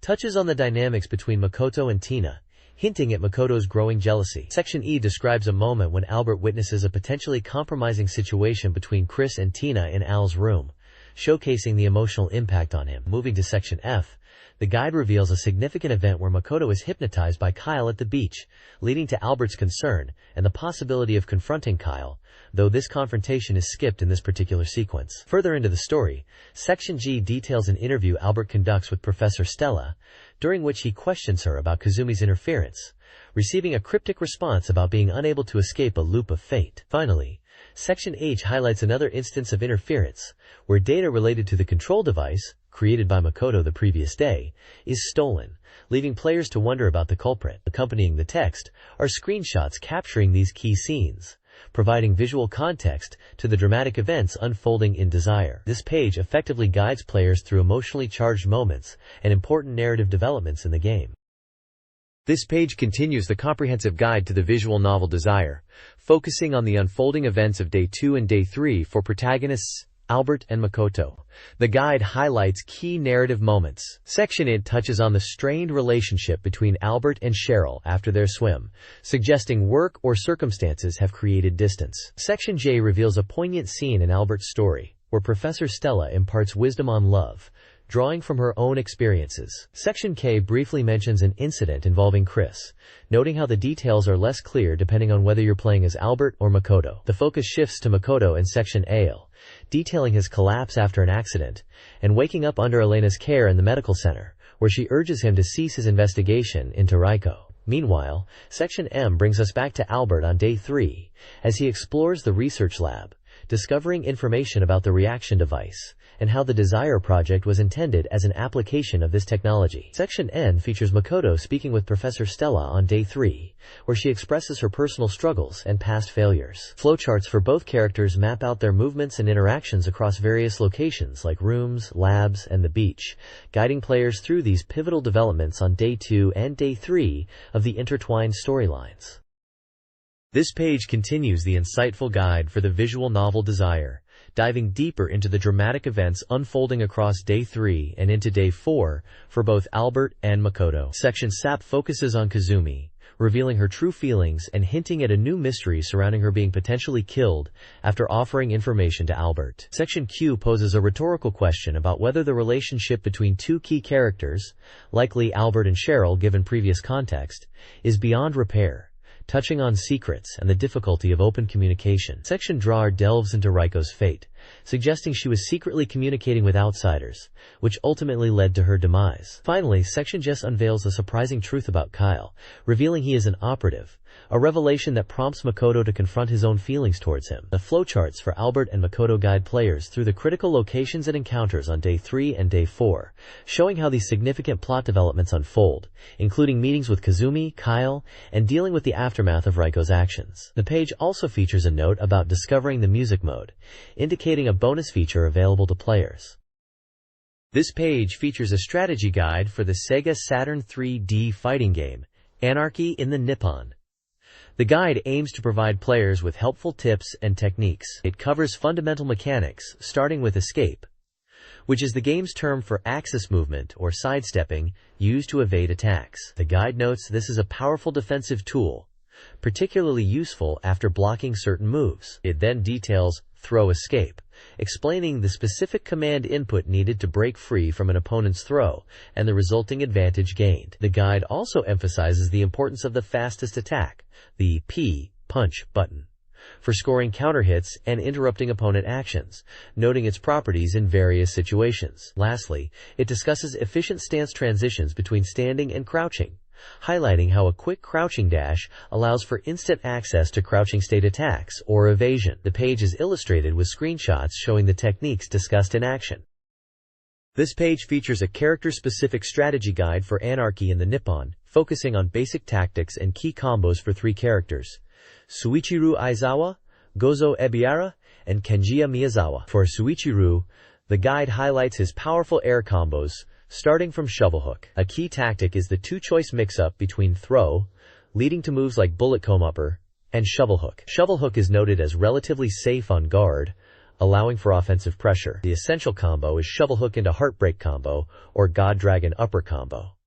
Landing this twice can lead to a knockout. Gozo Ibira's strength lies in his mid-range attacks. His connecting knee is safe on block and can lead to air combos, while his combo special attack breaks mid-high guards. The strategy emphasizes using connecting knee as a starter and deciding between the air combo, high damage but character dependent, or the combo special attack combo, easier, moderate damage, based on the opponent's reaction and position. Kenjiya Miyazawa's core move is Ryubu, Dragon Dance, his main air combo starter. He has a solid low-mid mix-up with Genbu Kyaku, Black Tortoise Leg.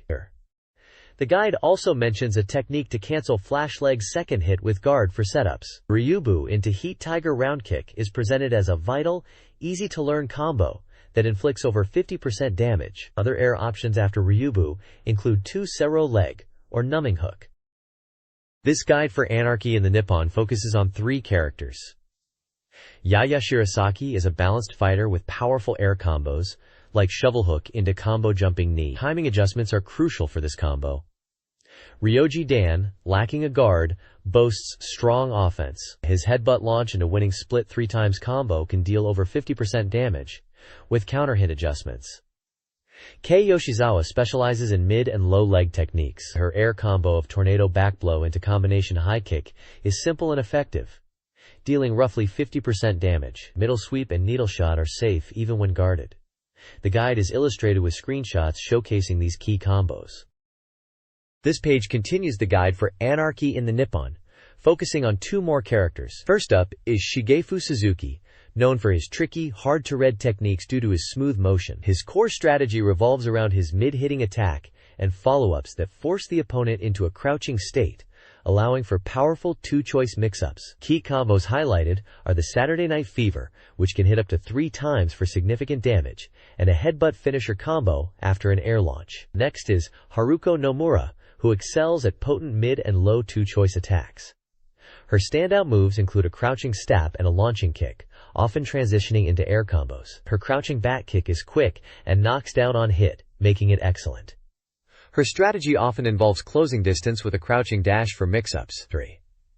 The recommended air combo starts with the launch kick, followed by the graceful hand step, which is effective, but the guide warns against finishing the full chain to avoid retaliation. The page also reveals how to unlock hidden characters and modes.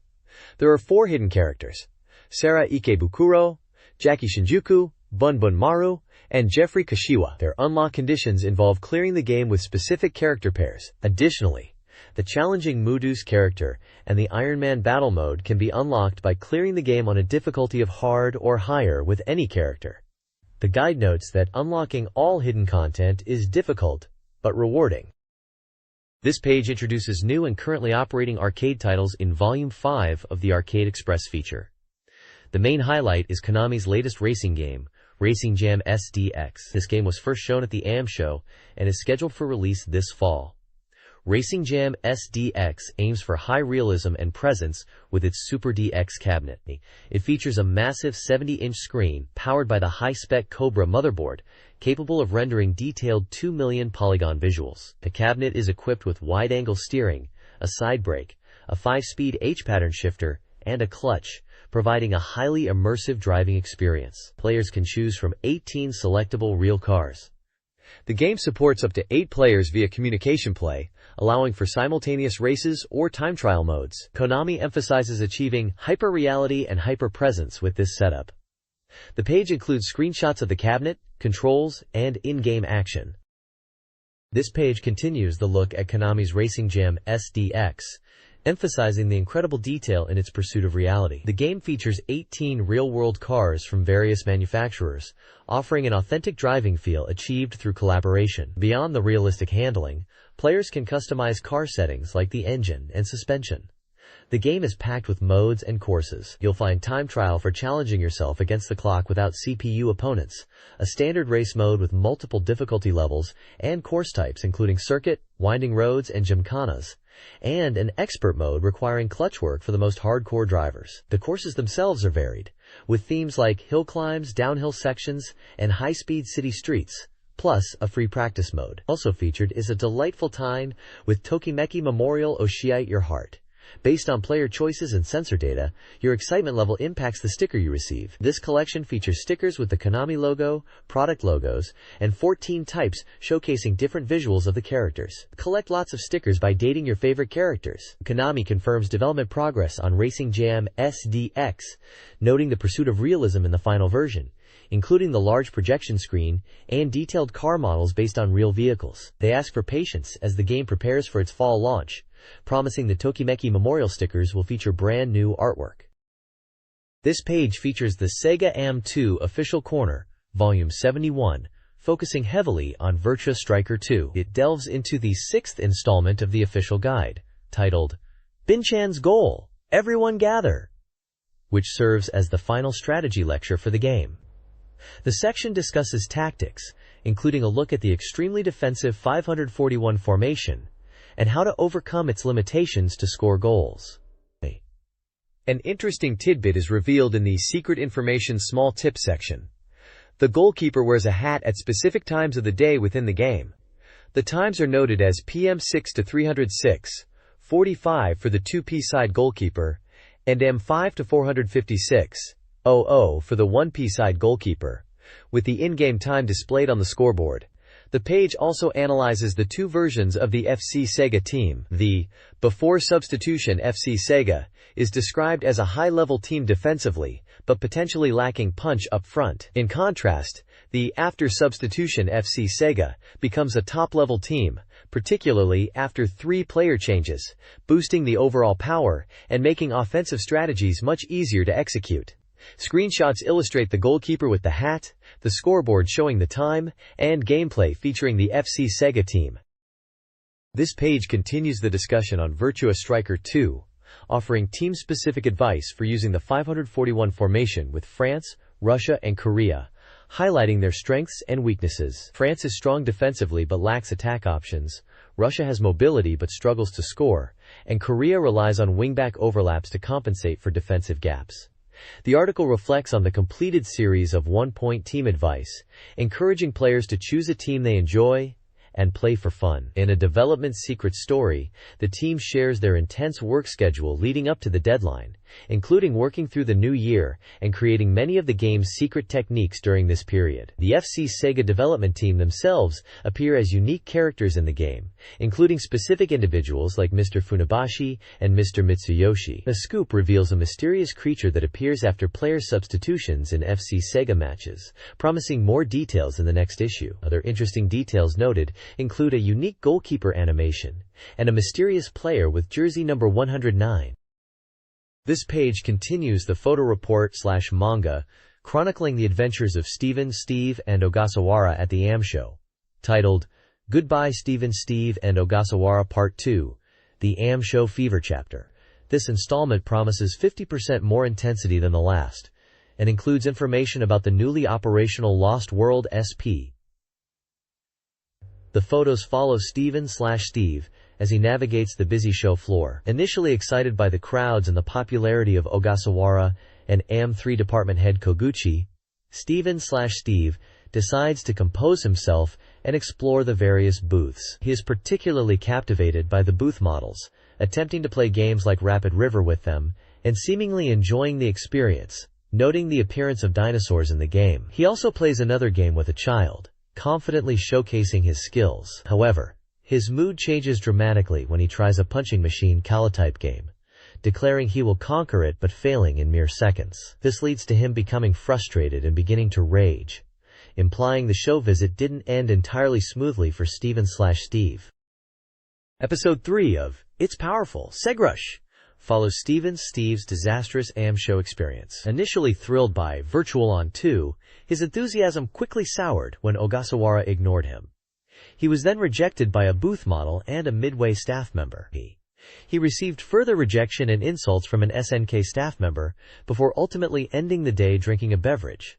Dejected. The episode, titled Departure, highlights his complete breakdown. The report also mentions the upcoming nationwide release of Lost World Special in large arcades, starting with Shinjuku Joyopolis. The game, recognizable to fans of the original, features many action sequences and scenes inspired by the movie.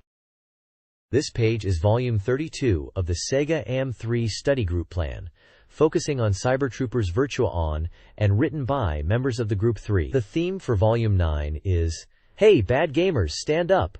Understand the rival equals serious gamers." The page details a game devised by the 3 members to try and motivate themselves. It outlines the game content, which involves participants taking photos and using them as cards. The rules describe playing these cards and ranking them, with points awarded from 1st to 5th place.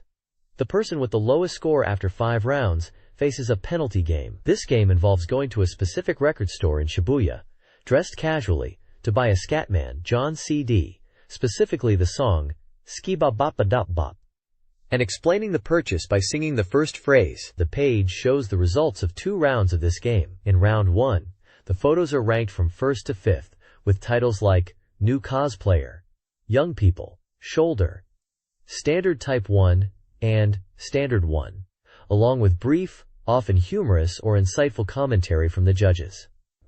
Round 2 similarly ranks photos titled Not Lost, Standard 2, Ralph, Standard 2, and Fanboy is Coming, each with accompanying commentary. The commentary on the photos appears to be subjective interpretations of the images, attempting to connect them to gaming, or the theme of serious versus bad gamers.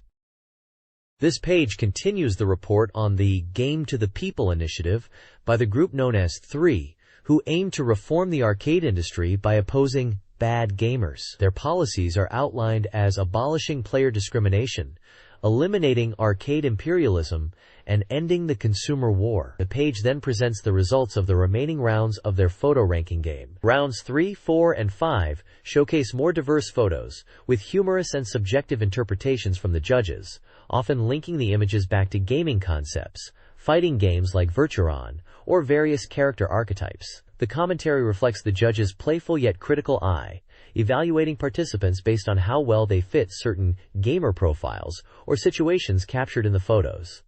Following the rounds, the page announces the final game results, declaring that Chairman O'Gain is the one who must perform the penalty game. A short section titled Truth of This Month lists 4 characteristics of a serious gamer, described as having a top-knot-like devotion to gaming, long hair representing attack power, glasses showing attack power numerically, and bare skin to cool shoulders and arms. It ends with an encouraging message to serious gamers, not to become subordinates of Wataru. The voice of supporters this month includes a brief comment about liking Cybergirl from a supporter. Finally, there is a preview for the next issue, indicating a satellite broadcast from the 3 headquarters and airing supporters' voices.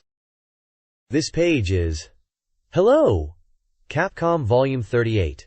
A fan-focused corner packed with Capcom news and reader contributions. It kicks off by announcing a time attack contest for Street Fighter Alpha 2. Competitors need to clear survival mode on default difficulty settings using any character, including hidden ones, and record their run on video. The deadline for entries is November 7th, and the top winner scores a copy of the upcoming X-Men vs. Street Fighter. Also featured is news about the release of the Marvel Superheroes vs. Street Fighter original soundtrack CD, boasting 47 tracks and a promised powerful sound. The popular Capcom character ranking section shows the latest results, with Ken taking the top spot this time, a notable surge for male characters. The Push Room showcases fan art submitted by readers, featuring characters from various Capcom titles like Darkstalkers and Breath of Fire. The editors provide commentary, appreciating the creativity and dedication of the fans. Finally, a preview for the next issue mentions that contributors could win a Hagar doll from Saturday Night's Slam Masters.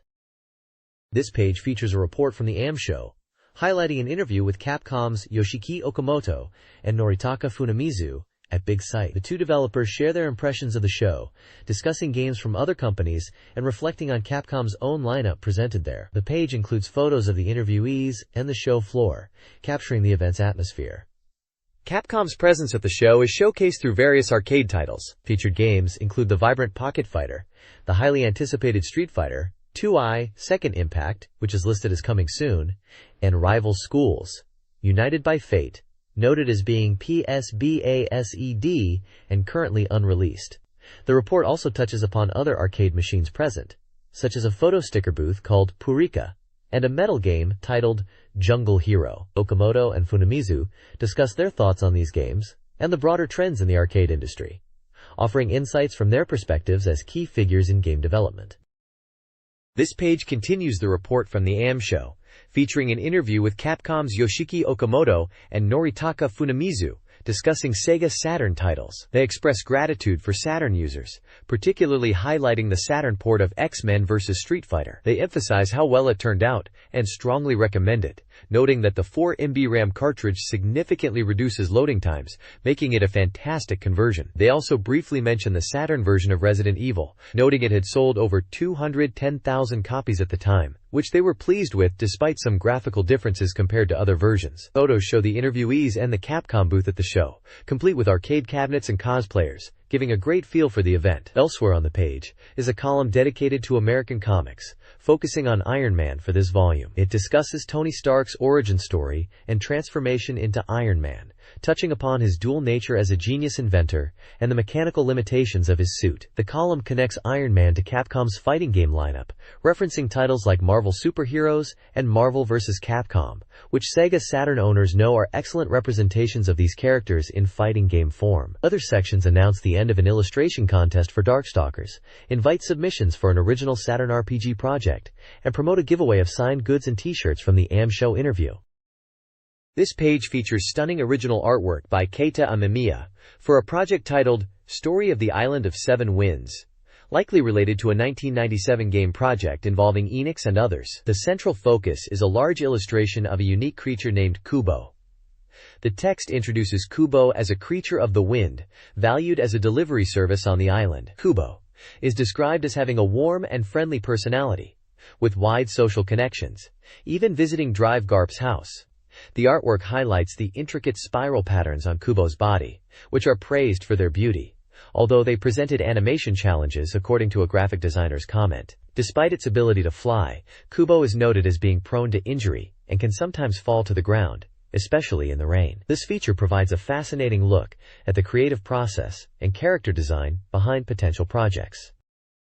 This page features This Week's Horoscope by Hakozaki no Haha, a popular fortune-telling section. It includes an introduction to Hakozaki no Haha, who has over 2 decades of experience and is consulting with the magazine's editorial staff. The page provides horoscopes for the week of October 10th to October 16th, covering all 12 zodiac signs. Each zodiac sign has separate readings for boys and girls, accompanied by small, illustrative icons representing the sign. The horoscopes offer general advice, lucky items, and lucky actions for the week. There is also a section dedicated to Lucky-san, an anime-style character identified as Nito Kanami, a Libra born on October 8th, with a breakdown of her fortune across categories like money, health, work/study, and love. The page includes a simple key to interpret the fortune levels: perfect condition, normal, and not quite there. This section offers readers weekly guidance and a fun, character-based horoscope reading.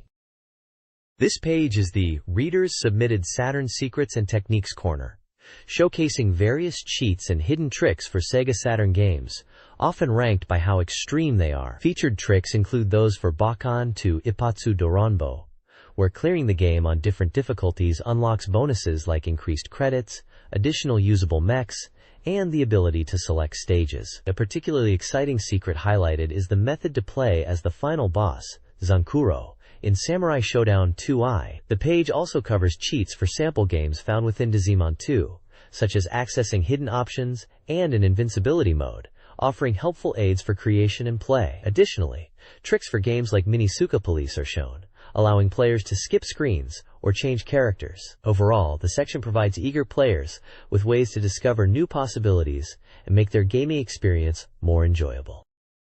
This page features the Sega Saturn Soft Review section, showcasing pre-release impressions of games coming out between October 10th and 17th, based on trial plays by the editorial staff. The reviewers are categorized into groups: female users, high rollers, and guest writers, each with their own members listed. 2 games are reviewed here. First, there's Cross Romance. Love, Mahjong and Hanafuda, a dating simulation game incorporating Mahjong and Hanafuda. Reviewers praised the voice acting and graphics, but found the gameplay repetitive and criticized system issues like slow loading and a cumbersome interface. Despite the mix of genres, the average score landed at 5.66 out of 10, with a difficulty rated as normal. The second game is G-Vector, a 3D polygon shooting game featuring tracking lasers. Reviews noted the impressive 3D graphics but highlighted issues with the controls, particularly the lock-on system, which was described as difficult to use. The game was also noted for its high difficulty and drew comparisons to classic Taito shooters like Galactic Force and Night Striker. It received a lower average score of 4.66 out of 10 and is rated as difficult. Finally, a small section called Reviewers' Preferences offers insight into the personal tastes of the contributors, mentioning games they enjoy or are currently playing, providing a glimpse into what influences their reviews. This page features the weekly Fuse Academia column by Dr. Fuse, discussing the subtle relationship between games and art, specifically centered around the iconic Japanese cultural phenomenon, Godzilla. Dr. Fuse expresses his belief that Godzilla's impact even surpasses that of Jurassic Park. He shares personal memories of being terrified by Godzilla movies as a child, and how learning about fear through fiction is a valuable experience. The column then focuses on the SEGA Saturn game Godzilla Archipelago Shock, released on December 22, 1995. An isometric screenshot shows Godzilla laying waste to a city. Dr. Fuse highlights the game's educational value, noting that it thoroughly profiles Godzilla and introduces other key characters like King Ghidorah and Mothra, making it a great way for newcomers to learn the lore. He touches upon Godzilla's origins stemming from nuclear testing at Bikini Atoll, and compares the kaiju's destructive nature to both nuclear threats and natural disasters, viewing him as a symbol of terrifying existence. Dr. Fuse suggests that while watching old movies is good, experiencing Godzilla through a game like this is a modern way to engage with the culture. The column also includes a small image of Dr. Fuse and a reference to Michael Crichton's The Lost World, highlighting Drive Fuse's background, which includes interviewing Crichton. This page presents the new software release schedule for the SEGA Saturn. It includes a guide on how to interpret the listed information, covering definitions for game genres, details on compatible peripherals, age recommendations, and notes on whether a title is new or has had its information changed. The core of the page is a comprehensive list of upcoming game releases, spanning from October and November, moving into December, and concluding with titles that are currently listed as undecided. For each entry, the schedule provides the release date, the game title, its price, the manufacturer, the genre, and any specific compatibility or notes about the game. Notable titles appearing in the lists include Dead or Alive, Virtua Fighter Kids, X-Men vs. Street Fighter, Vandal Hearts, Mega Man 8, and Grandia, showcasing a diverse range of genres from fighting and RPGs to action and simulation. This schedule serves as an essential resource for players looking forward to the latest Saturn releases, offering a clear overview of what's coming soon, with key details at a glance. This page continues the comprehensive new software release schedule for the SEGA Saturn, providing players with a look at upcoming titles. The list spans from late 1997 through 1998, including games with specific release windows like Autumn and Winter 1997 and Spring and Summer 1998, alongside many titles still marked as undecided. For each game listed, the schedule details the title, price, developer, genre, and any special notes or peripheral compatibility. The page showcases a diverse lineup across various genres. Fighting game fans had a lot to look forward to, with titles like the original Guilty Gear, The King of Fighters 97, and the exciting crossover Marvel's Superheroes vs. Street Fighter. RPG enthusiasts could anticipate major releases such as a Puzzle, Panzer Dragoon RPG, and Lunar, Eternal Blue. Other notable titles include the high-speed action of Burning Rangers, and sequels in popular series like Shining Force 2, Scenario 2. This schedule is an invaluable resource for SEGA Saturn owners, giving a clear overview of the anticipated software library, highlighting key releases, and providing essential details like genres and developers to help players plan their purchases. The inclusion of undecided titles also shows the ongoing development activity for the console during this period. The next page features a reader present section, highlighting some cool items SEGA Saturn Magazine was giving away. Kicking off the prizes, 20 lucky readers could snag a SEGA Saturn game released by the September 19th issue date, a fantastic way to add to your collection. though it notes some limitations apply. Next up, 5 winners could get their hands on a cool Madhu Monogatari telephone card, featuring vibrant character art from the beloved series related to the Puyo Puyo universe. There was also a unique mousepad based on the visual novel My Dream on Air Can't Wait for You, up for grabs for 5 readers, perfect for jazzing up your PC setup. For action fans, 5 winners would receive a t-shirt and sticker set for the Konami-developed arcade racer, Gig Vector, which also saw a Saturn port. And finally, 10 readers could score a dynamic poster for the arcade skating game Top Skater, featuring characters pulling off slick tricks. The page also includes contact information for the magazine, noting its release date is October 17th, and a list of the winners from the previous issue's giveaway, who won various items including games and merchandise, from titles like Tactics, Ogre, even Burst Error, and Fighters Megamix. It's great to see the magazine rewarding its loyal readers with such diverse prizes.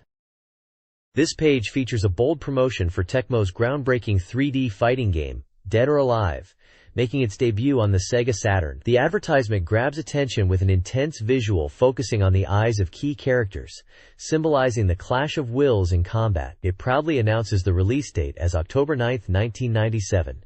Bringing the popular arcade sensation home to the Sega Saturn. The page includes dynamic screenshots showcasing the game's vibrant graphics and fast-paced combat. Both a limited edition special package and a standard version are listed, priced at 5,800 yen.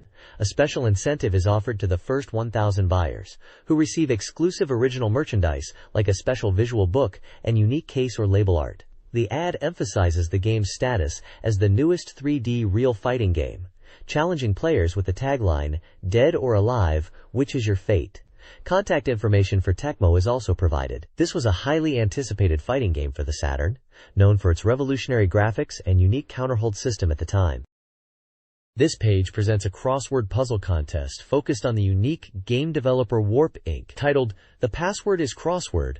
The puzzle challenges readers to answer questions related to the company's history, its games, and prominent figures like founder Kenji Eno. Clues delve into details such as Warp's office location, the origins and development of their titles including Dree's Diner, Real Sound, and Enemy Zero's composer Michael Nyman, as well as personal insights into Kenji Eno and the company's culture. The objective is to solve the grid and extract letters from specially marked squares to form a password. Correct submissions offer a chance to win exclusive Warp merchandise, providing fans with an engaging way to interact with the world of this distinctive developer known for pushing boundaries on the Sega Saturn.